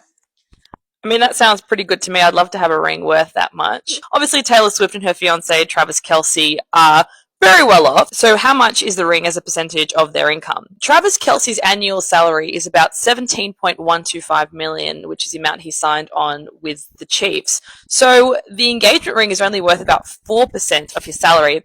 Travis, I think you should have spent closer to about $4 million if we're using that 30% estimate, and that would be close to the value of the Lauren Sanchez ring. Well, to me, that sounds like a great investment for Travis, actually. First of all, he's getting great value out of that price because diamond prices have fallen massively in the past 3 years. It's now 53% from its peak in 2022, maybe because of falling consumer demand around the world, mostly in the US and China. It's also because of the rise of lab diamond, which is getting a lot more popular with the Gen Z generation nowadays. Another reason why I think it's a great deal for Travis is that he's going to get so much marketing out of his own brand name as well. Basically, he's benefiting from the clouds from our queen Tay-Tay. And if you notice, Travis Kelce net worth is actually only about $90 million. Compare that to Taylor's net worth, that's about $1.6 billion US. So Travis is only worth less than 6% of the net worth of Taylor Swift. So where do diamonds actually come from around the world? Well, they're mined mostly in Russia, Canada, and lots of parts of Africa, like Botswana, South Africa, and Angola. And as well, I forgot to include Australia in that list. But in terms of exports, once they're cut and polished, the major exporters are India, who have 18% of the market, followed by the US, Hong Kong, and the United Arab Emirates. Taylor's ring apparently comes from Artifacts Fine Jewelry, which is a New York City-based jeweler who specializes in ethically sourced gemstones. So do you think Taylor's engagement is going to set off diamond prices again? I would say probably not. It's just because of the changing preferences from the Gen Z consumers nowadays. People actually prefer ethically sourced diamonds, so mainly black diamonds. They have a lot of concerns over mining working conditions, so there's definitely a move away from natural diamond. And people are also getting married later, or they're choosing not to marry, and this is happening all around the world. So we think it's unlikely that Taylor's engagement is going to set off diamond prices again. This is unreal, Kelly. Opal and blue topaz. Happy birthday. You really, I mean, this is like a present for Elizabeth Taylor, not me. I'm Elizabeth Taylor. I know I said that Taylor Swift is constantly trying to sell us something, and this is clearly a marketing scheme between the NFL and Taylor Swift. However, I do love that if she's going to be spending her time at a football game because it's part of whatever she's trying to do at this point in her career, that she's making sure she's going to have fun with it, and she's bringing along her queer friends. So let's talk about the best queer people that Taylor brought along with her to the Chiefs game. I don't know who this bucket hat person is, but that hat is gay. So whoever you are, you're a queer bag. Number 2, sexy Hugh Jackman. If you follow me on Twitter, you know that I would respect Taylor a little bit more if this was her PR boyfriend, because that's a real man. That's a real gay man, not Travis Kelce. She brought eye bags with her, love that. And lastly, probably the most iconic gay of the bunch is her little gay braid.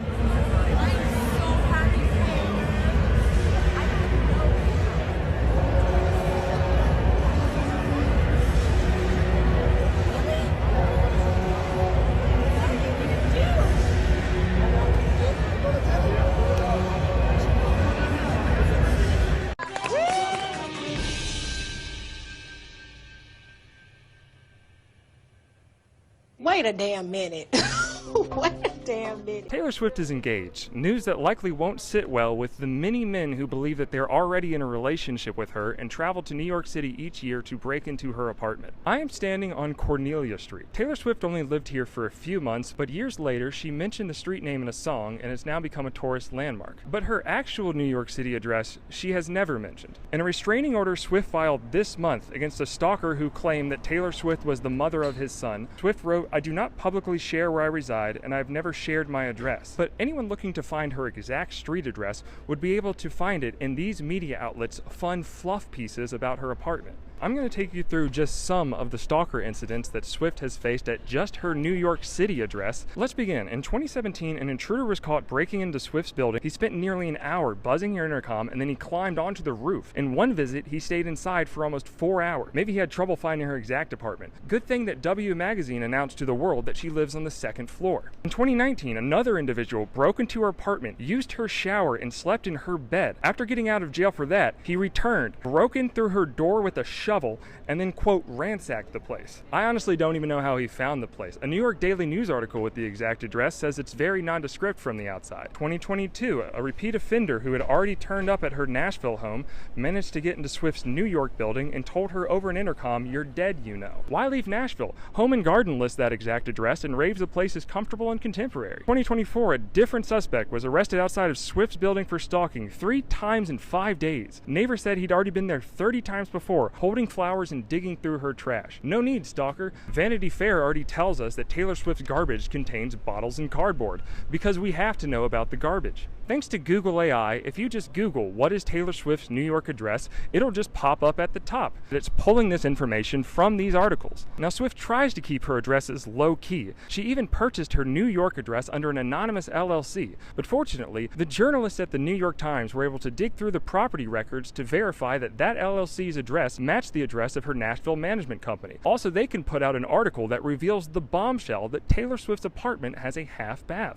I'm standing a few feet from the spot where a famous musician living in New York City was assassinated by an obsessive stalker waiting for them outside of their apartment in 1980. A 1979 New York Times article which lists John Lennon's exact address lets everyone know that the building has exclusive garbage, because we have to know about the garbage. Taylor Swift rarely talks about this problem in her life, but she has addressed it once. In an article she wrote for Elle magazine, she said, quote, "My fear of violence has continued into my personal life. I carry quick-clot army-grade bandage dressing, which is for gunshot and stab wounds. Websites and tabloids have taken it upon themselves to post every home address I've ever had online. You get enough stalkers trying to break into your house, and you kind of start prepping for bad things." And just weeks ago, in an Elle magazine article which lists Taylor Swift's exact address, they would like all of us to know that she has a staircase.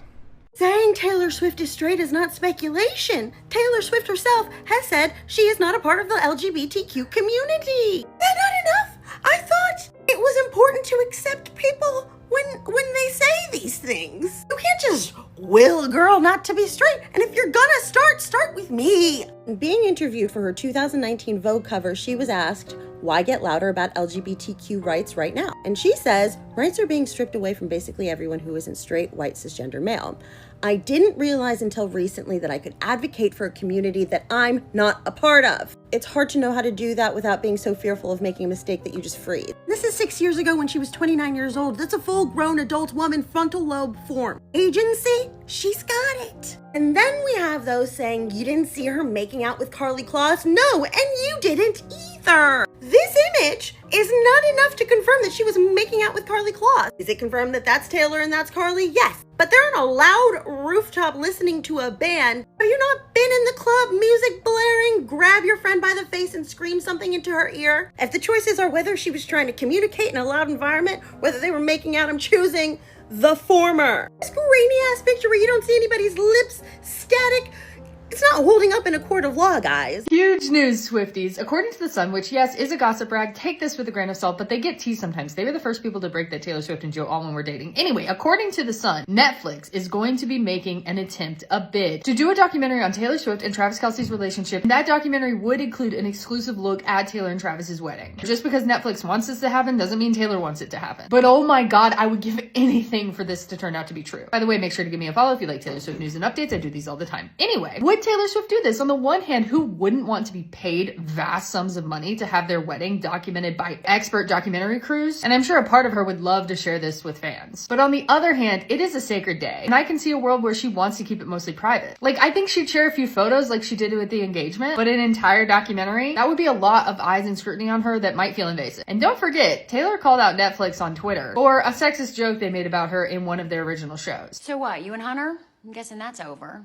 What do you care? You go through men faster than Taylor Swift. Maybe they've made nice, only time will tell. Love to hear what you guys think in the comments. Swifties unite. I need you to have my back on this post. Every post I do outside of my niche literally flops because the talk has us, boxed in. But I'm going to make this about my niche. This is about my niche. They're trying to cancel Taylor again. Have we not learned that when you try to cancel someone, it literally has the opposite effect and you can't cancel her? I saw this post that had millions of views, hundreds of thousands of likes, tens of thousands of comments about how we should cancel Taylor because she is currently not using her platform to talk about politics.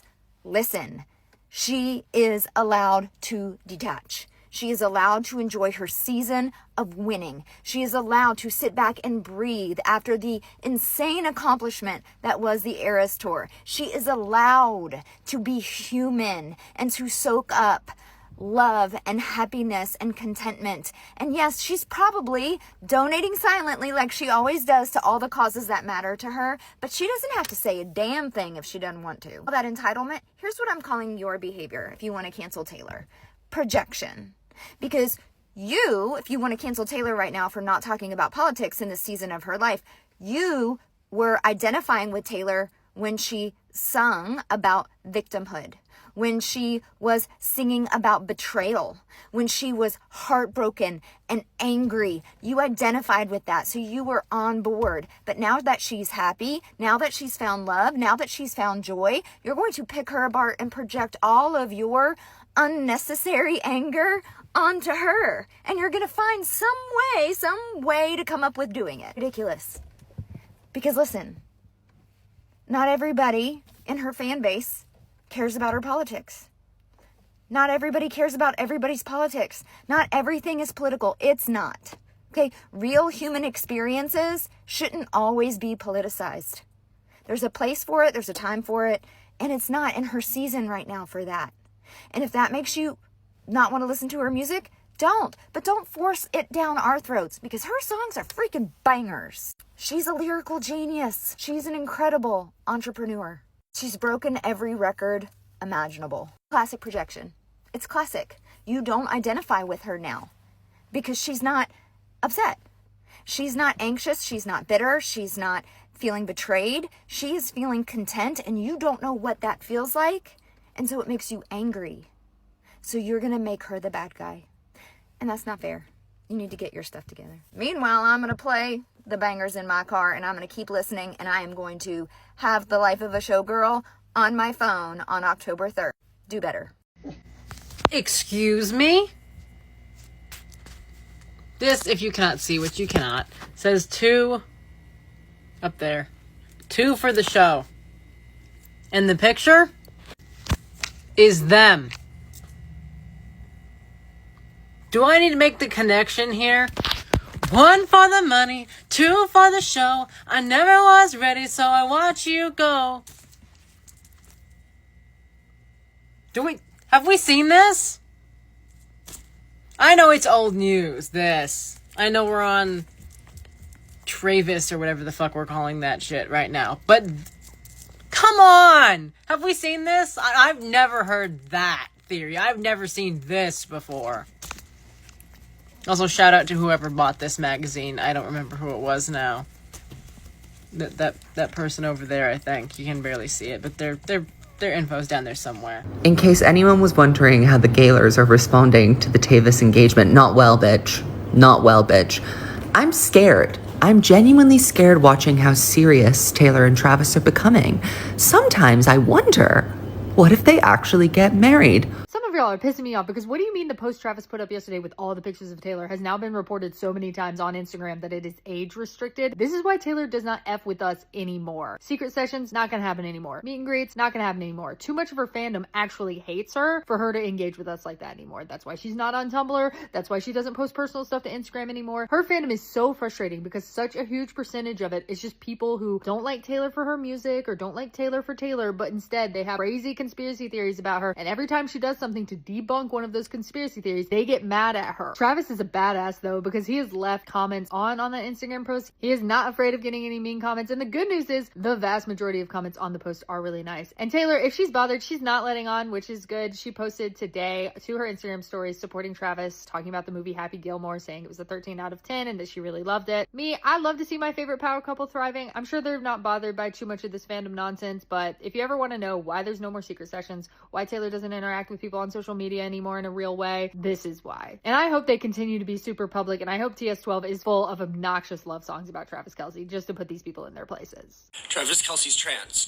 Travis Kelce's gonna come out as trans, so it's actually totally fine. We're going for they, them for Travis from now on until they confirm that they'd like to be she, her. In the meantime, we're just gonna say Travis. Did I fall down a rabbit hole I didn't want to this morning? Start this video off by saying I'm not coming for the Swifties. I was your age when Michael Jackson was like really big, and people got, it's culty. In the country world, it was Garth Brooks, and it was culty. I don't understand it, but I've seen it, so it's kind of, you know what I mean? Anyway, what I don't really understand is that there's a side of TikTok, a very large one, of LGBTQ people who were Swifties, who apparently had it in their brain that she was gay, banked their whole personality on it, because of Easter eggs, or these people are legitimately upset. I don't know if he's really upset or if this is kind of like, my camera's on and I need clicks. I've seen some that seem pretty legit, of people that are pretty upset. She grew out of her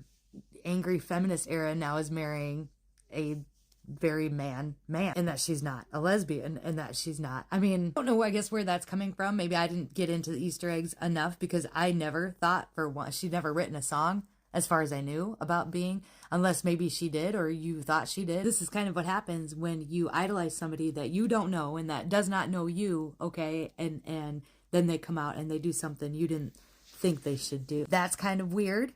It's the expectations of somebody like that is kind of weird. Anyway, I hope that they're happy. I don't know. I guess there's bets for how long. I hope they're happy. I hope they have lots of babies. Everybody else is saying too that the conservatives are in a big outrage about this, and I don't think they are. Even Donald Trump was like wishing him well, and she bashed him pretty good. Probably vote for JD Vance. This is cult-like. It's weird. It's weird with MJ too. I never really got on those trains of being just so enamored with people I didn't know. It's strange. Does this dress pattern look familiar to you? The pattern of prison bars. She's crying for help and you're deaf. Lavender marriage is a marriage between a gay man and a gay woman. And if you look at this picture here, while there may not be lavenders in any of these flowers, if you put a blue filter over this photo, these pink ones, they would look lavender, wouldn't they? And you know what Taylor Swift has used before? A filter that makes pictures look kind of blue. I watched the podcast. They have zero chemistry. And trust me, I'm an expert. I mean, I haven't personally been in a relationship before. Resharing any of these images to your Instagram story is clear-cut homophobia. Friend of Dorothea, friend of Dorothy, friend of Dorothea, friend of Dorothy, friend of... Carly Kloss liked it because she's in on the joke. She's in on the performance. She doesn't even follow him. Tiny bubbles, champagne problems, marriage problems, lavender marriage. Show, girl. It's a show. It's a show. Performance art. That you all think that's a coincidence. If you feel like she betrayed you, that's valid. That's so valid. The fact that you genuinely find a lot of online discourse to be truly hilarious. Absolutely. And hilarious. that changes things for me because discourse and truth. you know, Find the humor in it. Find the humor in it. if he's seeing things and he thinks it's funny and it doesn't even affect his day at all, like that's really completely bled into the way that I metabolize these things. It's at a point where like something can be about me, like my name can be in the actual headline and it can still be none of my business. Okay. Like, people might be out here doing too much. Just shaking ass. Doesn't mean I have to do a damn thing. Yeah. We live in such a social media moment where a lot of people's identities and they get their feedback from that, right? Like, and I'm a real constructive criticism guy. Like, give me constructive criticism all day. Coach I will me take up. it. Coach me up. It'll fuel She's an me. athlete. It's helpful, right?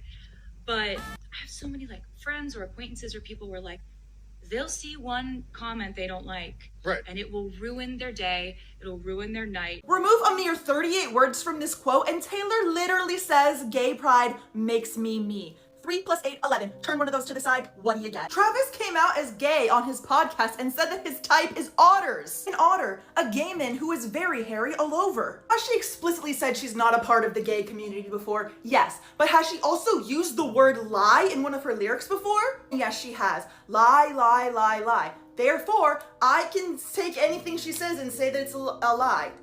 Yeah. Pin drop! She specifically told you to stop doing this. Girl, if you knew anything about the history of queer flagging, you would clearly see that she's trying to say, female sex, I would. Lesbian flag, lesbian flag. She's the white. If I have to spell it out for you Hitlers, she's gonna divorce him, keep the castle, fill the castle with her female lovers. How much more straightforward could she be? And I'm sure this has nothing to do with Harry Styles, right? Christian Siriano! Everyone, I need you to please check on the Gaylor in your life. Someone says, this is a publicity stunt. The English and gym teacher is a 1945 novel written about a lavender relationship. Also notice how she's wearing stripes. She feels caged. We need to save her. Somebody help Taylor, please. Remember the blinds. Stay strong, Gaylors. Please, guys. I don't know how to cope with the idea that maybe I never knew her at all. The people in the Gaylor community need to wake up. We all had our theories. We all had our moments. Look at her outfit. Look at everything. She's a straight woman. She's a straight woman. She's very dick whipped, everyone. And she always has been. I actually can't imagine the center of my like web of belief being so fantastically and horrifically unwound and so quickly. So I imagine that psychologically this is a very, very scary experience for all Gaylor. They're just trying to survive right now. So I don't mean to laugh at your pain, and just reach out for help wherever you can. Yeah, lean on your people. I accidentally got into it and ended up on the Gaylor side of TikTok. And you guys, these people, these are the ones that are like, you know, the normal Swifties that are just happy that she's engaged, whatever. We can have a parasocial relationship and it's fine. This is a new level. This is, we knew that she was going to get engaged and then they're going to call it off because of this master plan, and just, they're living in a different reality. And it's jarring. It is so shocking that we are on the same planet as some of these humans that refuse to just like accept reality for what it is, as far as Taylor Swift, politics, the earth not being flat. I don't know. The one thing Gaylors get right and that young Swifties cannot even comprehend is that Lover is when Taylor Swift came out, but just not as gay and not as bi. Just as believing that gay people deserve rights. Because if you were not an adult 10 years ago, you don't remember what it was like for gay acceptance to not be the norm. You used to have to come out as an ally, otherwise you would be assumed to be either ignorant or straight up homophobic. Even being an ally could get you exiled from your church, religious group, working with children. But Taylor was like famously a fence rider, not a Democrat, not a Republican. Country girls, city girls, all good. But after gay marriage was legalized, the tide started to turn to this new norm of acceptance. Taylor, with her pop girl persona on the rise, and I'm sure gaining more of a gay fan base, she had to make a statement. This was now 4 years after gay marriage became legal, and she still hadn't said anything. In my opinion, she knew she would lose fans doing this, which is why she doubled down, put out Miss Americana to make things clear, and probably ideally gain more of a liberal fan base by emphasizing the challenges of being a woman, and of course that coming out as a gay ally, which I always thought gay, I always thought that. But if you're younger and you've lived your whole conscious life in a society where gay acceptance is the norm, I can completely see how you're gonna interpret these videos and stuff completely differently. Like, you are from a different world. It makes sense. But when I was in high school, gay marriage was illegal, and I'm 6 years younger than Taylor Swift. So I just think that if you're my age or older, you're gonna have a different perspective on it, and it makes sense. But we've made a lot of progress in the last 10 years. So much progress that they forced Taylor Swift to come out as an ally. Nothing else, though. If you're really just unwilling to even listen to theories about whether or not Taylor Swift might be queer, it's just homophobia. It literally is just homophobia. Do you know how many of my friends who are not in Taylor Swift lore I have convinced that she's queer? It's in the facts. It's because it's true. It's because it's inescapable. The timeline matches, the references match, everything she does. It's just fucking obvious. It's not that you can't see it or that it's not there. It's that you're unwilling to accept it and unwilling to actually look with critical thinking at what she's saying and really draw conclusions from that. And honestly, I'm telling you this for your own good, because no one knows more about Taylor Swift than a Gaylor. No one. Do you seriously think we just made this shit up out of nowhere? No, bitch. We have fucking receipts. What? Gaylors, since the beginning of Gaylor time, have been gathering evidence, looking at different places she goes, gathering tweets, gathering MySpace posts, gathering what day she posed, when who was here, what's going on here, Tumblr things people have seen of them out together. We are in the shit.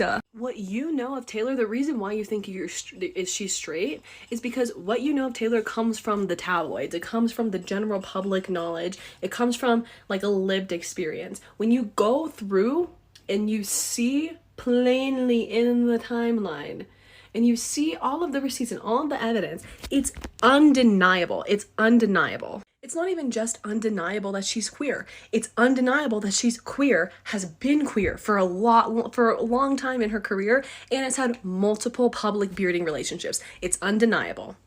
If you didn't know anything about Taylor's personal life, if you didn't have a personal connection to her whatsoever, it would take me 15 minutes, maybe, to convince you that she's queer and that she's been queer for a long time. And I know that because I've done it several times. Because I know the lore. For God fucking sake, this woman has a song on the album Lover, her gay rights era, about getting eaten out and relating it to religious trauma. And you really want to sit here and fight with me about how that's not gay. Are you guys okay? Was this a joke?